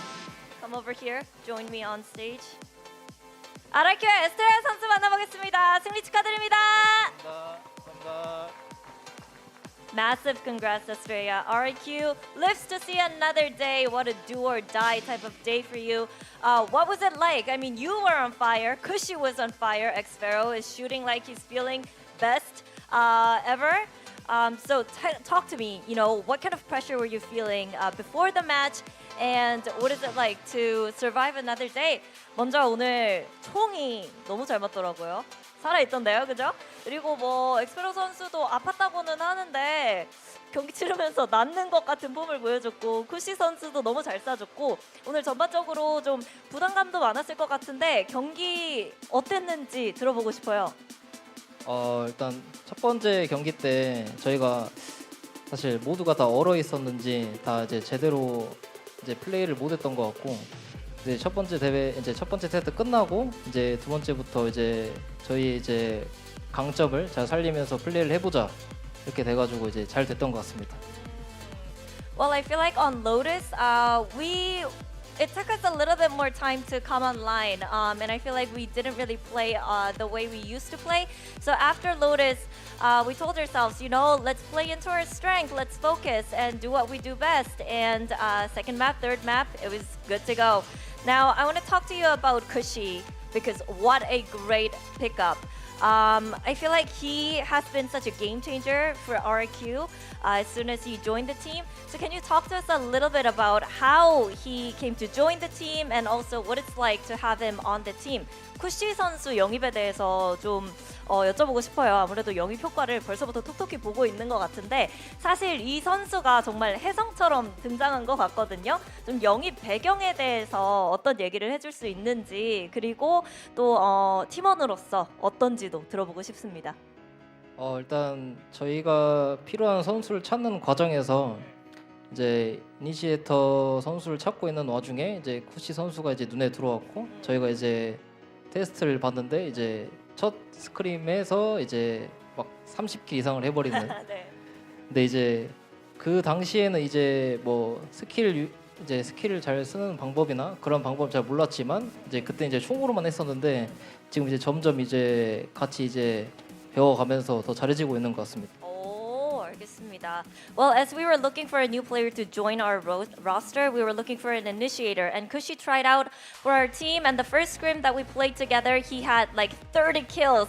And although back then he was playing more around his mechanics and with his aim, because he didn't know how to fully utilize the utils and the kit of the initiator agents, but now that he's learned that, I feel like he's getting better and better, and he's getting more scarier and scarier. Now, plus that, I want to talk to you about how much you've improved as an IGL, because even against Jesse Vash, who's a very experienced IGL, and going back to the Genji series against Munchkin, you matched up very well. So what can you talk to us about, tell us about how comfortable you feel as an IGL, and how much you feel like you've improved as, you know, that primary caller for the team.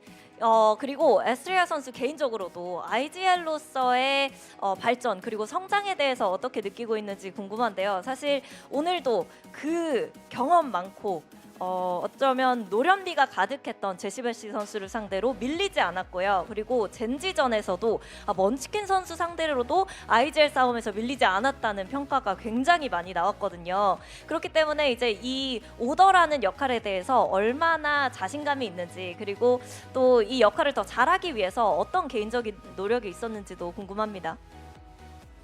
일단 제 생각에는 일단 제가 원하는 대로 게임이 잘 흘러가면 진짜 라운드를 막 쉽게 계속 딸 수 있는 것 같고, 근데 젠지전 때 솔직히 좀 운이 좀 좋았던 것 같아요. 제가 이제 하고 싶은 건 이제 다 됐거든요, 그날은.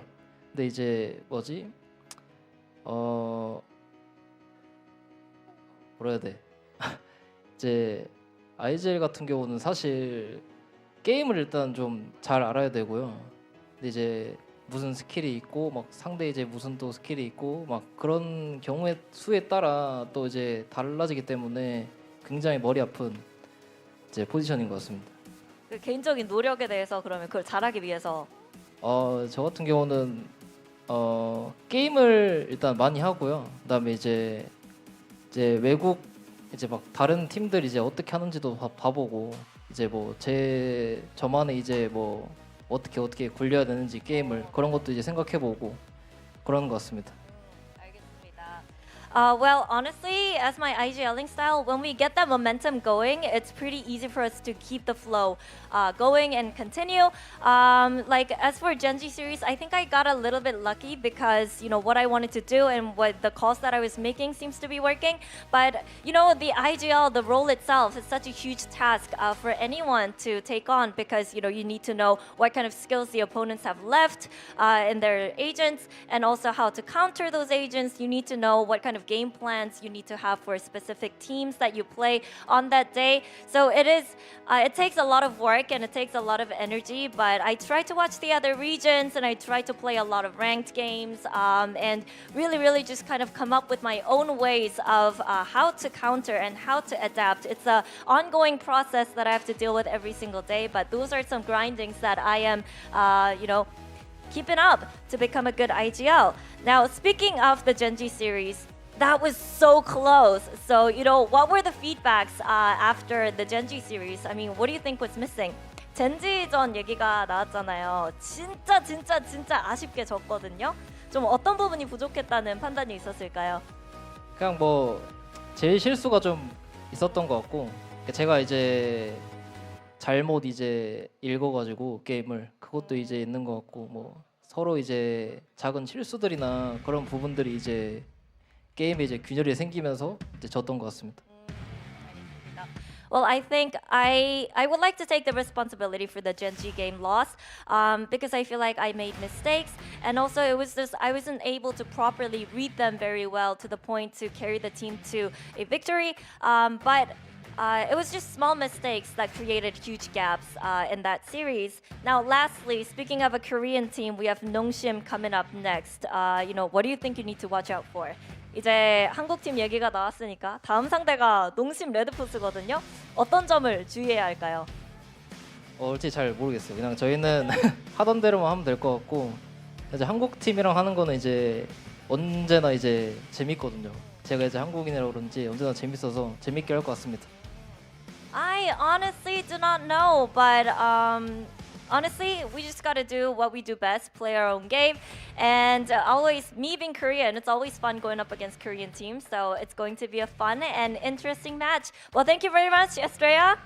And I'm going to let you go because you need to get ready for 농심. 감사합니다. Alright, good luck. 네, 이렇게 해서 에스트레아 선수 만나봤고요. 저희는 여기서 인사드리겠고 다음 경기 재밌게 보세요.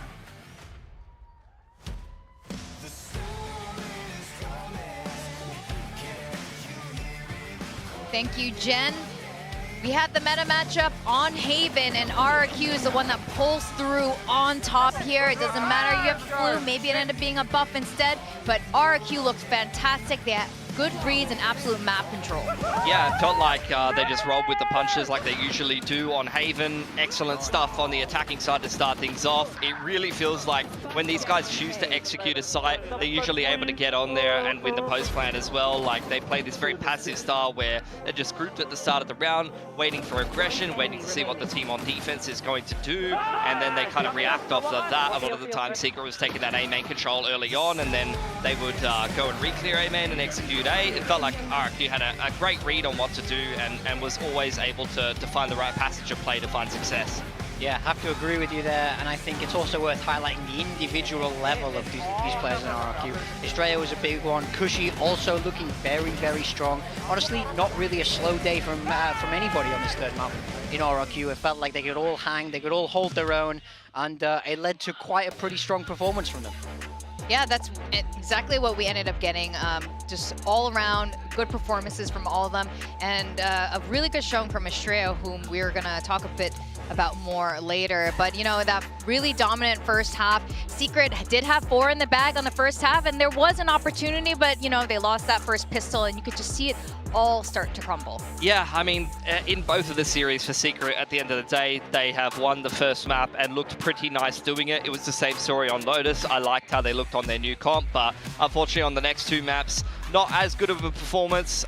Still, I mean, the Sova matchup was fantastic to watch in this one. Jesse Vash had a great series in general, seemed to be really doing well. The swap onto the Jet for Jeremy didn't go as planned, unfortunately. I think most of the games he's been at least decent, if not performing very, very well. And in fact, the Jets weren't really the impactful end of the equation. In fact, Jemkin just kind of playing his role and being the entry for the rest of RRQ. And Estrella had a fantastic series, it has to be said. Like, this guy copped so much flack, Morgan, and at the end of the day, he's IGLing not in his native language. He has to be responsible for a lot of the game planning. He's playing the supportive role in the team. He gets a ton of flack online, but he's had a fantastic series today. I don't think I can stress enough how hard it is to perform on a very strong individual level, be hitting all your shots while you're also calling. You have to spend so much time when you're IGLing looking at the mini-map, and you even like outside of the game, the IGL has to do the most extra work. It's not like your duelist player who just goes aim training and plays ranked.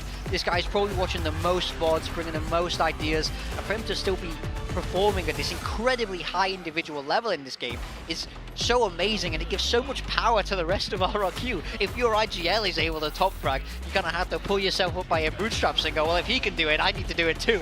Yeah, it's honestly not too often when you see the IGL top fragging and the team still winning. Usually it's kind of a, you know, 50-50 there. And Estrella has a great reputation in Korea before he joined RRQ, so I'm really glad, you know, we're getting to see the, you know, the better parts of him performing today. And there must be a reason, of course, why Ewell kept him.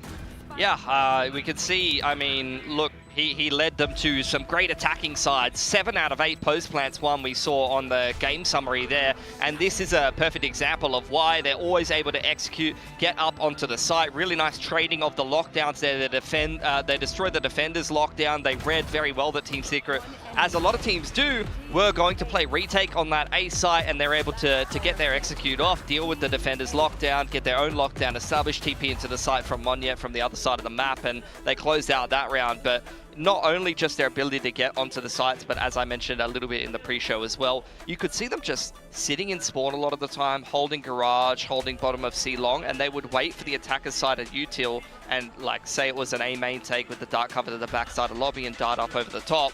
Then they would go and execute their game plan, and that shows me that a team has a very good read on what the other team wants to do on defense, that they're just confident enough to go and take that space and then just hit a site. Yeah, that's right. And we have to talk about our MVP, who is, again, Estrella. Great calls, great ideas. A lot of these, I'm sure he had a big hand in coming up with a lot of these strategies together with Coach Ewok and assistant coach Warbirds there. And you know what? Well deserved. Yeah, it's for me, it was such an easy choice for the MVP of this match. On both the maps that they won, he looked very, very strong, very dominant. And like you say, as handling all that individuality in the server as well as being a part of all that prep, he's really shining bright in this team. And he was really showing those haters why he's sticking around so long. Yeah, exactly. So happy for him and congratulations, RQ, living for another day. Team Secret, of course, this is end of the road for now here at Kickoff for them. And with that, we're going to go on a very quick break, and when we come back, we're going to see the next matchup. It's going to be Global Esports in DFM, so don't go away.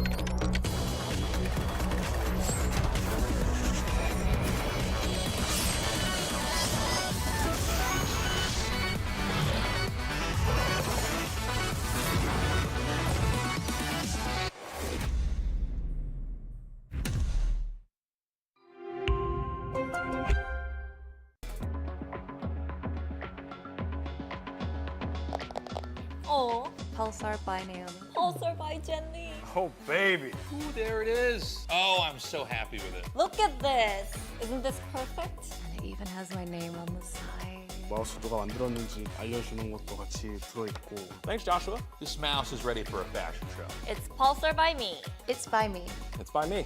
It's by me. It's Pulsar by you.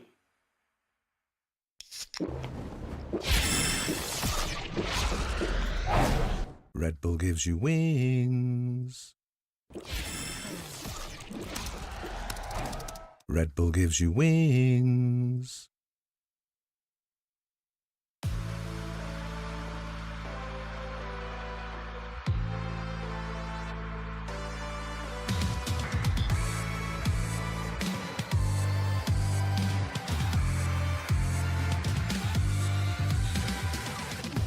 Let's fly.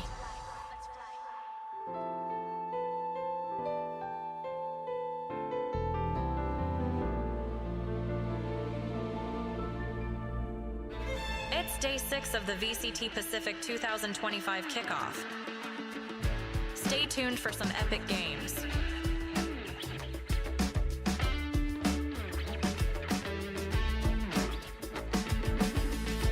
VCT Pacific, the future of VALORANT starts here.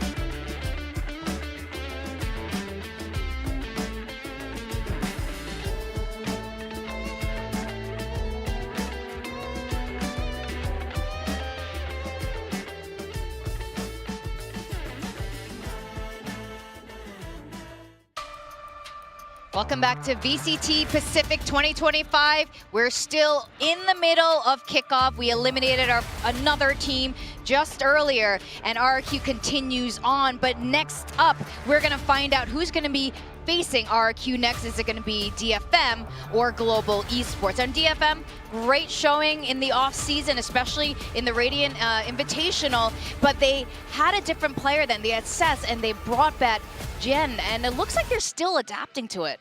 Yeah, I think that's definitely I don't want to say a controversial change, but a highly debated topic, especially after Jen's initial performance. He hasn't looked super good. He really needs to settle into the game today for this team to have a good chance. Now, this is a very close matchup in my mind. I think the predictions could have gone either way for this, but we need to see DFM hit that form that we saw from them in the offseason. Otherwise, I think we're just going to have to start saying that this organization is cursed. Yeah, May had an outstanding game on Abyss, but even he fell off a little bit on the next two maps. I think, as far as I'm concerned, the Pearl comp was a bit overcooked. Like, there's got to be 3 or 4 better duelists than an ISO on Pearl, as far as I'm concerned, if you're going to play double duelist at all. So, look, for DFM, I'm not convinced by some of the macro strategy. I'm really not convinced by the team in this actual tournament. But GN even did have some better series in the off-season as well than he's performed so far in Pacific. So there's a lot more of a ceiling to this team. They just need to step up to that level and discover it. And look, they've only played one series, so you can't judge a team too harshly on that. Yeah, absolutely. And Global Esports on the other side, we've seen them play twice now. They are here in Elim after facing Talon, and this is a really good showing, especially thanks to Poppy in that very first matchup of the season. But what are you guys making of this? We know Darion is here temporarily until Patrick Hu can return, but for now, Patrick Hu's not here yet, and they've been looking okay. Yeah, we've seen some highs and lows from this team, I would say. I think in some of their maps, they've looked very, very smooth, playing it near flawlessly, but then we've also seen times where they're playing more to their floor. We look at that initial Abyss game that they played, for example. So I think this is a team with a wide range, and in order to beat DFM today, I think they need to be up near the top of their game. They are really riding the tails of these really strong individuals that they picked. Yudatan, in particular, going onto that duelist role, has been doing a lot of work. Crystal and Papi also putting in the work. Okay, interesting. I got to dissect this graphic. There's a lot going on here, Vic. They have too much fun in the graphics room. It's great. Now, Patrick Hu, as you can see here on the right, is not here yet. He's just watching from above like Lion King, Mufasa. And May is the only consistent from the last year DFM. And as we know, rumor on the street, May had a lot of say in the creation of this roster. It's been a really tough 2 years, not just last year, but tough 2 years for DFM. They only got their first win last year. Are things going to be different now? Well, there was a lot of you talk can relate about it to being different, yeah. Especially as they head into the season. A lot of people were so high on them. They have only played one series, so I really don't want to judge them too harshly because I think this roster does have amazing potential, but realizing that in the off-season compared to having that materialize on the Pacific stage has been a big, big struggle for them. Yeah, I think DFM playing 2 really rough maps at the end of the day. Abyss, based on the form of RRQ, is an impressive result. Although RRQ did kind of throw that game away and there was some serious heroics from May, it wasn't all a one-man show. And I think that if DFM can show that they can push a team like RRQ and play them very close in the form that they're currently in, that's kind of their ceiling combined with the off-season results, right? This could be a strong team still. They just need to find that level and they need to do it fast or they'll be out and they'll have to start thinking about stage 1. I think one thing's for sure, as the match drafts come in, there is no clear weakest team. I think we could kind of see that last year, the year before, and I don't think that's the case for DFM. I feel like there's no clear strongest team either. It feels very like the ceilings come down, the floor's gone up, and it's very hard to say who's who at this point. Can we talk about Abyss, though? Yeah. This is a really interesting pick. We've seen 2 different sets of comps from Global Esports, and I'm surprised they're letting it through at this point. And DFM, it's almost obvious why they would pick it because they have not found I mean, Global, at the end of the day, just doesn't seem to have that good of a map pool. The Lotus as well. I mean, that Lotus comp, Lotus is a map that 3. was interesting. GE's changed their Abyss comp a couple of times, and Split even, DFM, I think, beat PRX in the off-season on Split. So I'm not worried about Split. I think GE look very strong on Split in both their games. Yeah, but it's not an auto win if DFM can take out PRX on that. Split has usually been a pretty strong map from PRX, and I felt like they didn't even play very well against T1 the other day, and they could have probably won Split. So honestly, I've picked GE in this matchup. I mean, you know, that's already been put out there on Twitter and things like that. But looking at this map pool, like, this is very winnable for DFM. I feel like they could win all 3 of those maps, and 2 of those maps for GE I'm pretty worried about. Do you want to change your prediction then? Because we did a prediction before the map draft comes in. We always do it like this. And but now you're feeling a little bit more in the favor of DFM. I'm not going to change it, but I could definitely see DFM winning. In fact, I might even favor them looking at this map pool, to be honest. I'm not changing. I think Abyss has been shaky for GE, so we want to see what comp they come out with today, if it's one that they've already played or if they change. It was slight improvement the second time, though. Like, they got stomped the first time. The second time was a bit closer. You know what? We're just going to see what happens. We're going to send it down to the stage and let time tell. So let's welcome the teams DFM and Global Esports.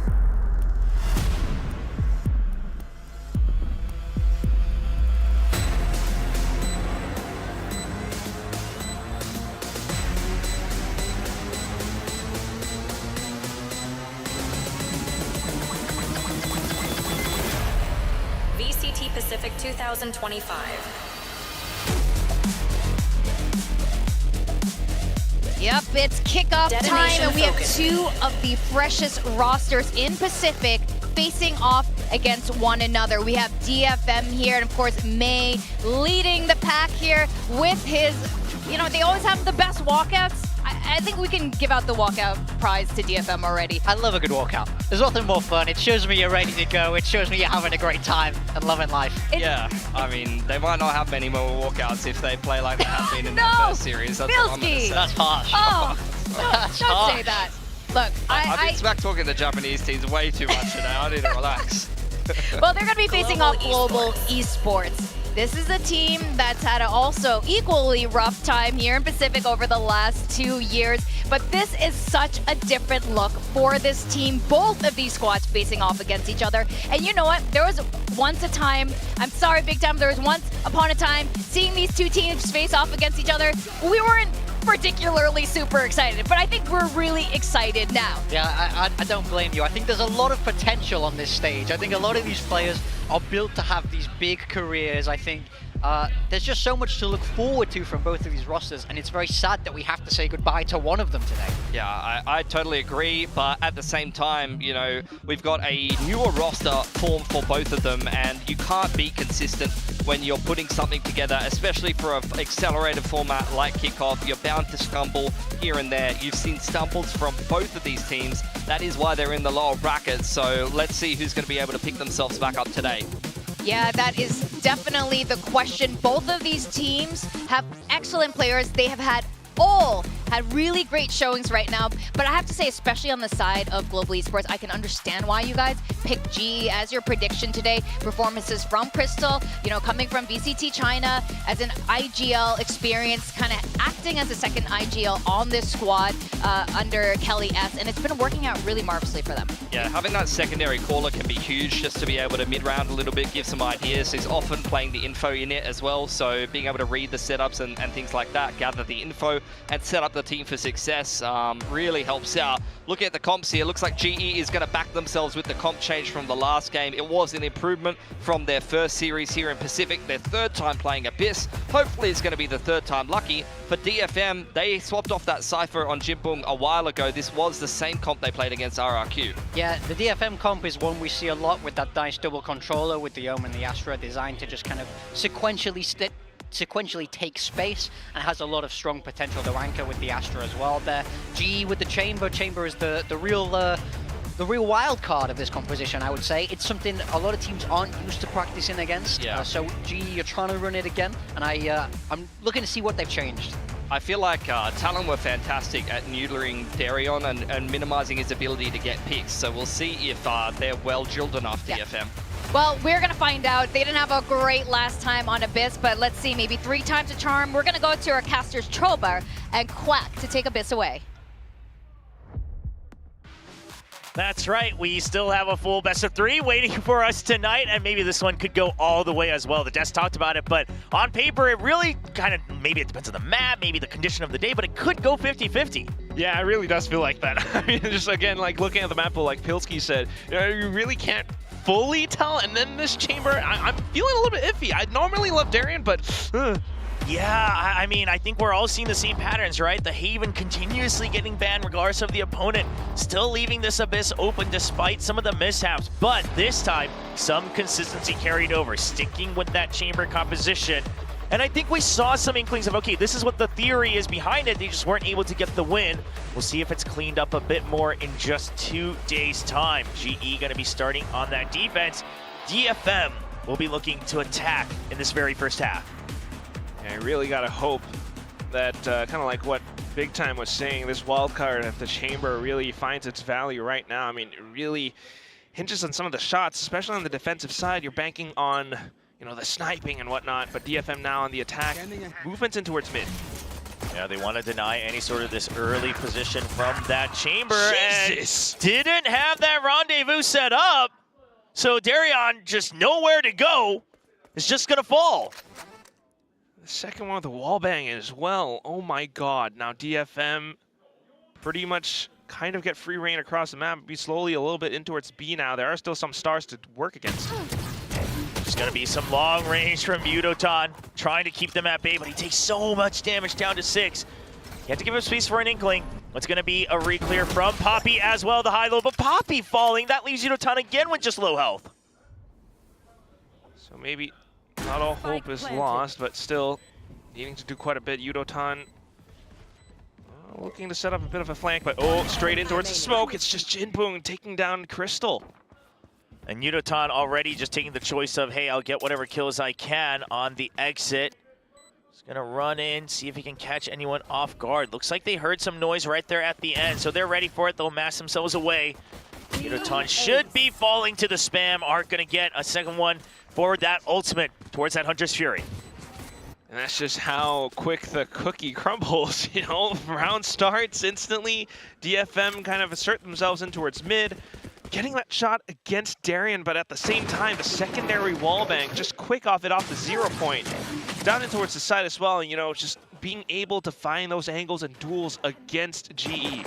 Yeah, when you get taken out that quickly in the pistol round, right? And especially not having that rendezvous set up, a bit of a mishap on the side of GE. I wonder how much more confidently you're able to push out mid, because you have to. Wherever the Chamber is, you have to take these aggressive angles to make sure you punish them from trying to clear that space. Yeah, you totally need to set that up, or at least just give yourself some kind of an escape route. But right now, next round straight in towards B, just everything open up for DFM. Yeah, just stacking onto A side. GE, they take that choice, and down they go, the Lemmings off the map. And it is a flawless, not by choice. Not by choice. Well, I guess somebody's choice, but not DFM's.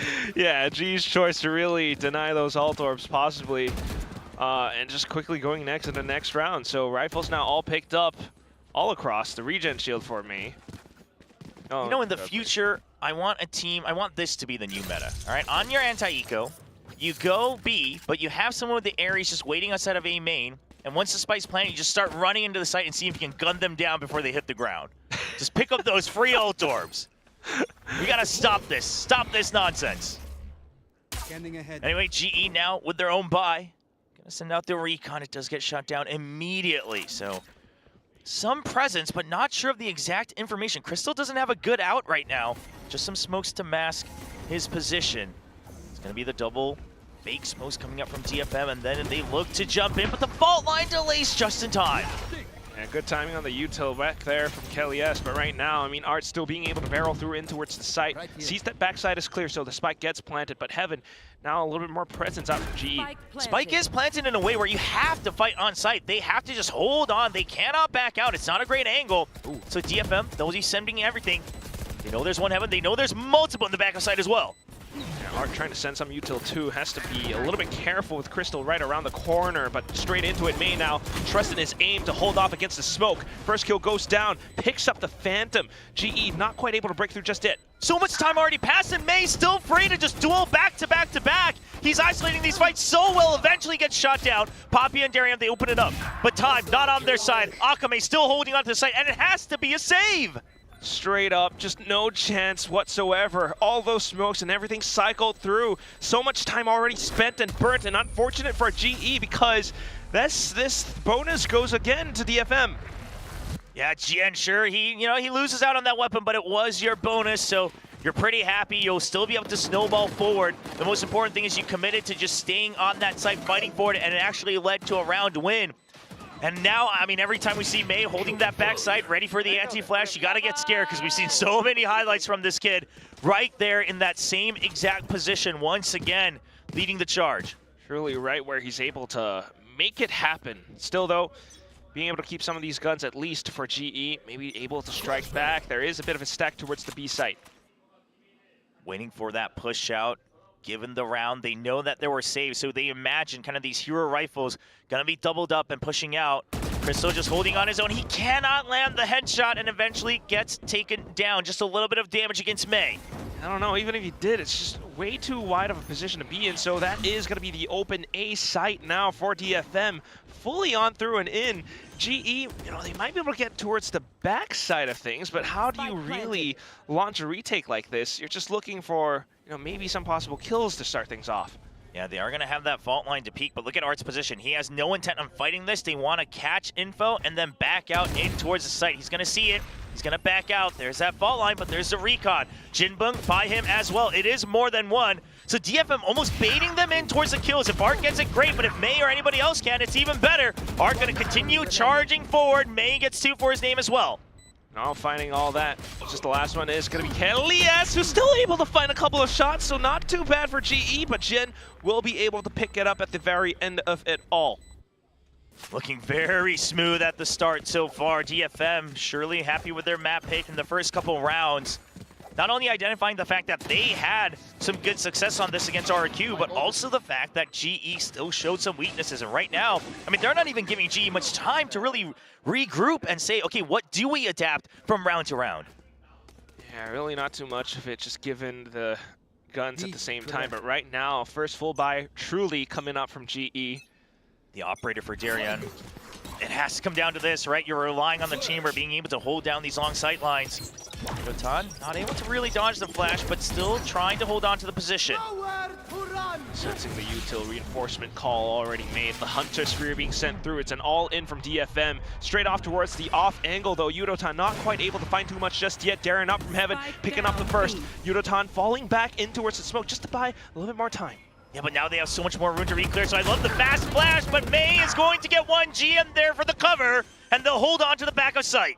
Quick with the gravity well as well. Now the cloud burst just to, fend things off a little bit, but Crystal peeks into the shot from Jen. All that's left is Darren has to hold on to the but swaps over to the Headhunter, not quite able to land the shots. May takes him down for the 5-0 on DFM. Suddenly that round win streak. Not sure if it calls for a timeout. Obviously, Econ not quite there, so it is a choice whether you call it now just for tempo or whether you're going to maybe call it on that next buy round if the player still cannot quite figure it out in the server. But I'll be honest, the more I think about it, it's just like, can you, as a player in the server, are you even able to really process what's going on right now? The rounds have been so quick. Way too much. Maybe needing, a bit of a pause at some point. But all right, G with the eco just straight up pushes out from mid, spots out Jien, but still Jien able to hold back. A bit of a stun, and he's able to find at least one, but Akami trades right back. Everybody pinged as well. No clearance on the recon. GE surely a timeout after this round as they're not able to execute their plans to perfection. May on a scouting mission on his own. Look at how much they trust him. Has that Vandal in hand, but just full faith that he will win the duels. Can he win the 1v2? Okay, he will eventually drop, but no weapon given over. Yeah, a little bit too hot for Kelly S. You think about possible other players coming through. Mid was kind of cleared out by Art as well, so he's able to set up the link outside of vents. Yeah, and just look at where they have to go, right, Kelly S? Because of that mid pressure earlier that they weren't able to reclaim that area, he has to back out all the way. He can't wait to see if they're going to protect that Vandal dropped.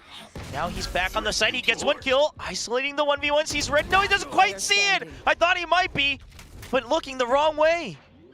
A tiny sliver. Unfortunately, kind of blending in towards the wall as well, but right now, holding on to it's just Darian out with the Headhunter, still not able to land the flicks. DFM continue forward. So much expected of Darian's chamber pick here, just given the combination that they have, right? It's either him or Unotan that really needs to go out. Everyone else just a supporting cast.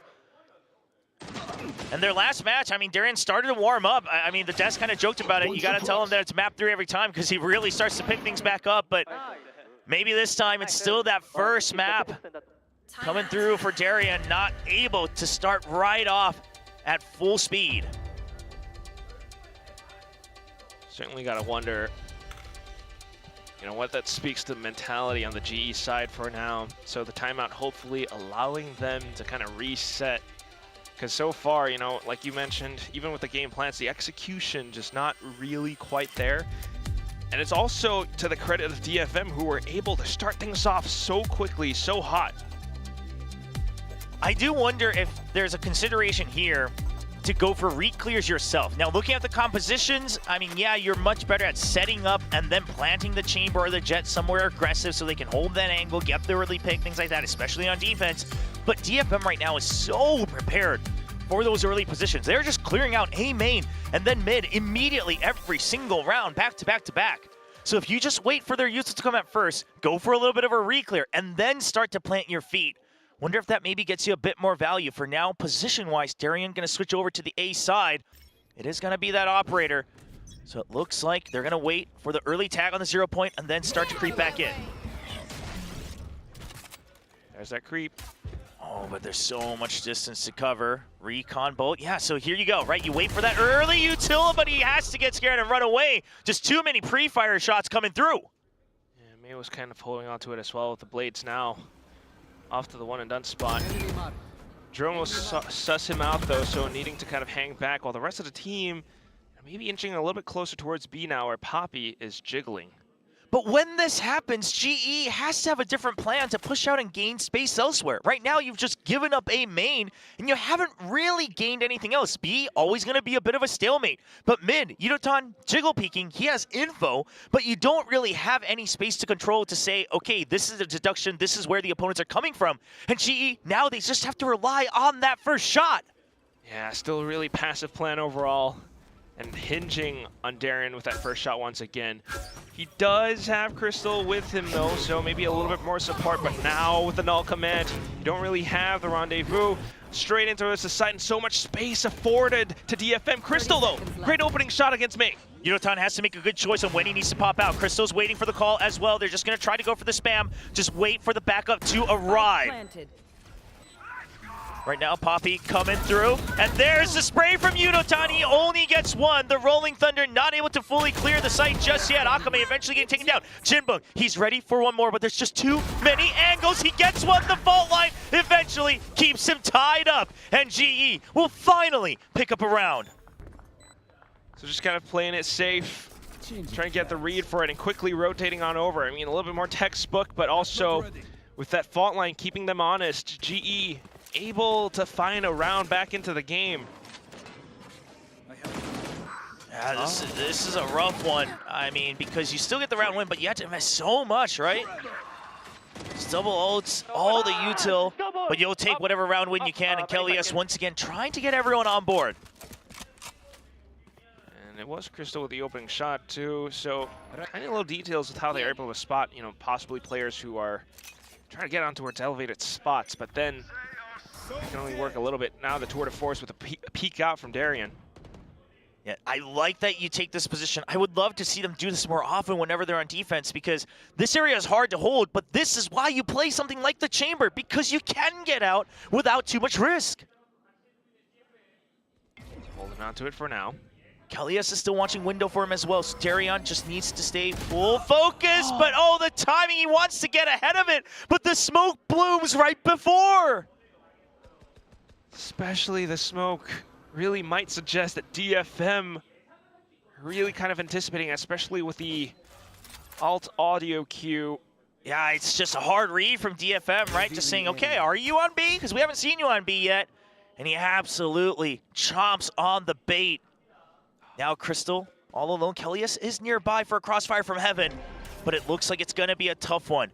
We are going to have that Cosmic Divide. Jinbeng launches it. It's going to cut off KeleS. If he wants to fill the site, they need to be exposed on a high-low. There's a lot of util keeping them tied up, and DFM says, all right, that's the call. We want to make the move across to the other side. 30 seconds holding on left. to it for now. Poppy does spot them on the crossing, so that is info enough. But look at Jinbeng. He reacts to it and says, I'll cut off the rest of the rotations. Yudotan. Meanwhile, Jinbeng wins. Yudotan still alive on the site. He's just trying to stay alive. Jinbeng cleans up mid, but meanwhile, DFM all the way through the site. A hard read and a great reaction from Jinbeng, eventually leading to 7 rounds. Keeping themselves alive on all fronts, DFM. Despite G's best efforts to really try to play to their composition, right? Still just sussed out by the smokes. The mid-round decision from Jinbeng to stay inside of mid to lurk out against 2 players, and also dealing against Yudotan. I mean, look at how they were able to get into sight, but within range with that paranoia. Jian out from the back.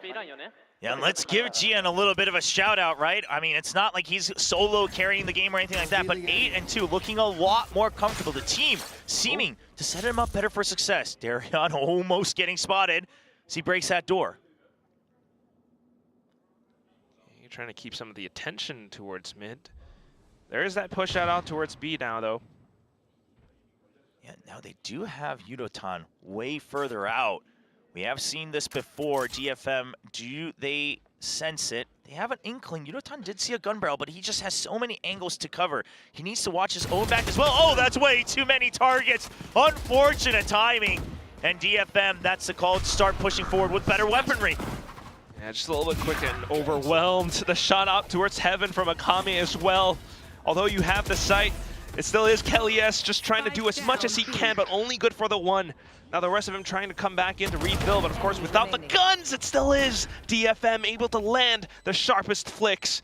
Down to just Poppy. 1-on-4, not quite likely. The shorty in his face, point blank for DFM to collect. Yeah, when things are going well, GN, he can just play it like he does at home, right? We're already winning. I can take these aggressive positions. I can play as if I know I'm going to win every fight.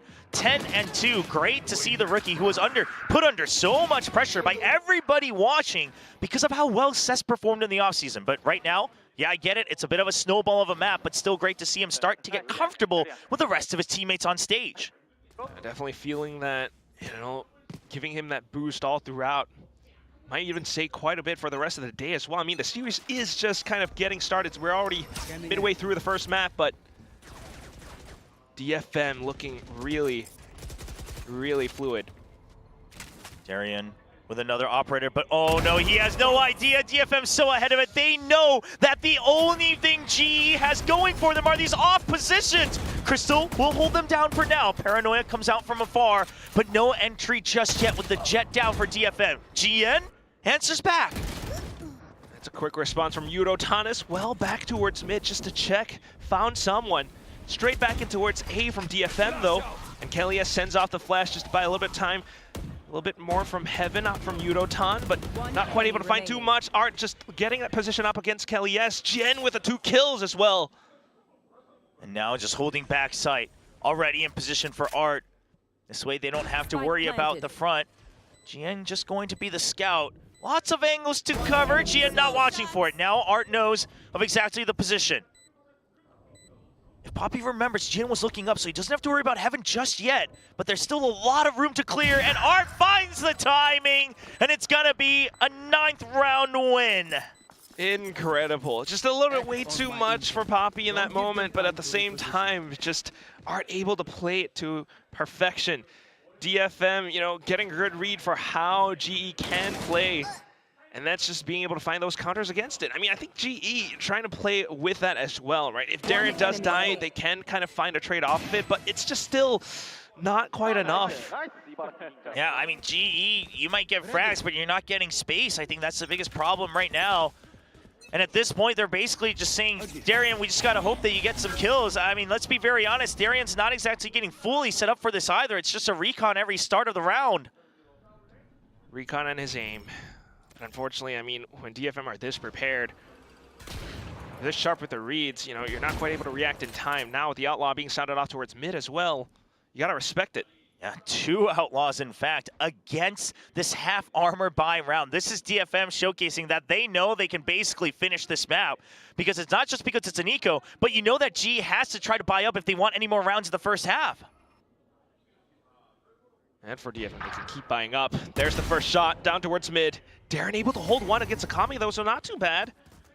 Yeah, you will keep that space. That's the important thing. Now you have the trademark as well, so you have a little bit more room to work with. They are going hyper-aggressive with Yudotan pushed all the way out under window as well, but you'll take what you can get because you've already given up on mid. So let them through. If they don't know that Yudotan is here, you might be able to strike back once they fled through from the stairs. But then you gotta watch out for Jinbung as well. Yeah, the real question is Jinbung, does he catch Poppy? Uh-oh, he might have seen that gunfire as well. So he's trying to isolate the fights. He finds one. He's ready for it. Swings over. Yudotan just keeping him busy. But who's really locked with who right now? Yudotan already above him. Does he sniff it out? He does. He sees the gunfire. It's a 1v1. And it's going to be Jinbung who clears it nice and clean with the headshot. Crouched down as well. Such a good read. Anticipates all of it in full.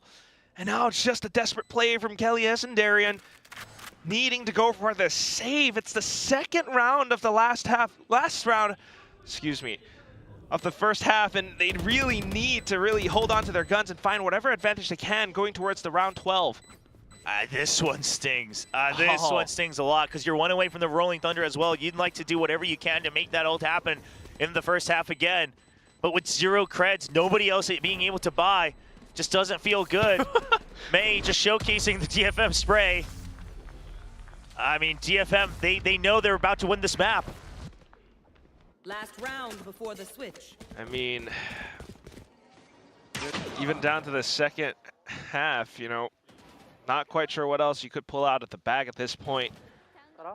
And, you know, the graphics team was having some fun with those early graphics, but you have to wonder how different might have things been. It's not about the individual skill, but trying to build out a map pool with someone standing in so late into the off season. You have to rework certain things. You might have the playbook, but it might not suit the exact players. You got Yudotan switching back over the duelist. We've seen highlights, obviously from Yudotan, but also from Darien as well, depending on the agencies playing. But to try to build that out across all these maps for the draft, it's so tough. Truly, to no fault of his own, but still trying to fight back. Poppy in with the judge, holding outside of danger. That's at least one. And then Darren swings out for the next. Can they keep hope alive? At least an extra chance going into the second half. Spike not planted just yet, so Yudotan going to be watching for the far rotate all the way around spawn. Meanwhile, everybody else across is trained on the site. Spots out the recon too, so they know it's gonna come from this spot. Crystal, unfortunately not quite able to land the burst, but there it is. Kelly S and Poppy down to the judge. Darren from the back, at least able to pick up a second round, so the first half ends in 10-2. All right, you get the pistol, you have a little bit of breathing room, at least some hope at the end of the tunnel, but it is going to be a long one for GE. And I was wondering if we were ever going to see an Odin in the first half, and it looked like he just couldn't quite give it up at the very end. But that is going to lead to that second round given over. Now, if I'm DFM, as confident as we were, like this is where in halftime you kind of got to tell yourselves like, okay, hold on. It's not over just yet, guys. Like, let's not just assume we're winning, right? Let's not just assume we can crawl around the map with the Odin. We got to play what we prepped because 10-2, suddenly let's say G wins the pistol. It's 10-4. If they convert the bonus, suddenly you got to hope for those ult rounds to really try to close out the map. Really got to stay locked in. Absolutely right, Chobra. The game is not over. Even if they do win this map, it still isn't over. You still got to watch out for GE on some of their subsequent map picks, right? I mean, Split has been so good for them thus far, all through our kickoffs. Hopefully seeing how that can carry forward right now. I mean, really just trying to work with what they've got. Darren trying to do what he can on this role. But at the same time, I mean, a lot of credit to DFM for how they're able to recognize and what GE wants to do. I think a common theme for this entire Pacific Kickoff has been proactivity. I mean, we praised it before, but in past metas, sometimes you had much slower metas where maybe it was too risky, but this year, it really is about clearing space and then holding on to it, pressuring the other team to move and make a mistake, really getting those forced errors out of the way. And DFM, I mean, they were pressing every single pressure point on the map in that first half. Yeah, so much of it all throughout. Or even just holding in case someone does peek out at some point. You know, finding some of these moments against Darian, Yudotan at some points.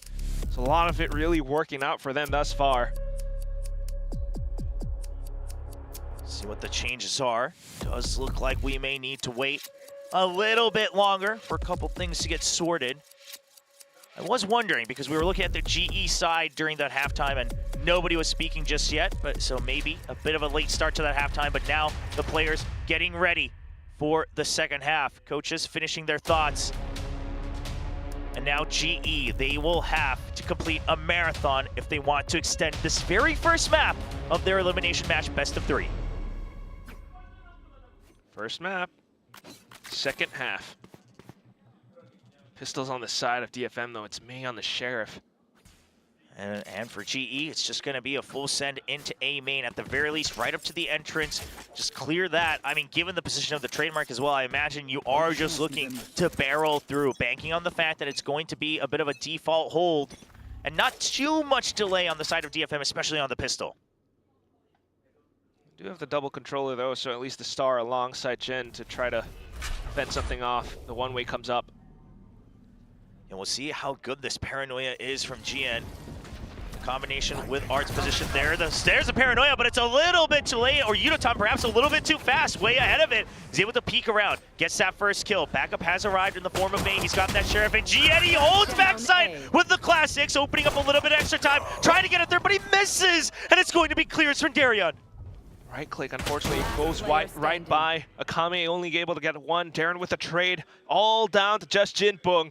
Goes in for the wide swing, spots out Darian with the ghost, so sharp on it, and repositions just to hold.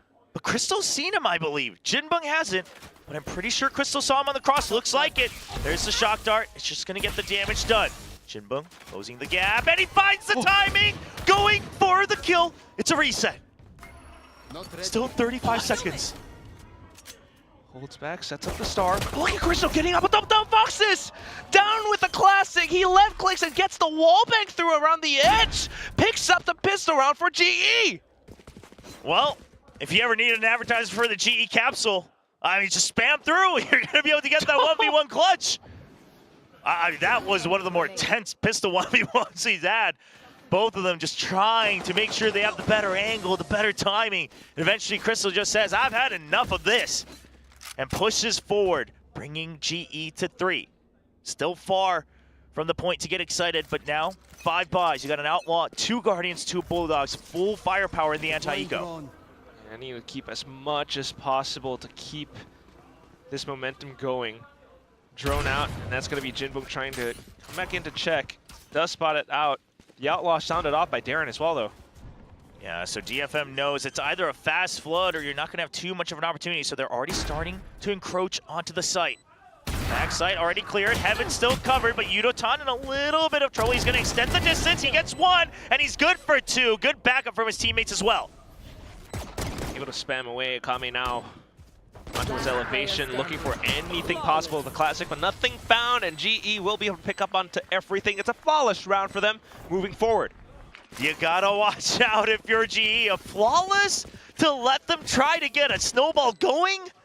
This is. I mean, listen, I'm not saying it's close to a comeback or anything. Don't call it yet. But it is the best scenario you could possibly have if you're GE. I'm going to wait for one more round at least before I start saying anything. This is going to be that full buy from DFM after all. The Outlaw maybe need to do a little bit more in this round, but at least for now, DFM with their setups a little bit more towards mid. GE changing up where they're hitting. It was A and then B, and now some pressure on mid. And it looks to be a mid to B pinch. It's just going to be a one-dimensional push. They're not stopping. They're going to keep going. The drone coming through. Fragment will keep them at bay for the time being, but it's just a dash across the stun. It allows Unotan to pick up the kill. Sight opened up for GE once more. Rifle upgrade as well. Now continuing to hold against the back. Crystal watches it in case there is more. Poppy as well in case there are some rotations all throughout mid. Here's the footsteps getting the spray down. That's the first one, but then the trade from Akame. At least strike down on towards B though. But Unotan getting a little bit way too ahead. All right, still 3 members for GE. They know that they're quite weak on the other side. Crystal going for the shock dart, trying to get that chip damage or maybe a cheeky little kill. Darian not able to land it. Gian good for 2. It's a 1v2, but both of them, one shot.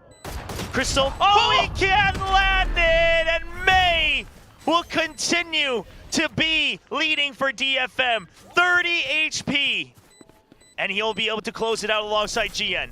Just absolute assertion. May not slowing down. I mean, GE were the ones picking up the pace against DFM, but May says, okay, I'm ready to take that challenge down into 2-on-1. Just being able to take that against them. G had a good idea of trying to get that rush against with the B split, but DFM were able to get some of these kills across. I mean, look at Gian with the spray transfer. Getting a bit of a wall bang against Unotan as well was such a good read from DFM. Yeah, that spray was really good from GN. So starting to really showcase what he's good at. 17-6 right now for the rookie. May 12-9 as well. And I think that the ending to that round was just one of the more prime examples of a confidence play. Right, you called it. It's a 2v1. You're low on health, and May still just goes for the peak early first to get information, see if he can get a cheeky shot, and he wins that duel. Really forcing G to really kind of pump the brakes again. You know, facing danger of map point now. They spotted a couple players out towards mid. The setup wasn't so bad because you're checking for both angles. You were prepared to go for the trades from GE, but only a little bit of chip damage against GN at the end of it. Drone drawn out, and you're still pressuring mid. Meanwhile, the setup for the B side. Darren will be watching Heaven, but the rest of them, the drone doesn't catch information. Jinbung is hidden away. Should catch the KO, so Akame has to back out. Jinbung, he gets ahead of it. He shuts down Unotan. That's the dive gone. Still able to hold again as well. The second kill going through. A third. Now looking onto the fourth. Picks it up. It's all onto Jinbung.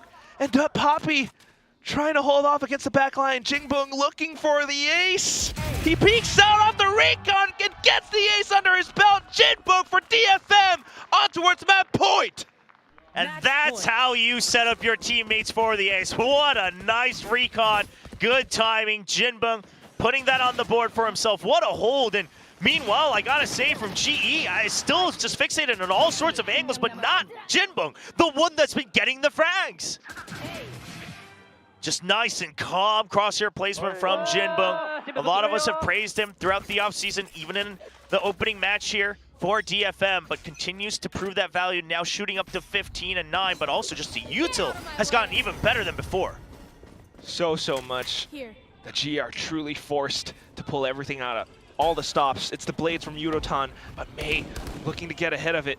Just outside the smokes, he goes for the peak. Bit of a one-tap whiff. He's gonna dash right back. Yeah, notices one too many people, but that's the call for DFM to push out of B main. Akame gets the kill there, and Crystal trying to get through, and you do have Unotan trying to be a menace, but eventually it's all members down on the site, and GE will take control. Quick enough to make it happen. Now Art just trying to retake a little bit more space from Heaven, find some sight lines, but nothing found. Yeah, they know the location of each other. Poppy and Kelnius both one away from the ults. So if I'm Art, yeah, I don't know if I fight this. No reason to give them an early rotation to try to catch up. You just need that one extra round. You wait for the chance that you can get. Backed up into the save. Just one round to close out this first map. GE showing a bit of resilience. So far for GE, I mean, the few successes they've had here coming in is really just when they were able to go for those rushes. Okay, all right, okay. Whoa. I mean, he gives them their ults, but he'll get a couple more towards his as well. That's a fair trade. Okay. Yeah, I mean, you get 3 for your name. You know, they'll get their ults at some point anyway. You maybe just pass on this round and focus on when you're able to go for a combo yourselves. But it's really been the rushes, right? I mean, sure, eventually Crystal lost that 1v2 in the bonus. But even that one, getting onto the site, it's about the fast hits. That's where GE has been able to shine. DFM still holding that default at the very start. But the problem becomes, at what point does DFM catch on? Because you don't have any chances if you're GE. You have no way to adapt after DFM has course corrected. Absolutely one of those things to consider, and thinking about what that could mean for some of the future maps as well, given how DFM's tendencies to set up. Cosmic Divide looking to make another rush happen. The Paranoia already sent through and baited out. Yudotan now looking to lead the charge, sees the Odin Tracers, goes up through from bridge. Oh, but knocked out by the Rolling Thunder. Crystal able to strike back. They're taking over all the way into the back of sight, but they'll just yield and decides to go for the plant onto the bridge. Cosmic Divide does go down, but DFM, they're going to wait for backup to arrive. Chinbung, last one, coming up in mid.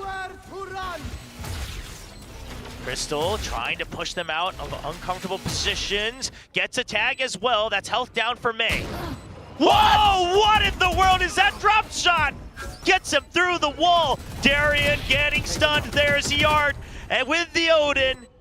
And now they just slowly start to creep towards the spike. Cosmic Divide, how in the world are you going to defend this one? Oh no, the ability's taken away. Can they block it? No, they'll have to restart the spike defuse. There's the aftershock. Is it enough time though? Trying to block the wall, hold the door. Can they do it? No. Enough time passed. Crystal going for the calculations, and yes, it is. GE will stay alive once more. Down to just Pandemonium and Chaos, and with the wire as well, GE managed to keep themselves inside of it all. But it came so close for DFM, almost able to make it happen. I gotta imagine, I gotta see how that shot happened for me. Oh! I mean, just drops, sees the elbow, goes for it. That's a confidence play right there. And Crystal, just knowing that that's the only option. You had to just push through. You had to get them off of it. But a lot of desperation used. You have to rely on that tour de force now. And it's been taken away, just like that. A few seconds. Yeah, but they know the location of it and the setup. So now the stack, look at DFM, instead of pushing out elsewhere, instead of saying we're gonna try to get a lot more space, we have lesser weapons, but we also know you guys have been liking to rush, so we're gonna stack onto the B site. Yudotan is in. Can he stay alive? Can he get the kills? No, he doesn't get the kill right off the peak. Jinboom slowly creeping back in. Roro. Oh, that's another one down. Crystal able to strike back, but Akame spots and jumps up on top of the boxes. Down to just Poppy and Darren, who's still marking the back lines, but again, it's taken away. It's the one piece of strong firepower that they have. Poppy, he's trying to make whatever work, but it's still a 2v3. Poppy, Jin. He's aware of the wraparound though. With this much time, you guys aren't fighting us. What could be the answer? Waiting for Jin, but Jin also waiting. They can keep waiting. 30 seconds and Spike is down. Exactly. And he gets the kill. Whoa, Jin. Okay, that's a double. 20 seconds. Down to another 1v1. Art, does he have the timing? He doesn't know. He has no idea. They both have no idea where they are. Oh my God. Whose senses are gonna tingle first? Spike still not cleared. Art senses something's wrong, but Darian will go for safety, checks once more, and brings GE to 7. 7 is getting close, Chobra. 7 is getting close. This entire round was close. DFM had it, especially some of the opening shots, you know, the great read against them. It was a bit of a half buy as well. And the fact that they made it happen this close, really says quite a bit. Some of the confidence plays, but at the same time, down to the final moments, the minute details of some of how the angles might have been held allows for GE to sneak out yet another round. And now the operator coming into the hands of Darian, so he doesn't need that tour de force anymore, but it is a stack from DFM. It's a 4-man trap setup for that Blaze Storm. There's May, but there's the rendezvous. A couple knives out already. Can he get the reset? Not just yet. Crystal is going to help gun him down with his teammates, and GE will gladly answer back. Holds out to the back line, and now waiting for the smoke to dissipate before they rush and send a full commit. Gravwell just to defend off and hold Jinbong alongside Jin. Can they make it happen? Dog towards the off angle. Jinbong able to get the flicks. 2 only. Kellyes and Yudotan to pick up the round for GE again. DFM starting to get a little dicey. The Creds starting to run dry one by one. Couple members still able to buy one more time in the next round. You can still get by with a half armors, but look at this. All the different angles already covered. I mean, it's a good read from GE. As soon as they get an inkling of it, they reset. Timeout. Just feel as though DFM needs to cool off. And that's exactly what they're gonna do with this timeout. Reset for the players. Make sure that they get that one round they need. Went to overtime last time against RQ as well. Yes, thanks to some of the heroics, especially from May, they were able to really push through on that one. But you don't want to risk that when you were in the lead for so very long. Not super vocal on the screens right now, but at least, you know, recognizing the tendencies and needing to play a little bit more defensive. Meanwhile, for GE, you know, they can see maybe the light at the end of the tunnel right now. That's when you have to stay ever more patient. Can't let your mind get ahead of things. And it looked like the GE coaches perhaps reminded their players of that, just sticking to the plan, making sure they relay all information. Crystal went away from the Huntress Fury, but otherwise, GE a little dry on the ult, but obviously strong weapons in hand. DFM, meanwhile, Cosmic Divide available for that retake, so they'll leave that A site open. They'll stack onto B. Standing ahead. Will that work out in favor of GE, though? Quick peeks out in towards A. Yudotan able to dash away in time. He didn't get the kill, which is very fortunate for DFM, because now they can mask information on if there's been backup, how many people are there, and exactly which agent are going to be taking their positions on A once more. Still, though, a little bit of intel there for GE, only spotting out Art. The drone coming back into Reclair as well, and that now is when GE kind of regroups, preparing for that assault into the A site. I like this from GE. You masked that information, but you didn't see anyone peek out from mid. So now you have the reverse reading that DFM has to be holding far back. DFM trying to get ahead of it with the timing. We do see Jinbong trying to clear out mid, but already the execute has begun onto the A site. Flash drawn out as well. Now just for DFM to hold. Rotation starting to come across, but Yudotan already towards back site. Art trying to stay and hold out towards Heaven, looking for some potential spams. Nothing quite just yet. Everyone able to dodge everything. Yeah, and the bridge plan as well, so they weren't at danger on default. There's a Cosmic Divide, but look at the position of Yudotan. He's going to be able to get info from the back side. Meanwhile, holding close, Art already gets one kill. Meanwhile, in the back, no, it's going to be Crystal still getting the kills from long range with the Huntress Fury, just making sure they cannot enter the site. But now the flood has begun. The gates have opened, and May starts to push out. Darian, good for the angle. Crystal, good on the trade, and May has to push. 1v1, and he gets it! Their hero answers the call once again to close out the very first map. Oh my god, May with his cape flowing in the wind, repeatedly making it happen for DFM when they need it most. His power truly shining down to those final moments. Just in a 1-on-2, takes those fights with ease. You see him showing off the scoreboard there. I don't know what he's telling GN, but maybe just congratulating GN on the number of kills as well. Tied together with May at 17, Jinbong at 21. Really racking up those kills as that semi-sentinel on the Astra. But DFM, yes, it took a little bit longer, but going to be very happy about their first map choice of Abyss.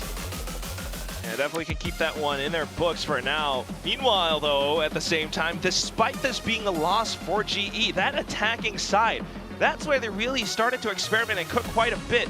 You know, maybe the composition not quite working out too well for them on the defensive half, but they started to string these rounds together.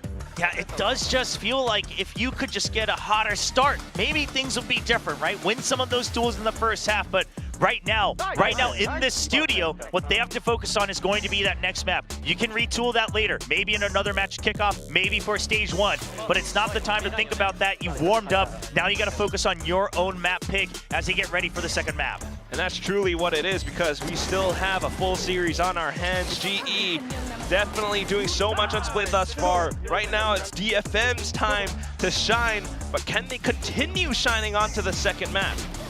Yeah, curious to see. I mean, there was, I think, a very stark difference in comfort level here on Abyss. So it's still a little bit hard to tell exactly who's going to feel more confident, who's going to feel more fluid going into the next map. But for the time being, DFM, they'll be able to celebrate in the back and now bring that confidence back out for the second map, while GE, they'll have to focus on what worked as they prepare for another battle against DFM. We'll send it over to the analyst desk to break down the action. Thank you, casters. And as they were saying, DFM looked very comfortable on Abyss. Global Esports has been regularly struggling on this map, and it looks like they still have yet to figure it out. DFM, though, everything mostly was in control. We had a little funny round on B with them, a little bit of an Easter egg hunt, but still, they closed it out. Yeah, I think when things get dicey for them, that's where May really needs to step in. It was a similar story against RRQ when they really started struggling, is when May pulled out the hero plays, but I really can't fault their overall read, particularly in the first half, and their attacking side. They did a great job kind of neutering the chamber and minimizing Darion's impact, as did Talon in a different way. They really used utility a lot to push him off the lines. DFM was just straight up killing him. Yeah, you could just tell, I feel like they understood how to play against this comp that Global were presenting, especially in that first half. The game, a 10-2 half is so hard to come back from. The game is sort of won and lost in that. I mean, we saw GE start to make a comeback, but your cushion isn't just big enough. Even when you start to pick up steam, you just don't have the round. You just can't afford any mistakes, and we see Jinbung ace them, and then of course that last round with a big mate clutch. Yeah, this is not a good look for Global Esports right now, but I've seen enough matches here in Kickoff to know that the first map might just mean nothing for the overall match result. So this is a good win for DFM, and I'm going to be curious to break down Split with you guys after this, because both of these teams are also quite good at Split. Jinbung continues as our MVP. I think overall so far in this tournament, he's been pretty stellar. He's done very well for himself, playing the Astra as well. You know, that pseudo Sentinel on the defensive side, even on attack, he was getting his. So very, very solid. The controller I really want to give a lot of props to is GN. I mean, he played a lot better in this game, particularly the first half. He was really kind of popping off to start off the game, and even in the early rounds of defense, he did pretty well for DFM, I would say. But as with the rest of DFM slowed down a little bit, you know, early on here, it really felt like DFM was slamming the sites over and over and over again and going for these executes time and time again. And what GE really struggled with, especially against the double controller, is the retakes. It felt like they were waiting out the smokes, but the thing is, it's not normal smoke timing. You see it there on Heaven, the refresh of the dark cover on top of the Nebula, and you just, if you wait too long, we'll never find that clean avenue to be able to complete the retake if you're waiting out these smokes, because with the double controller, you can just keep cycling them forever. And DFM, it was very clear to me their approach was to slam sites against the chamber. Yeah, I think this round is also really crucial. We see what Chamber wants to do is he wants to explore and lock those mains. DFM really understand this, and they're just waiting for him to push. We see exactly the same thing in this round as well. Darion wants to start exploring a main. May moves across to the other side and is so ready for Darion to come out of the smoke. They understand what GE wanted to do with the chamber and shut it down very, very well to establish that dominant first half. Yeah, I think if they play Abyss again, I know Darion can play Cypher, like I don't think the chamber's been working very well, and when it does, it feels like its team's making mistakes against GE's attack and Darion given too many opportunities. Do you agree with that, Big Time? And you know, you were making a case for their comp. and we can understand the thought process that goes behind this. This is a comp that we kind of just need to throw away and work on something new. I don't think they should throw it away. I don't think it's not that bad. We saw how it has power on attack also, and I think sort of the issue when you're playing Chamber is a lot of it comes down to execution. You need your Chamber guy to be popping off, but it does change how your opponents have to approach the game against you. It's just DFM were very, very prepared. It's more, I want to see that second layer of, so now if you know DFM are going to stand there and wait for your Chamber, then he doesn't have to go. We can just delay that time. You can be on a deeper angle. That's what I want to see. I want to see them develop that comp a little bit more into the next step of it. Now let's see how much these teams have both learned. We're going to be going to the second map of Split. Let's break this down. Now, both of these teams have done well on Split the last time we've seen them play. DFM hasn't played it this kickoff. The last time we saw it was at the Radiant Asia Invitational. They played against Paper Rex. And by the way, the winner of this will be facing off Paper Rex. And DFM did beat Paper Rex rather in a very close overtime match against them on Split with one different player. Global Esports in the meantime. Also, 2 times they've showed it this tournament, and it was dominant against Talon and Secret. I don't think they're worried about map 2. I think they're able to reset nicely knowing that they're going into Split. This is exactly what they did against Team Secret. This Split comp for them has looked very, very comfortable with this double Sentinel. It's clearly a style that really suits them and that they enjoy playing. So I think they're going to feel good about Split. DFM is a little bit more of an unknown, so we need to see what kind of things they come out with. But I don't think GE are going to be too phased. They're going to be looking to push this all the way to map 3. I'm a little worried though. I think this is why I said the map pool concerns me when I saw the veto of this, because it doesn't feel like a free win. Exactly like you said, Vic, it feels like DFM can play this map if they can beat PRX on it. PRX have played Split for the longest time, so if you're beating them in the off-season, if they play to their ceiling, they should be pretty comfortable. And I think stylistically, it's almost kind of similar comps with different approaches. For DFM, they're also playing the double Sentinel single init, just a different take on it with the Sky as well as the Vice Cypher, I think it is. Yeah, I also think it's worth noting that we just spoke about how well prepared they were for the Chamber. So I think they've clearly put a lot of work into the ante and they kind of understand how GE want to play. So GE have shown this comp twice now. So they've shown a lot more material than the DFM have shown on this map, having not played it in Kickoff. So again, what are the answers? How are you going to approach this double Sentinel? What's your counter going to be? What's your composition going to be to counter it? And that's where the coaching staff of DFM it's your time to shine now. So yeah, let's see what you got. I have to say, when it comes to Japanese teams, Korean teams too, to an extent, but Japanese teams are masters of anti-stratting. That seems to be their approach to a lot of the matches here in Pacific. Now, we were talking about the Vice. And it's similar composition, probably similar in the approach, but do you think it'll be a big difference in their choice of Sentinels? Deadlock versus Vice? Yeah, I think they're both kind of those like trap play kind of Sentinels, although the Vice is a bit more of a traditional Senti, whereas the Deadlock I feel like is kind of a supplemental Senti in a way to the Cypher, where, it is kind of the agent that makes your post plant stronger, as well as making it harder for the other team to just hard hit you. I think the biggest difference for me is really the choice of controller, actually. Astra versus Omen. The Omen does a lot of nice plays that you can do with the Paranoia, as well as the movement on Split. You can act as a bit more of a second entry than the Astra that's going to be a lot slower on the side of GE. Yeah, in that controller matchup, we view the Omen to be a little bit more aggressive. The way you're able to Paranoia to kind of control that space, you TP as well, so you have this almost pseudo entry capability, where Astra fits the opposite side of that, where you're playing a lot more like a Sentinel. You're allowed to lurk a lot more. You don't really want to be lurking on Omen, so you can use that Paranoia, but on Astra, you're free to go wherever you want, and you're also like, you don't mind anchoring a little bit more, staying, not rotating as fast. We see the Omen anchor too, but I think Astra is a little bit better at it. So it's just a stylistic difference, really. Well, just a stylistic difference, but only one of these teams are going to continue on to face Paper Rex in the lower brackets, and one of the teams are going to have to go home, so they're going to have to find something a little bit more than a stylistic difference here. How are you guys feeling about your predictions? Because like I said, with the map pool, it's shaky. My big issue for GE in the last map, and it was the same thing in their opening series, the individuals didn't show up to the game, and they need that bounce back. We saw Crystal on the second map Split. He just came out of the gates firing on all cylinders. And how are you feeling, Big Time? I'm feeling okay. I feel like Split has been a good map for GE. I think they're going to push it all the way to map 3, and then Lotus is a different question amongst itself, but we have to cross that bridge first. We have to get there first. Well, we like 3 mappers here in Kickoff, so it might be the case.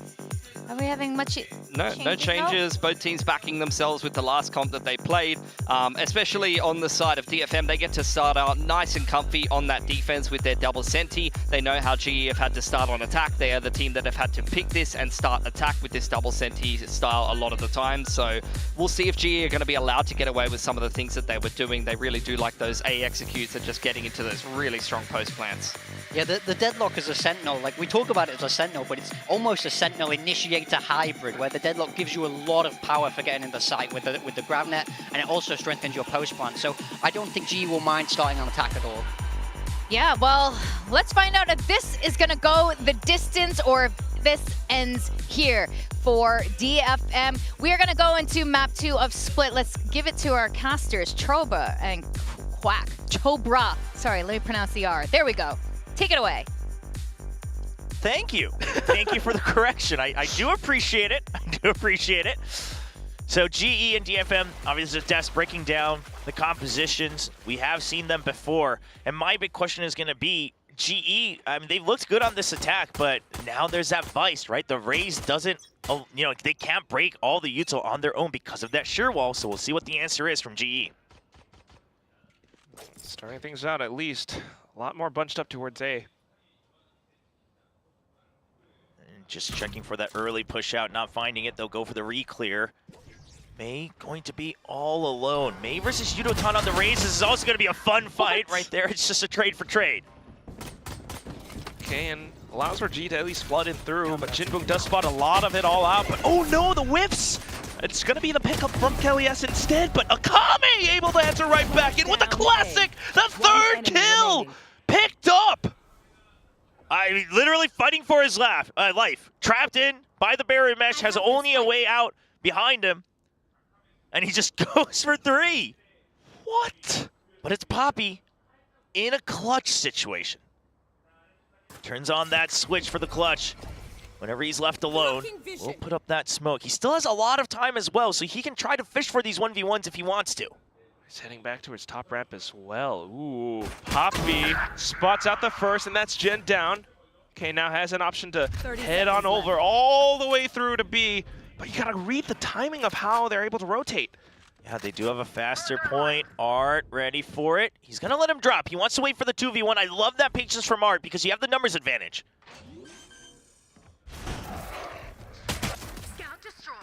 Knows the position. Going to plant safe. 10 seconds left. Oh, nice little jiggle back and forth from Art. That's going to be DFM to close things out. And just the patience from Art really paying off. The 2v1, sending the Trailblazer as well. I like that commitment to the creds used because it's just going to confirm his position but also delay time so that he doesn't really have a choice. Yeah, it's just a smart play with the 2-on-1 at the end of it, but still, what this setup from DFM. I mean, Mei had no escape plan whatsoever. It was just there to pick up as much as he could. And then on the other side from Akame, how on earth was he so calm in picking up those 3 kills? Now, that gives them so much on towards the next round with the guns that they've got. Mei on the Marshall, still marking down ramp. Oh, yeah, he gets the first one. One. Good for 2. Could get 3, maybe 4, and he'll get it. Only 1 left. Poppy once again all alone, but I don't think he's going to find as much success with just the classic. It might be the GE capsule, but it's going to be so much distance he has to cover. Akame just dragging him across. He's baiting him towards the ace. He's calling Mei over. He's running over. He's only got 46 HP. Yo, Poppy's like, I know what you're trying to do. Oh, GN just going to take the kill himself. Yeah, Poppy says, you know what? If I'm going to go down, it's not going to be to the ace. And also, the showstopper. Yeah, the guy with the showstopper. So I think he did make the best choice he could right there. Jeez. But what a way to set things up. I mean, I don't know if you're going to be changing this anytime soon. Mei's just feeling that sharp. I mean, you give him the Marshall, anti-eco. This guy's always going to bring you extra frags. Now, you do have the buys. You do have the full armors. But the real question is where do you go? You haven't really explored B yet, so GE, they are going to spread out on the default. Mei onto it's to Judge outside of Garage. Okay, Paranoia drawn out just to delay for any push because of that grav net. So it is a decent interaction on the side of GE because now you don't have that much delay. However, the shear wall still not quite discovered. Scout destroyed. Got Jinbung outside of screens as well on A site. So DFM they've chosen to stack towards the B side, right? You look at the trips, it's really just to get information. Did they go through heaven? Did they go through vents? Are they actually on the site yet? Did I miss that? Tagged. And until then, he's just going to stay out of the site. They're going to go for a retake if it comes down to it on the A side. Now with enough time passed, they will bring May over. Yeah, minute round left on the clock. In a round where G really wants to make it count, so clearing as much as possible. Maybe not the sheer wall, but that does inform quite a bit to DFM. Oh, and look at the setup from DFM as well. They were holding close on B heaven to really push them towards A. So regardless of trip or not, right now, DFM are just going to wait until they get on site because you have May on there with the judge, one away from the showstopper. First point of contact. So that's already enough info. Everyone's starting to rotate over. Jinbum trying to hold May in with a judge inside of the smoke as well. Swings out at the right time. Oh, but not the one onto Yudotan. So that allows for GE to really spread their wings across the entire site. Spike down, watching for screens, Crystal. Yep, 4-man still alive. It was a good haunt that forced May out of position that allows them to clean that up with only 1 casualty. They would love to be able to keep all 4 weapons, all 4 pieces of armor as well. Peeking out, Akame, very quick flick down. Crystal trying to play the mind games, but Akame, it's really up to him to try to get more information. 1 enemy remaining. Gets caught by Yudotan on the cross, and Crystal will get the close range kill. And while it's not 4 weapons, GE will be safe to carry over 3 and full armor. Yeah, good read on the macro from DFM, but that said, still, it is GE who have been able to flood sites really effectively. You know, even out from Abyss as well. Just being able to kind of get a read for how they want to kind of flood in through from elbow, or even just anticipating that, hey, this smoke looks a little bit suspicious, and then also finding that quick flick on towards May as well. So overall, DFM maybe a bit of a all-in towards May with the judge, but GE, they'll take whatever they can get, trying to get back into the momentum swing themselves. A tough map 1 loss, and now already on the back foot. Still though, DFM looking to strike back. It's going to be May with that op. Has the ult in hand as well in case he needs to escape. A bit more mailroom holds from DFM out towards mid. It's that Razor Vine. I love that you pop it right away as the smoke ends. That way, even though you're not getting clear information, you know that they aren't getting across it just yet. They even delay further with the guiding light, and DFM continues to keep them at bay. They're purposely leaving mid open. You have ramps control and you have A site control for the time being. You've got the trips to delay as well. The only one I'm worried about is Art, right? He's in ramp, but at what point do you choose to push out? Oh, well, that's going to be it. They see the cyber cage and no one there, so they say, okay, it is safe to take full A main control. Then to hold the crossfire, continuing to possibly peek out for more information. So maybe sensing that A is kind of clear. It's all down to Jin to hold, but unfortunately wall banged through. May has to land and connect. Yeah, May just going to back out. Doesn't want to deal with any of that with the op in his hand. Something we haven't really noticed just yet, and I don't know if GE has full information. Jin, though, has made his way all across from attacking spawn. It's a timing fight, but quite frankly, I don't see a reason for Poppy to not be looking this way. He's constantly turning around to see if a crossfire is needed, but right now he can just focus on the back and he'll be able to clean out the flank. Meanwhile, Showstopper, it gets shut down. Crystal with a nice timing, hides away and then shuts it down. That's DFM having to run away. Tail tucked in, op dropped. And unfortunately, the heavy investment's all gone for naught. And it just is GE being able to really pull and push across the map in that fashion, forcing DFM to look, to be honest, a little bit lost. I mean, they purposely gave up that mid control, and I like that they pushed out on A main as well, but as soon as GN drops, there actually wasn't really any extra layer of delay and cover in heaven, so May has to give up the site. At that point, the sheer wall doesn't really provide much value because you've already given up full site control. You didn't have main control, and at that point, you've already lost half of the map. So just that one position, something that DFM's going to have to consider is if we're going to push out because we gave up mid, maybe we have to push out from both sides of the map. Especially with May on that op as well, just couldn't quite hang on to sight for too long. So the next round now coming through, just swapping some of those weapons on over, right? 2 hero rifles. And just going to be that default hold. May tucked in at ramps. It's going to be Jinbum watching from afar, has that cam ready to set things up for May. Okay, it's going to be clear from Heaven. GE, they smell something fishy. So they will just hold. Just trying to make DFM antsy about not having information. How hungry are you really on this kind of half-buy round with this rifle saved over? Akame, he's gone. Oh, but he gets one. That's the best he could hope for. Yeah, not too bad. Still is kind of opening things up across the map, though, for GE to really push up. So now still kind of wondering about that A main, right? Or that top of A ramps. Calling in for the reinforcements now. Maybe with the Prowler, Crystal can come back in to check and clear the corners. Oh, that Trailblazer getting taken out by Poppy, but from the Ramen side really throws off DFM because you're not quite sure was he on the cross or not because he waits for it and just shoots it down. So they get the ping down onto Ramen, but they will just have to stick with their choice and give up that A site. It's going to be a very safe plan planted for Heaven. Barrier mesh already online by screens. You have a main control with that tripwire. Now, no vision, no info on Heaven. So we'll see if DFM can find a timing to pinch onto ramps. GE, though, still able to hold it. Just right around the side of ramps. Being able to mark the other ends as well. 2 players. This could get dicey. The timing of that trip. Oh, they're just going to send May out to scout first.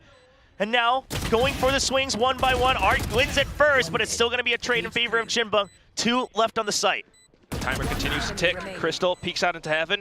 Down to just Jinbung, where Kelly S knows all. So GE picks up the round rather effectively.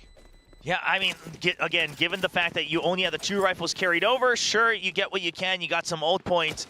But I would have loved to see a bit more of a timing there on the trip. Maybe bait something out with the trip first because you know you have to get through it. But at the end of the day, it's going to be GE. We, of course, will be very happy with that one. The round's starting to play out the way they pictured them so far. The operators not coming out anymore. DFM will have to stick with the half armors to make sure they have a couple more rounds in the bank. Well, at least to start things off, you know, trying to come back in with that mid presence. The Razorvine, though, quickly eliminated. Yeah, G's starting to get a read on a lot of these default util setups. But are they ready? Are they ready for the trap? They are! It's a double swing and a nice drop with the shorty. Good switch out on the weapon from Yudotan. GE being able to find some of these little gaps now. Up for Darren to maybe try to slip through, while mid, though, continues to go under contention. Akame coming back in for the fight. Takes down 2 before Kalias trades. Yeah, Crystal hesitated a bit on that swing and gave enough time for the reset. Meanwhile, Darian, he's barely going to win out on the fight over on A. That opens up the site on the A side. Only 2 members remaining on DFM, but look at the health of Kalias. Down to 1 single point of HP. Ooh. Oh, man, that was looking very close. Darian also not much health, so they really just have to win their first duels each. May, scared of getting spammed through. Also for GE needing to hold further defensive position, so all the way towards the back of main, maybe coming back up for that timing play against Heaven. So this, yeah, looks like it's really just meant to be for Darian to get a timing. Oh, the rifle taken away, but now they know about the pressure from behind. So DFM rushing onto the site. They can try to take the gravity well out. It's being used up. Rifles should be back. Managed to trap. Oh, Kalias with a wide swing, a little bit too much. Allows for Akame to get the shot in. Now down to just Darian. Poppy's already gone. Not quite able to land it. Akame strikes back against GE. Great shots coming out from Akame, holding true, really guarding his teammate May as he goes through with it, with a lower health as well. So really he was just meant to be the bodyguard, but he makes it work for DFM. And right here, I love that he's wary of the swing out, and by then, it's too late for Crystal to try to swing out on the trade. A little bit way too much, so despite the spike planted, still DFM being able to hold and fight back. Timeout. Oh wow, okay, 3-3, and that goes for a timeout. Really feels like, oh, DFM wanted it. Okay, I guess just depending on how that round already panned out before they were able to clutch things down, I can see that, right? You're losing control of the site. You're looking at 2 people going up against 3. You're saying, okay, we're losing too much control. I don't mind it too much, but obviously maybe the hype being cooled off just a bit as well. Still just needing to kind of find that rest, but at the same time thinking about some of these setups, which, like we mentioned before, are already starting to get read by GE, right? The Razor Vines all towards mid, constantly getting broken. So seeing some pings across the map right now as to how they might want to change things up. Still wanting to control mid quite a bit, especially with some kind of a trap player or just to watch the exits events. See what the switch-ups are. Is there any chance of a bit of a more aggressive position on one part of the map and really trust the Vice util? Because here's the thing, the shear wall being set up over by B, it was just never getting tripped. Yeah, G just didn't care, so there's a switch-up. Just gonna go for a passive setup on the A side. Shear wall to trap anybody coming in through main. That might be able to work in slowing things down for GE, who have been headed towards A repeatedly. Still just full sending it though. Down with the showstopper. All alone, he's been spotted. Akame cleans up the kill, and now you're already able to fill up the site. Nightfall goes through. They're trying to push through on Heaven, but they are blocked off with the smoke. The Trailblazer continues to check. Nobody right outside. So being able to stay in control now, DFM puts up the shields.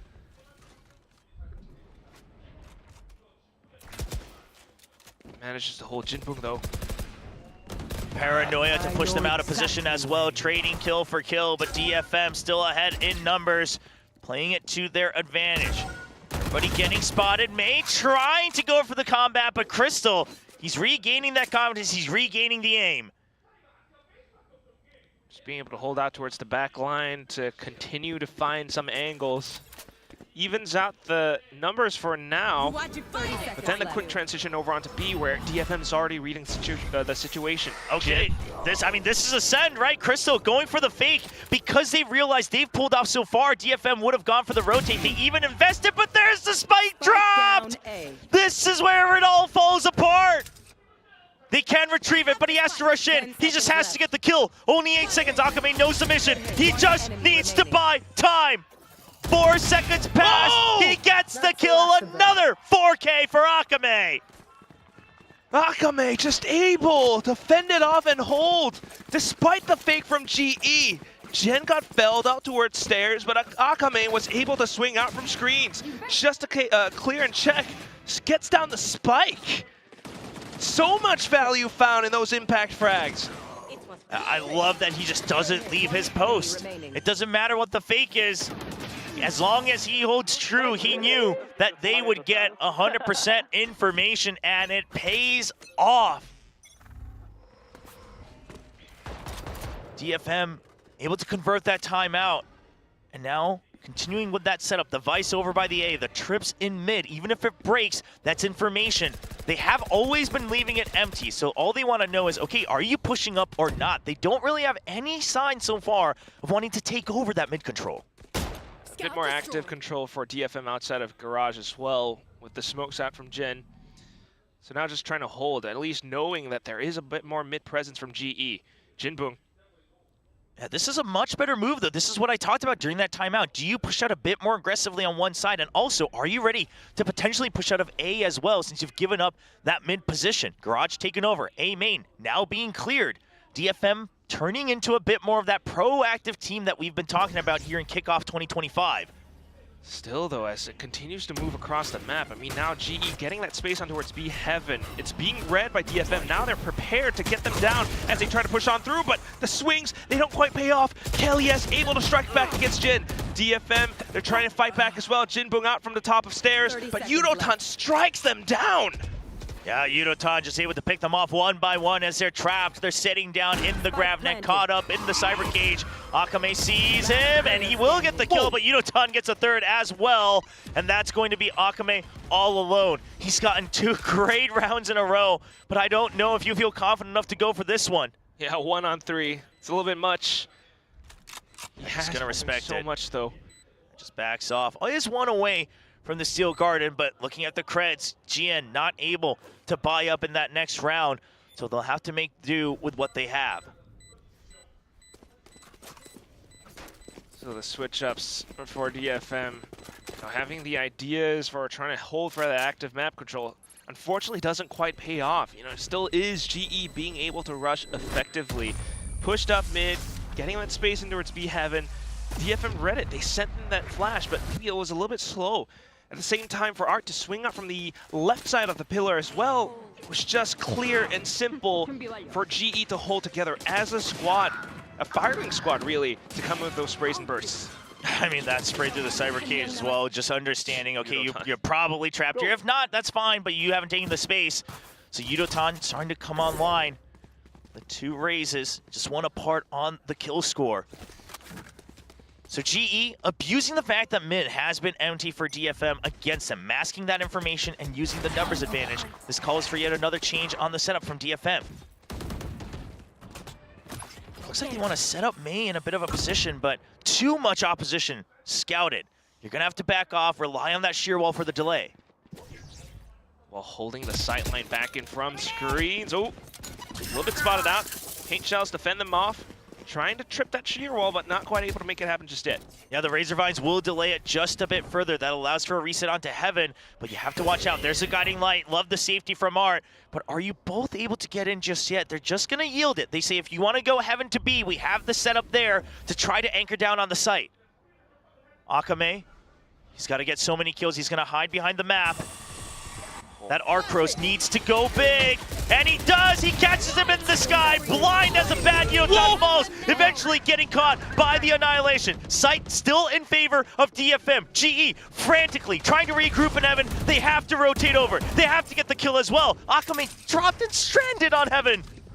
Popped the Steel Garden just before it died too, but now off towards the races. It's both teams racing towards the B side. Flash sent through just to buy a little bit of time, but Crystal has slipped past it. Now holding back towards the Defender spawn. The smoke comes up, the spray comes in, and also just GE being able to get the spike down soon enough. Yeah, Crystal waiting for his teammates and then helping clear out the site itself. The protocols seem to be coming online for GE. Positions taken. Poppy already going into Garage for that extra space. The sonic sensors are going to delay any sort of push in from Alley, but they've already all dropped. Art, he's looking to make something happen. Mei, though, in for the first peek, unfortunately, drops to Darian. Then the swing out from Jin, not quite able to connect either. The Odin has to come up huge, but only good for the one. Down to the 1-on-2 for Jinbung. And he's thinking about the back. Too many considerations for Kelly S to then swing out from the side of the pillars. GE find the lead.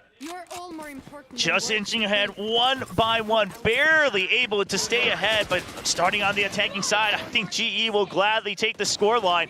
It did look like it was going to be frantic, especially with the ults crisscrossing against each other, but they're able to stay together, group up in Heaven. And Akame being released right at the end there, very unfortunate, not able to escape from danger. Yeah. Came down close to it, but unfortunately now it's starting to show that as soon as G is able to really tighten up some of their protocols and not really wanting to aggress too far, too fast, they are able to take the lead against DFM. Still though, DFM, early control with outside of Garage. And just going to take up that entire space. Look at the just emptiness of util on B side. You're relying on the fact that you can delay with the trap plays over by mid and the setup over by Garage to hold on. And then A is all about that delay, trying to punish the trigger on the wall. Not going to find his target. Not too much. Prowler calls out that most of A Heaven is clear as well. Oh, then the outlaw shot from Crystal. That's Akame already gone. Now just complete disregard for all of the setups over by the A side. It's a good hit from Mei. Nice jiggles. GN answers back as well. So the trap play finding some value. Look at the push-up. Look at the push-up from Art. There's the judge, and that's the spike dropped. No omen on the side of GE. They will have to run and retrieve. Only 30 seconds. Art holding an off angle. This one's tricky to read. He did have a judge last. They're not suspecting it at all. And DFM will clean up, tie it up once again. 5-5. Just so quick in being able to react against GE, right? He saw that, you know, maybe he was left a little bit clear. It was just Akame there being taken down by Crystal. But as soon as that happens, already Seekers being sent out, Boombot as well from Mei to actually take the fight, the pinch down from mid. And also, truly, Art being able to push all the way out. That active map control truly works out in his favor as he continues to push off of the bits of chaos that were induced. So DFM taking that proactive control. It's starting to pay off. We'll see if they can keep that in mind for the last 2 rounds of the half. Sees nade combo, a bit of a new look. Finally, just pressuring Garage right off the rip for GE. And I mean, look at it, DFM not quite ready for it. They just haven't done this the entire first half. Not so much, but at least the one-way cage does buy a bit of time, and maybe Jin able to hang back from V having to hold and provide that support. But right now, GE just baiting out the util. Yeah, so G's trying to tell them, okay, well, you don't have any way to delay us anymore at this front of the site, so how are you going to fill the site itself? And then they'll continue to pressure point in mid to try to slow down their rotations, but it's a good scout out from Art. He does take a lot of damage, but does he bait them in towards the judge once more? I think GE has to kind of remember the memory bank from last round and recognize that this is a possibility. Maybe. So GE really taking their time with it. Slow creeps up. They've re-cleared Garage as well. And there comes the Nightfall. Paranoia drawn out as well. But look at this, GE. The whole plan was always just keep them stacked up over by B, but that's 2 kills. They do not remember the fear of the art of the judge. One more. It's a nice attempt, but almost 4. And there's the last drop from May. Darian all alone. 1v4, 20 seconds. There is just no chance. He gets locked out. And that's the round in favor of DFM. And the door shut in his face. 10 seconds left. Last round of the first half on the next, and without the creds, I mean, this Vandal is going to be it. For GE at least. And that judge play just truly works out. I mean, you look at the creds, it's a little questionable, right? So they're not really thinking about that possibility, let alone the fact that obviously it was a push out and a way to hold on to B. But the overall macro idea I like. They say, hey, we cleared any util if you had any over by B, so you're going to have to focus, you're going to have to shift your weight. Then they send the Nightfall, it's a full fake, and DFM does fall for it. The rotations happen, but all they needed was a singular judge. Judge and Art. His paintbrush. The next round coming up, though, still holding on to the judge. And Outlaw on the side of Akame as well. Back from screens. G just looking to send it straight into B heaven. Okay, just trying to clear close. He just launches it. Not really anywhere else to go. May now answers back, and he tries to get ahead of it, but Jimbo, with amazing cover, will save May. Everybody tagged up. Oh, they're all trapped. There's the paint shells. And it lands right on the stairs. You know, you can see that G really don't want to back themselves in towards ropes once again. So it's just May and Jinbung to hold on the other side of Mail. That's the first shot already. GE kind of pincered and trapped inside. They're going to hold their ground, though, while May over-aggresses. Well, trying to push them in. Poppy, does he now have finally a chance to try to peek in with the Sheriff?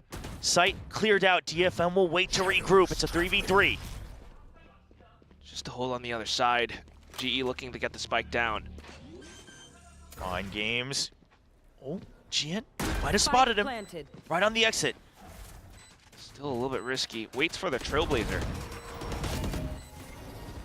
They know the location, but Crystal, he's going to reposition. Trying to hold closer now, not behind the box anymore. And Gian recognizes that there's a chance for the push in. He has to wait for his teammates to clear out some extra space.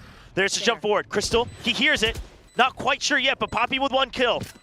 On site, Gian not able to line them up. Akame 1v2 drops right in front of Crystal, and it's going to eventually end at a 6-6 half. So close and incredibly tense, but once again showing the strength in GE's rush. Straight in through. Mate had his own showstopper as well, but that's where everything came to a bit of a stop, a roadblock. I mean, just an absolute mess. Honestly, in my head, I'll be very honest, I'm thinking, I mean, where's the help? Why are we getting stuck in Mail, trying to peek out 1 by 1? But they stand true, and they go out for the Cypher ultimate, get the information, force him to back out, and that gives the opening for Poppy. So rather than risking, you know, the weaker weaponry, they go for the utility, and eventually they get the site. Can't blame them. Also showing how they knew how to work the site as well. Past the smokes, Crystal, just being able to stay so ready on top of it all. I mean, GE definitely still has a bit of a chance at closing out this map despite the really, really tight and close score. But you gotta respect and admire how DFM were able to come back in to take these rounds away from GE again. Yeah, I mean, I don't think either team is really too upset about the half, but that also means that both teams have to stay nervous for the second half. A little bit more so for GE. I mean, sure, I'm starting on the attack. Yes, we talk about how strong the Cypher Lock is on that post plant, but also, especially on split, I do think it can get a little bit hard to really try to power through. And now on the defense, you can try to stack on one side, hold on the other. Meanwhile, DFM, I mean, the Desk talked about it, the Vice able to act a little bit more as an initiator, so maybe they have a bit more proactive freedom here in the second half. Yeah, a little bit. It still feels somewhat even for both sides, but I'm just thinking about, you know, how this feels mentally for GE, who are, you know, standing upon the edge of elimination right now. Still, though, comfortable on their defensive half. Got the setups towards A, the bear mesh already up. You know, just trying to counteract that cyber cage, so eventually they'll recognize no crosses yet, and the wall's still up. Jinbong trying to just let them know that it's only him breaking this barrier mesh, but GE, I mean, that doesn't really change the plan for them. They will just hold that crossfire. Yeah, not at all. Cam spots Art out by Garage, though, while Yudotan comes back in to hold a little bit closer.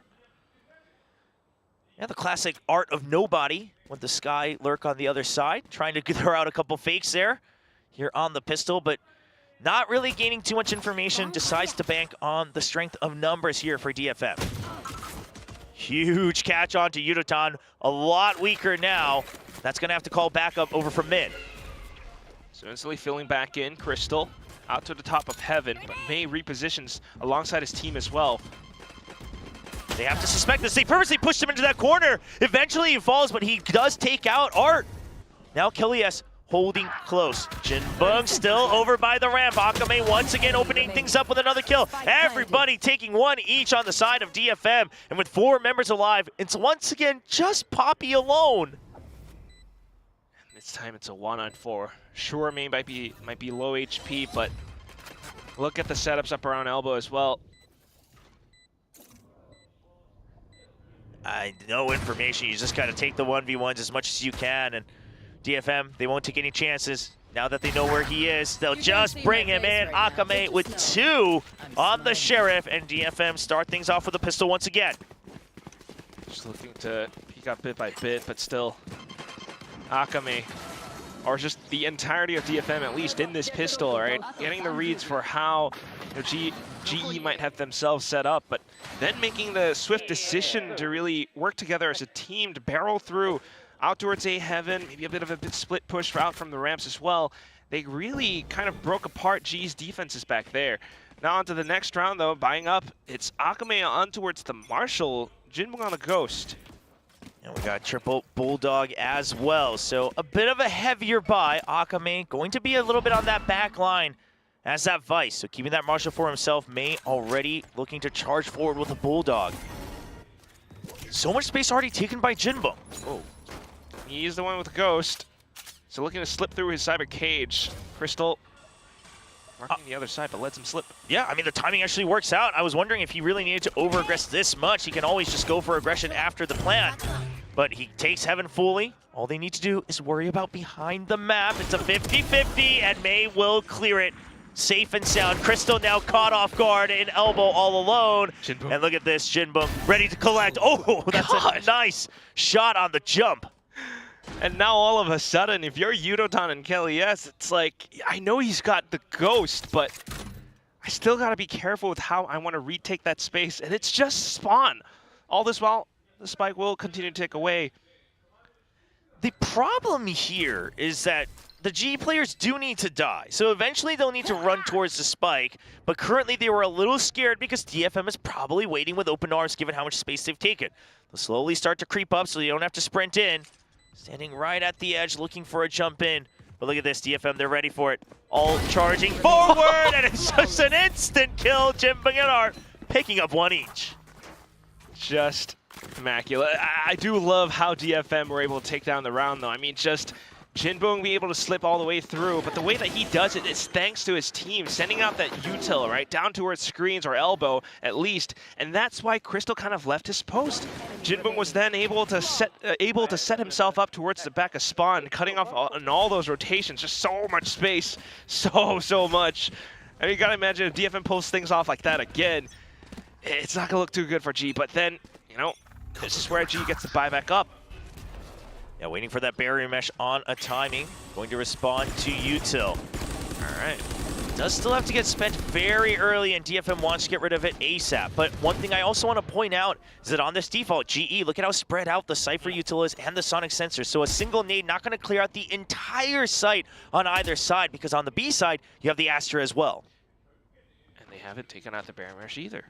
Well, they've kind of planted 2 players back towards the top of mid as well.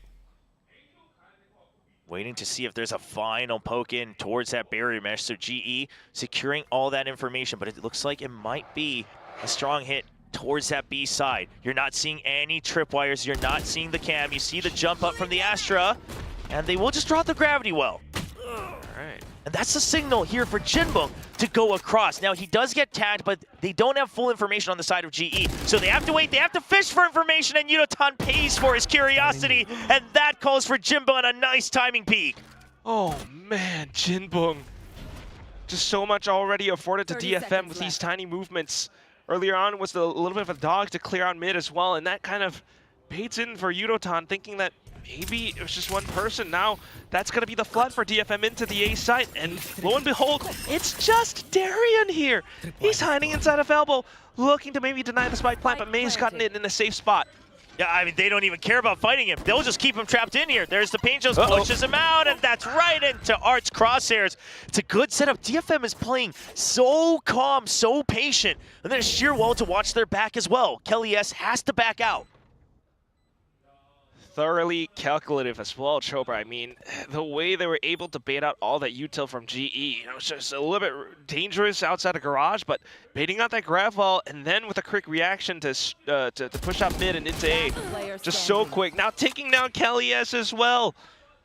You know, this is a little bit of an out point for Jin, but all that's left is just it's Puppy. It's Puppy. And not much he can do, but DFM giving a little bit of respect as well, not going out one by one on the hunt.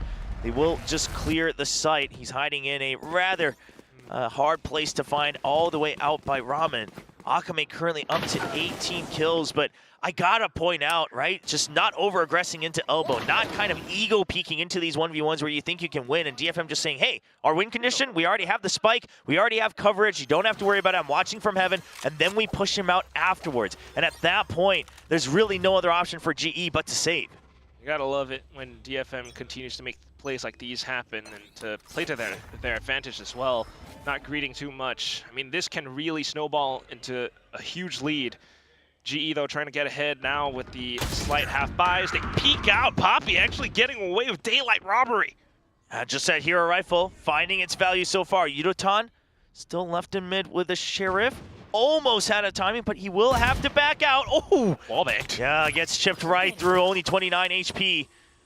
He'll buy time with the Boombot, but it's not going to be much. Okay. It's wallbang dinked. But, you know, the fact that it's Jen who got killed, no smokes on the attack, that's gotta hurt. Yeah, no coverage, no way to mask it. So now they are grouping up, saying, all right, we just have to go for it. And look at the read from GE. This side, we haven't seen them cross over. We haven't seen anything from B main. So everybody waiting for DFM on the A side. There's the C's, it catches R. There's the paint shell, doesn't get him. Eventually, May actually gets the kill onto Crystal. Distraction's working out, but Yudotan clean with the shot. Still continuing to spam through the cage as well. Unfortunately, that's going to be Akame down now for DFM. The spike on the ground. Jinbong trying to take things into his own hands, but gunned down by Poppy. Art fires back, but it's a 1-on-3. He kind of knows where his opponents are, but what he really knows is that the spike is down, needs to pick it up, doesn't have the time, goes in for the swing, but it's high, low, left, right, all over the place. GE picks up the round despite the worst economy. Yeah, it was looking a little dicey, giving 3 rounds in a row, the bonus given over, but this is a great way to try to stabilize and crawl your way back in. Now, tightening the gap to 2 rounds. And May, I mean, does his best, but this was one of those rounds. This is a classic DFM round. Okay, you don't have smokes, we just have to go in. I don't mind it. You don't really have much of a choice. But then it just turns into, May, please open up the site because you don't have much other utility, and it's such a choke point for him to get through. Yeah, everything out towards the exit of that A ramp area. Slow, smooth is fast, but not when everyone is bunched up in one spot. Next round coming up, it's going to be the barrier mash out towards mid. Very far out as well. Okay, broken. Yeah, not risking any sort of cheeky peeks as they're trying to break it. But as you mentioned, it's broken very early. So GE, they'll have to pay attention. So because of that, they push out aggressively. They notice the Cypher, and they'll be able to push him back. Jinboo stays alive as well. The rest of the team just kind of asserting themselves up towards top mid. Flashes out, looking for that quick take out towards B Heaven, but Kelia slows them down with the grab net. Looking for the spams. May in with the rocket. Oh, shut down on the showstopper, and Kelias will spray all four! What a hold! The grab net to buy time, and the reposition to get ahead of things. And now the hunt. No reaction. I mean, this might actually fake you out a bit. And Kelias says, wait, hold on. You didn't actually check the side! The ace on his own! Kelias standing tall, standing proud for GE. And that's Annihilation. Oh my god, Crystal, what a G. Just be hopping away, but also truly the round for Kelias to pick it all up. Just had the hold outside of Mill, had the grab net, and reacted in kind to that showstopper, able to shut down Mage just as he tried to start things up. Yeah, again, I don't think the read itself was terrible from DFM. They recognized one was vent, one was male, and one was over by the A side, so it's weak, or two rather, by A side, so you know it's weak on the B side. You want to just barrel through, but the Gravnet hits everybody. So much delay on this side. Gravnet sees, and then the double sentinel usage all the way through with the traps, and then you've got Astra. I mean, you have to drop this util a little bit faster if you want consistent rounds. Yeah, that is something to watch out for. That deadlock, especially with the util. But right now, looking to maybe set something up towards the A site. The dog has been cleared. Blinded. Now you know that the Baron Mesh is still up in mid, so you are banking on the fact that it should be A. There's a showstopper, he just launches it close. Yunotan not holding on to that ult for long. G Crystal does get traded off. May comes in deep. Kelias, he has to watch out. There's the Annihilation. Catches May. Can he get saved? He's gone. It's just too late. Jinbun gives up on it. And that's the round two, possibly as well. 2 on 4 for DFM. They hang back out towards the top of Heaven. How do you regress off of this? Look at the angles marked by GE. Yeah, I mean, they still have the trip as well in vent, so the only thing you're worried about is pushing through screens, getting the kills up on Amadarian. You don't need to necessarily fight this. No reason to equalize the numbers. GE, they just need to not give the 1v1s. Kelias gets one kill, now back down to a 3v1, and the spike is down. A much safer position. And 20 seconds on the clock as well. 10 seconds left. The round surely over, but Yudotan, can he get towards another showstopper? Here's the cam. Notices him. He is pinged, but it doesn't matter. It's just a matter of jiggles left, right, and Yudotan will get 3 on the round. Another out point too. Surrounded by GE surely clawing their way back in 3 rounds in a row. Just getting the read for DFM. Quick with the reactions on the showstopper as well. Instantly sending it through. Finding those shots towards the end. Just putting up that, again, the choke point outside of A. DFM, not really able to break past it. They tried to go in for somewhat of a flood or a rush play, but it's completely stopped and halted. Yeah, just because you have the read on the positions, the blind rush through so far, 2 rounds in a row, they're not working. There's just too much to delay, and also just not quite considering the possibility of that showstopper in that last round, let's be honest. So DFM, they won't take things a bit slower this round. They have their own Steel Garden, so that's something they can use to their advantage. Maybe kind of trading rounds in favor of the ultimates, like pulling those ultimates away from GE, then looking to make something happen. But right now, out towards mid, feeling quite a bit of pressure. Jinboo not finding too much outside of A either.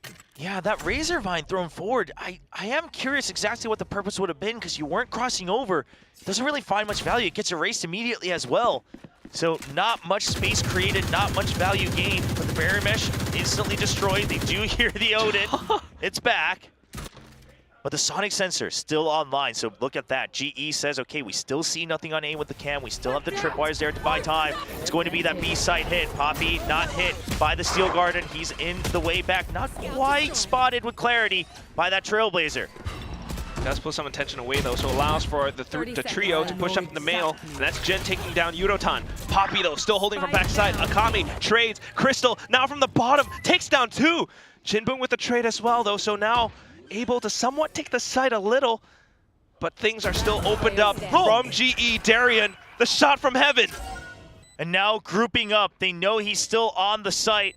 One more ping. He's by the pillar. Could have repositioned, but the duo, they're waiting for him to peek out for information for that 1v1. They know he's still by the pillar in the middle of the site. A 2v1.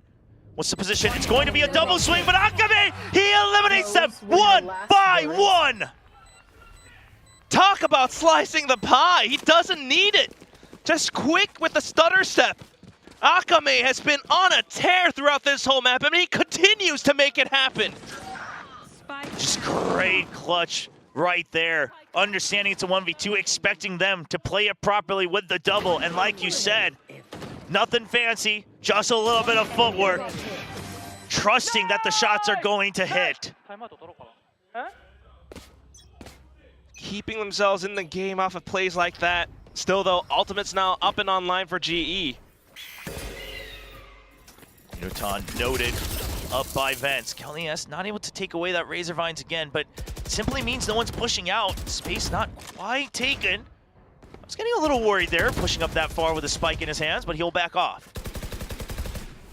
Just to hold.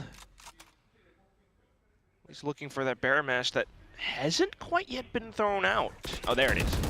Yeah, just waiting for trying to maximize his time, but it just gets deleted immediately. Cool. Okay, GrefNet baited. Sonic Sensor still online. Yudotan's just waiting for that information. Goes for the spray. Doesn't quite get the kill, but Kelly's does. It's a nice little crossfire in the smoke. Akame trying to spray back as well. No! He gets sprayed down by Kelly's instead. The Phantom's doing work right now. No Sky available. No flashes from anybody. Jinbung trying to open things up. That was a quick clear.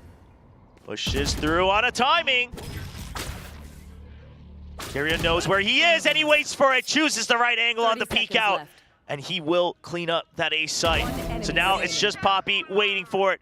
Down to one member. But it is May. Well, it's going to be Poppy on the site as well. Doesn't back down. A 10-10 scoreline. And, I mean, these two teams, they just can't get enough of each other on this map. Can never have too much of Valorant, especially between GE and DFM. Meeting each other inside of mid, though, that was the thing to definitely think about. How Kelly's was able to kind of hold on for the timing of it, set it up, noting that DFM was trying to clear some of that util, and then coming in with the sprays, the spams. And, you know, despite the 10-10 scoreline, oddly enough, only the 2 timeouts from DFM coming out. GE holding strong, believing in their players, liking what they're hearing from the comms, it looks like, liking the adjustments and the calls from Kelly S. But DFM, they need a bit of a reset. Wanting to close things out.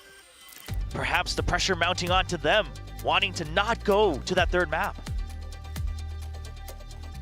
Certainly could feel that, but you can't let it affect you, not in this moment. So really needing to go back to the drawing board, right? Figure out what it is that GE are putting up, because it always has been so much of this, the util that they've got. Oh. G looking a lot more ready. Yeah, Juvenile and Elevated. I don't know if they're arguing or Juvenile's just continuing to talk to Elevated separately. But Juvenile had a lot to share during this timeout, not letting that opportunity go to waste. DFM, not enough money. It's just going to be Akame with the rifle. Interesting. I mean, he is the one on fire right now, so I like this choice. Normally, you'd still see teams like this be like, all right, well, May, here's the rifle. But right now, Akame on that second line of attack. He's been firing on all cylinders. You let him have that rifle. What's he gonna do with it? For now, with the backline support, slowly inching forward in towards B, something that G might not expect. Poppy kind of reads it though, hangs towards the back. GrefNet does connect in towards Akame, so no, that's already the hero Vandal gone. The gravity well call, it was so good from Poppy, heads up. Just recognizes that it's going to be a potential creep in. Separates the entire army, and that's the weapon down. So, Jinbung trying to find a little bit more across the map as well, while the rest of the team carefully inching forward to up mid. Yeah, I mean, right now, DFM, they can just hope that GE peeks out, gives them those 1v1s, gives them the headshots, but look at GE's positions. They have no intent on doing so. Cam watching Heaven over here for Crystal. He's got the long range down with the Outlaw. Every angle covered. A little bit far on that flick over. 30 seconds left. Still lets him know that he's there. Yeah, with the miss though. Now the call made from DFM trying to get onto the site. That should be the spike planted. Haunt going out just to make sure they're not holding close.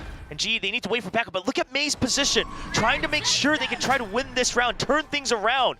Going all the way for a late lurk. Yudotan, he's starting to break through though. The timing isn't going to be in favor of May. Yudotan already takes down 2. May may just not have enough time. May will not have enough time at this point. Art's looking for the right clicks. He gets at least 1. Oh, swaps over to the knife, Crystal. May does get 1, but Poppy answers right back. So at least it's a bit of money for DFM, but GE still picking up the round. I mean, the classic old throw all the bodies at the problem there wasn't a big one, so GE able to close out that round. And now leading back for the first time in the second half, 11-10. Yeah, but right here, Akame getting caught out. His kneecap showing right behind that box. One too many squats. Sticks out like a sore thumb. A nice kill there from Crystal as well. Still though, as the next round gets set up, once again, you might have some ultimates, but you gotta watch out for what GE has set up. Kelly S, 1 away from the annihilation, continuing to be a menace outside of mid. Sees nade combo. Uh-oh. A counter proactive trap here. They get a sniff of it and the swing out from Darian as well to make sure that there is no counterplay. Unfortunately, Jinboo's life all for naught. They had the setup from the other end, but no trades found. May and Akame just not quite able to find it. Ooh. Yeah, they heard it though. So yeah, look at that, backing off, because they saw the raise over by the A side. They're not quite sure what the setup is in mid. They don't want to risk the 50-50 or the double swing. So GE, they'll back out, just look for the trades on B Heaven. Flashes over, Jin looking to capitalize, but nothing found either. Oh, what? Straight shot from me! Okay, well, the fadeaway works out. Opens up the A side. Crystal has to fight for his life, but Yudotan arrives just in time. There's it from the shadows, but May, he's not good for all of them. Yudotan holding strong. He has backup once again in the form of Kelly S. It's a double swing, and they'll take down Art. The spike does make its way into the site, but a 2v3. DFM would like nothing more than to get 1 extra pick before they go for the plant.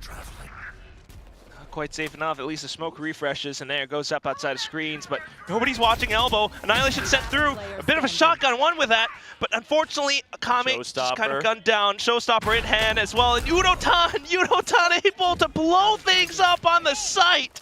No chance in hell for Jin.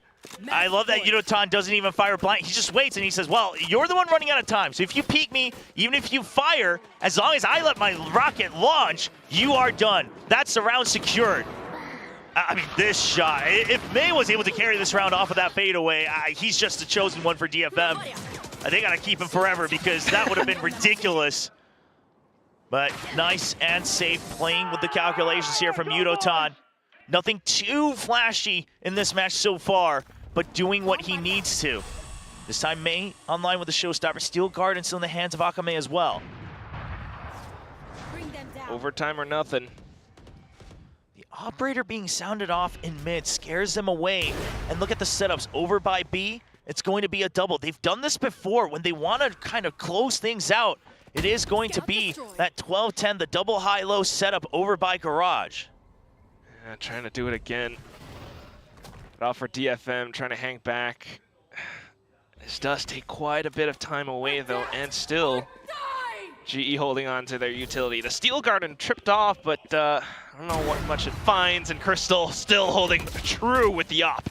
I mean, they wanted to try to get Heaven control so they could maybe even potentially rotate over to B, but like you said, it finds no value there as the op. He takes it down, but is he ready for the trade? He's just gonna get launched out, tries to avoid it, but you're never going to. You'll land right back at the pool. This, I mean, it looks like it's going to be the beginning of the end. Darian, he has to hold strong. 2 members closing in. He wants to choose the 1v1s. He tries to find the timing, but May breaks through. Spike planted. May Jimbung will find another as well.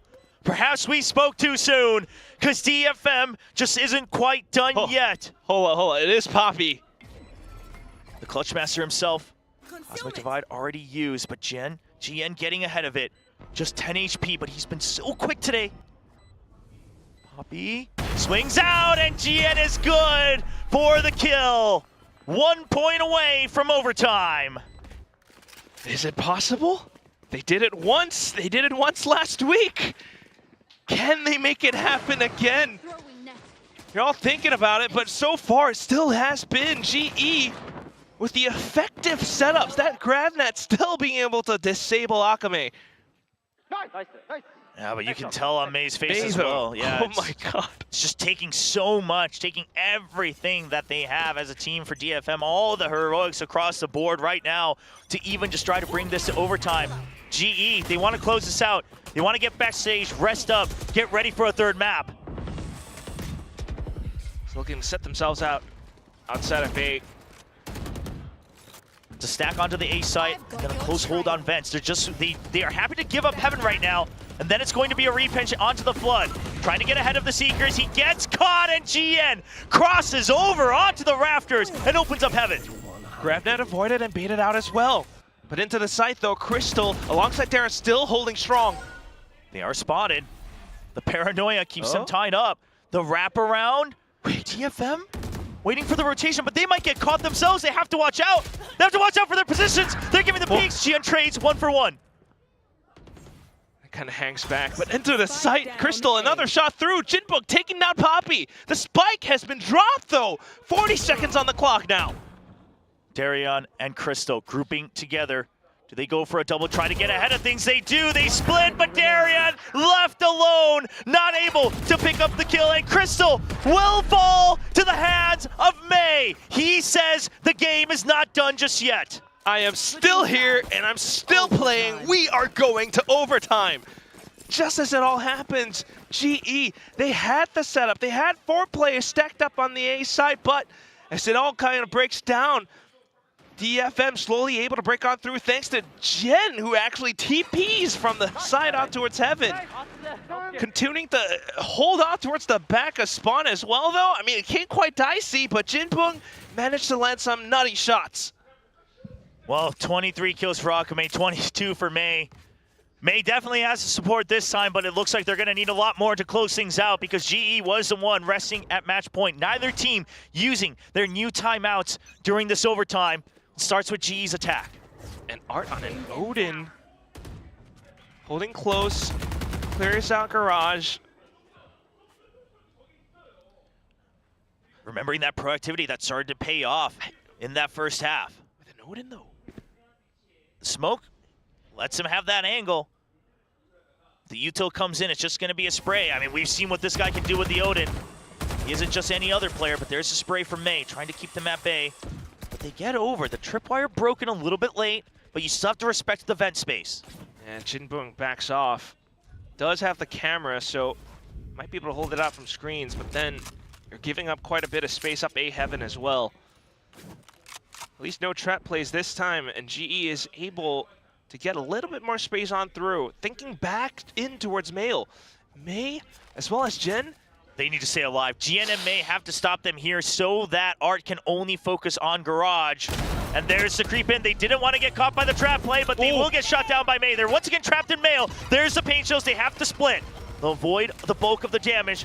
But GN, once again, holding by the rafters. May comes back in onto the site for support. It's a high-low. There's the spray down. May catches their attention. A 4K in overtime. And Art with the Odin in true DFM fashion will lead to match point. There it is. A bit of a chance for GE to possibly strike back. The defensive half has been the strongest. But May, I mean, how does he make it happen? That's just incredible. They kind of lined up towards the back as he holds up from the top of rafters as well, finding his impact, finding his position, and managing to stay alive and hold down that ground. Is it truly May who determines when this game will be done? The superstar hero picked up last year for DFM. Tried to get some extra support. It didn't look too hot in their first match, but perhaps it's a reevaluation. GN looking a lot more comfortable. Everybody coming online today against Global Esports. Maybe, just possibly, but still All that util's currently getting set up. The Baron Mash not quite yet broken. DFM trying to pretend that they aren't in mid, seeing if there's a push out from the sides, but no movement. So they'll re-clear onto that mid side. No tags on that guiding light, I believe. Uh-oh. It doesn't work on their favor, though. They're able to kind of creep up back in. Well, Yudotan trying to use it against them, trying to hold that off angle. Oh, Boombot. Yeah, eventually goes back towards that B side. So now you know the Rays over by B. Yudotan taking a very risky position. Oh my god.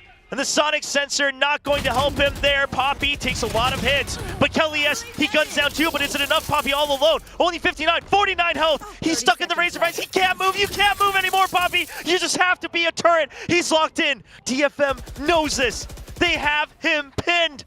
Poppy, 29, 19, the ticks, they keep on coming, and there's just no exit from L. May will keep them away from the site. The spike slowly making its way. GN goes for the plan, separated Crystal and Darian. They need to win their fight. May's ready for the swing around. He's ready for everything. He gets the shot. No, Darian will answer back, but he can't quite be the hero. Crystal, 1v2, the swing out. It's the double, and GN will rise back up and say he earned his spot. 14-12, GN carrying the Japanese flag over across the finishing line and putting DFM one step ahead, possibly towards Masters Bangkok. They saved themselves from elimination. What a tight and close match. And I love that big bear hug from Art to GN. You have to imagine what that guy was going through. Everyone had their eyes on him. Everyone said, well, Cess looks so good. Is this guy really a good pickup? He comes in, just not able to log into the server, not able to wake up in their first match. And then he shows up today, puts up the frags, sets up the trap plays. Sure, sometimes a little bit rough around the edges, but it looked good. And meanwhile, what an unfortunate way to go out. Global Esports, so much potential. They came out swinging against Team Secret, and yet their journey will end early this kickoff. Might not feel too good. It is just kickoff though, and I think it's safe to say that this form, this version of Global Esports has shown quite a bit, but at the same time, despite the split being quite the strong one for them, DFM shows that they have the grit, shows that they have the resistance and perseverance to push themselves all the way through. It's a great look for DFM, a team that maybe had sparks here and there, but they weren't able to quite carry through. Now pushed to the edges, they show that they can rise back up once more. It doesn't matter if it was the cleanest or not. What matters is that a lot of these rookies were able to say we can lock in when it matters. If it takes the heroics, that's what we'll show across the board. And it's great to see the smiles on this Japanese squad. And now it's time to hear from our winners who survived once more here at VCT Pacific Kickoff 2025.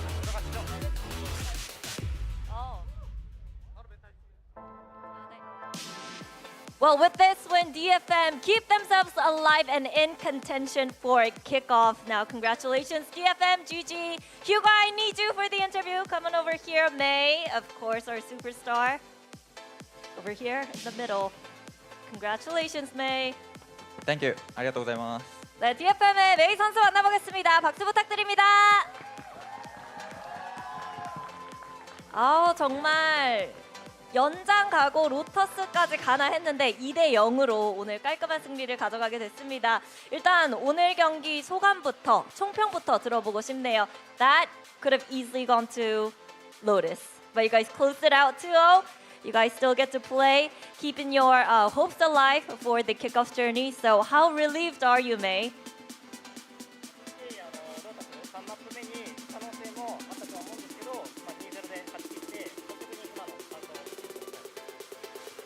スプリットで、カムバックされかけて本当に焦ってたんですけど、10対12になっても、折れずにみんな諦めずにちゃんといつも通りのプレーができたので本当に今安心してます。嬉しいです。 So we could actually come back at the split, and everybody relieved their confidence. And I am so relieved right now that we came back at the split.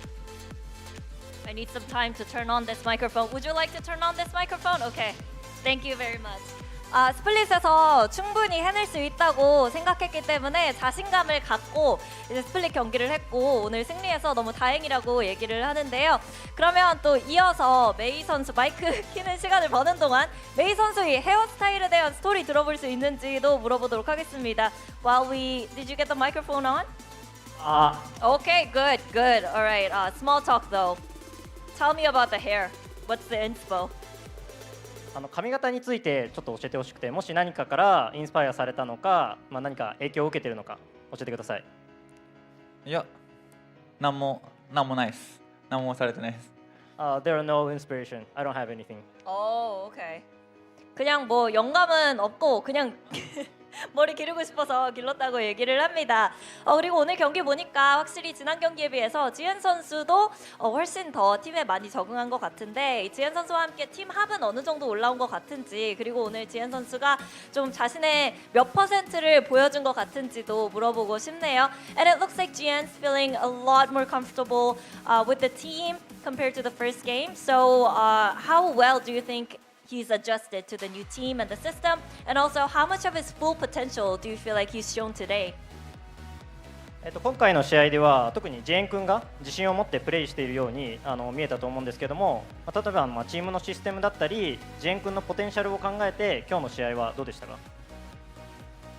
そうですね、今までの試合ではジエンの最大限の力を発揮できてないように感じたんですけど、今日は2戦目だったのもあって彼が緊張しないでできたのがでかかったなと思います。Compared to the previous matches, actually he was not like nervous. He had a confidence, and actually it was on the second match for today. So I think overall he did well. 일단은 첫 번째 경기에서 긴장을 많이 하지 않은 것 같은데 확실히 오늘 더 좋은 모습을 보여준 것 같고 전반적으로 팀에 잘 적응하고 또 좋은 모습을 보여주고 있는 것 같다고 얘기를 하는데요. 이제 다음 경기 페이퍼렉스를 만나게 됐습니다. 오프 시즌 동안 또 중국에서 이 페이퍼렉스와 같이 결승전을 치르기도 했었는데 그렇기 때문에 어떻게 보면 또 청두 리매치라고 볼 수 있거든요. 승리를 위해서 좀 어떤 부분을 노려보면 좋을까요? Now next up is 페이퍼렉스. It's going to be the rematch from the grand finals in Chengdu. So what do you think the team needs to do to make sure that you come out on top? 次戦はペーパーレックス、オフシーズンの大会でも、決勝で戦った相手だと思うんですけども、チームとしてどのようなことを準備していこうと思いますか？ペーパーレックス相手だと、誰しもがみんなビビっちゃうので、絶対にビビらないようにしたいっていうのと、本当にいつも通りやってかつビビらないことを徹底しようかなと思います。So against PaperX, everyone's gonna be nervous, but we need to get confidence, and we need to do as what we do as a practice, and we get the confidence, we just win. 사실 페이퍼렉스를 상대하면은 어떤 팀이든 좀 긴장도 많이 하고 신경도 많이 쓰이겠지만 또 DFM이 스스로 잘하는 것들 잘 파악하고 또 자신감을 갖고 경기를 한다면 좋은 경기 결과가 나올 수 있지 않을까라고 얘기를 합니다. 정말 마지막으로 DFM이 이제 경기 끝난 이후에 팬미팅을 진행한다고 하는데 팬분들께 많이 오라고 좀 메이 선수가 전달했으면 좋겠거든요. 팬미팅에 관해서도 홍보 부탁드리겠습니다. Just lastly, you guys have that meet and greet downstairs in the lobby. Promote it. ファンミーティングがこれから1階のロビーであるんで、何かファンの方に向けて一言お願いします。応援ありがとうございます。ファンミーティングがあるらしいので話しましょう。Thank you for cheering and supporting. We're gonna have the fan meeting and greetings at the lobbies. So please come and support us. 항상 응원해 주셔서 감사하고요. 1층에서 팬미팅 진행하니까 많이 와서 응원 부탁드린다고 메이 선수가 직접 얘기를 했습니다. 그렇기 때문에 여러분 1층에 많은 관심 부탁드리도록 할게요. So DFM will be holding their fan meet and greet. Come support the team. As May said, meet the superstar and the DFM roster itself. And that's it for all of us today. Happy New Year, everybody. See you next week. 새해 복 많이 받으세요.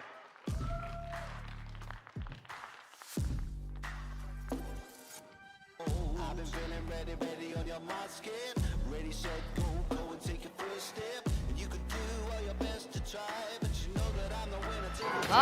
split. This map kept us guessing who was going to end up closing it out, but DFM may here especially pull through in the end and make sure they close it out in a 2-0 fashion. Yeah, outstanding performance from Akame as well has to be said, particularly in the opening stages of that game.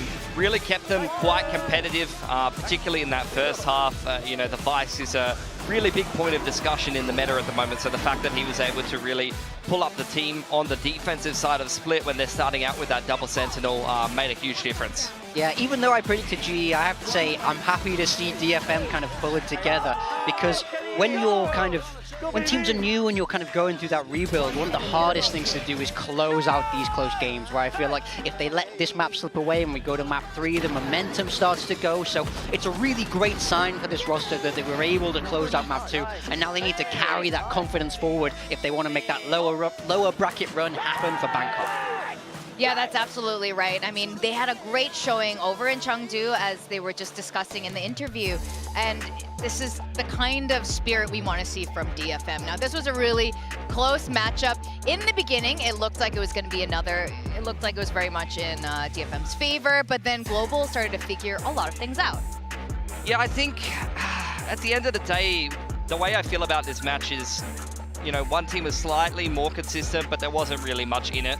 As far as I'm concerned, they were both playing those slower double senti styles, and it didn't really feel like either team had a great idea of how to get a confident attack off. Though when they did get into the post plant, as you can see from the stats there, they did get themselves some doves, but at the end of the day, their single init was having a tough time breaking through in these slower comps for both teams.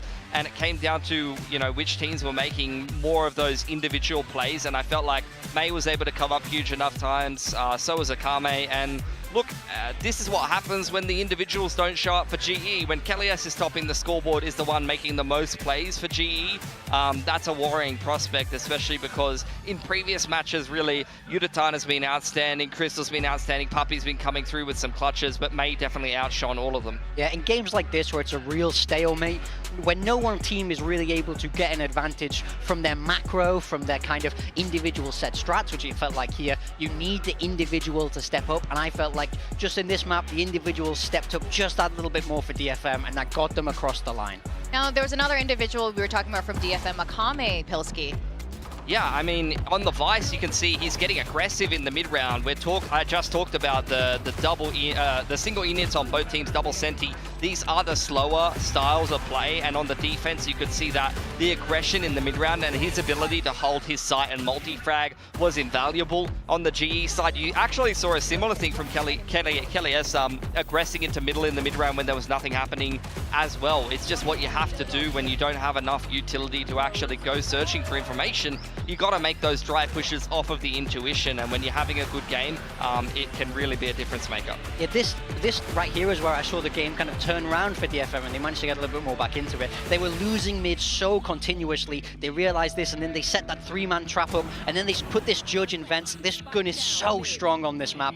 Putting it in vents is like the perfect place for it. We see how Art is really able to use this and win, and this scares GE away from mid a little more towards the end of the half, and that's massive. Yeah, and this is again going back to the single init. You're throwing a guiding light and a paranoia at Kelly S and sending in May with a showstopper, and still you can't make it through a singular dark cover against only a deadlock standing in the open. Like, that just shows me that your macro and your approach to the attacking side is just not what it needs to be able to break through on attack. But also it shows, as was mentioned by DFM in the interview, a lot of nerves. Like, there just isn't the confidence to send it through with the guiding light, to send it through with the paranoia. You've only got 2, 3, 4 pieces of utility to break through on attack. If you don't take advantage of those timings, it's Dunsky. Yeah, like Pilski, Dunsky. I like the skis. But yeah, they were just throwing a lot of utility, and you were just losing your mind the way how scrappy mid-control was.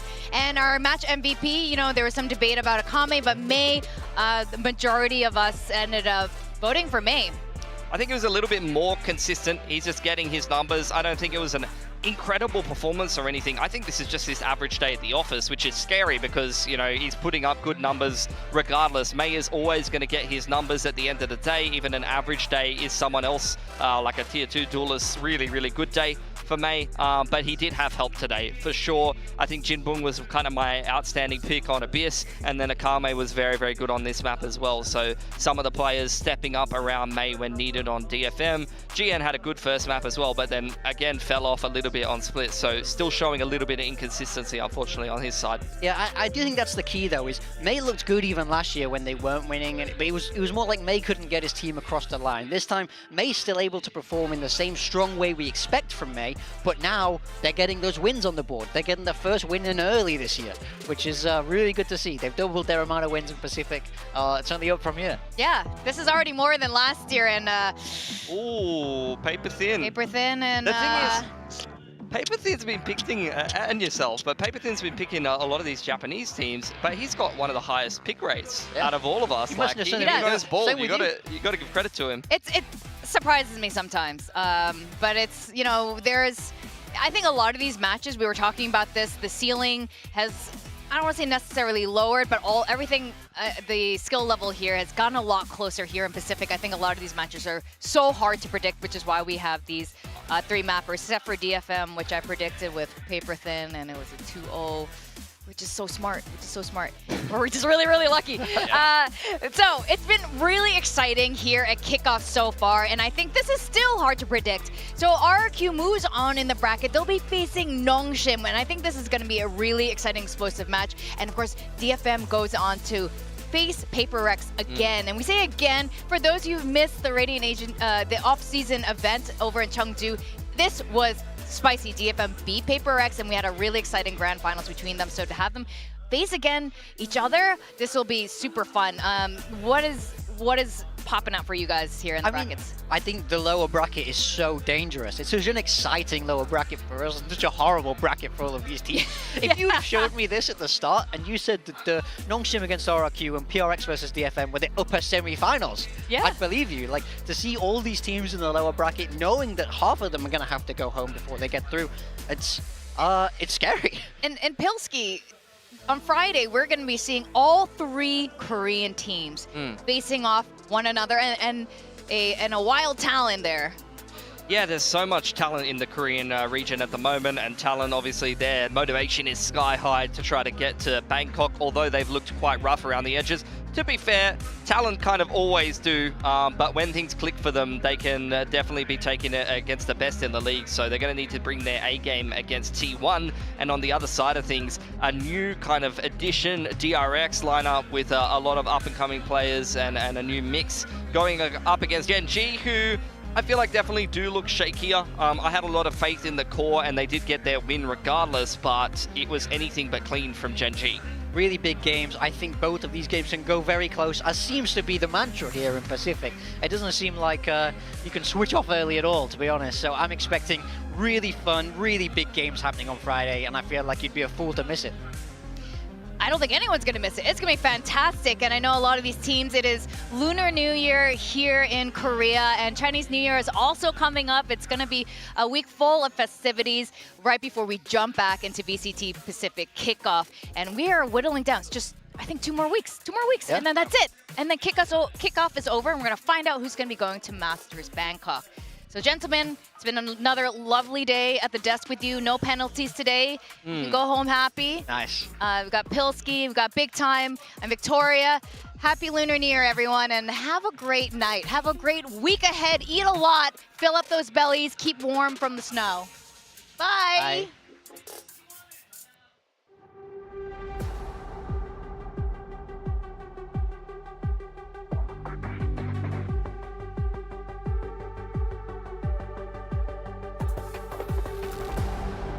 15 seconds left. At this point, it has to be all kills, and it's all down to Jesse Vash alongside 2G to hold and defend. He gets the first one, looking for the next. 2G goes down, swings to the classic, and still lands the right click. Jesse Vash does it all once again! Bash! Why not? Bash! Nice one! The 4K with the classic, holding strong. there's the flash, but there's a dash forward from Jemkin, but he gets shut down, and then there's a cross. Xfero pulling as tight as possible, able to get away with the first kill. It's gonna be a tough one to try to hold on. The smoke backup is here. 3v1 and a straight out. Jeremy holding the angle. He switched to Vandal. There's the headshot. 6 HP and a dream! How did he make that happen? So careful, so deliberate. Smoke set up, and that's going to be RQ now trying to surround the site. Jeremy hasn't gotten stunned, but he still gets gunned down by Jemkin. They're now stuck at the entrance of A-Link. Envy can't see anything. Time. They need to get on it. They are a little bit weak, but Cushy with good cover. Tremendous effort from Team Secret to break into the site with the Hunters.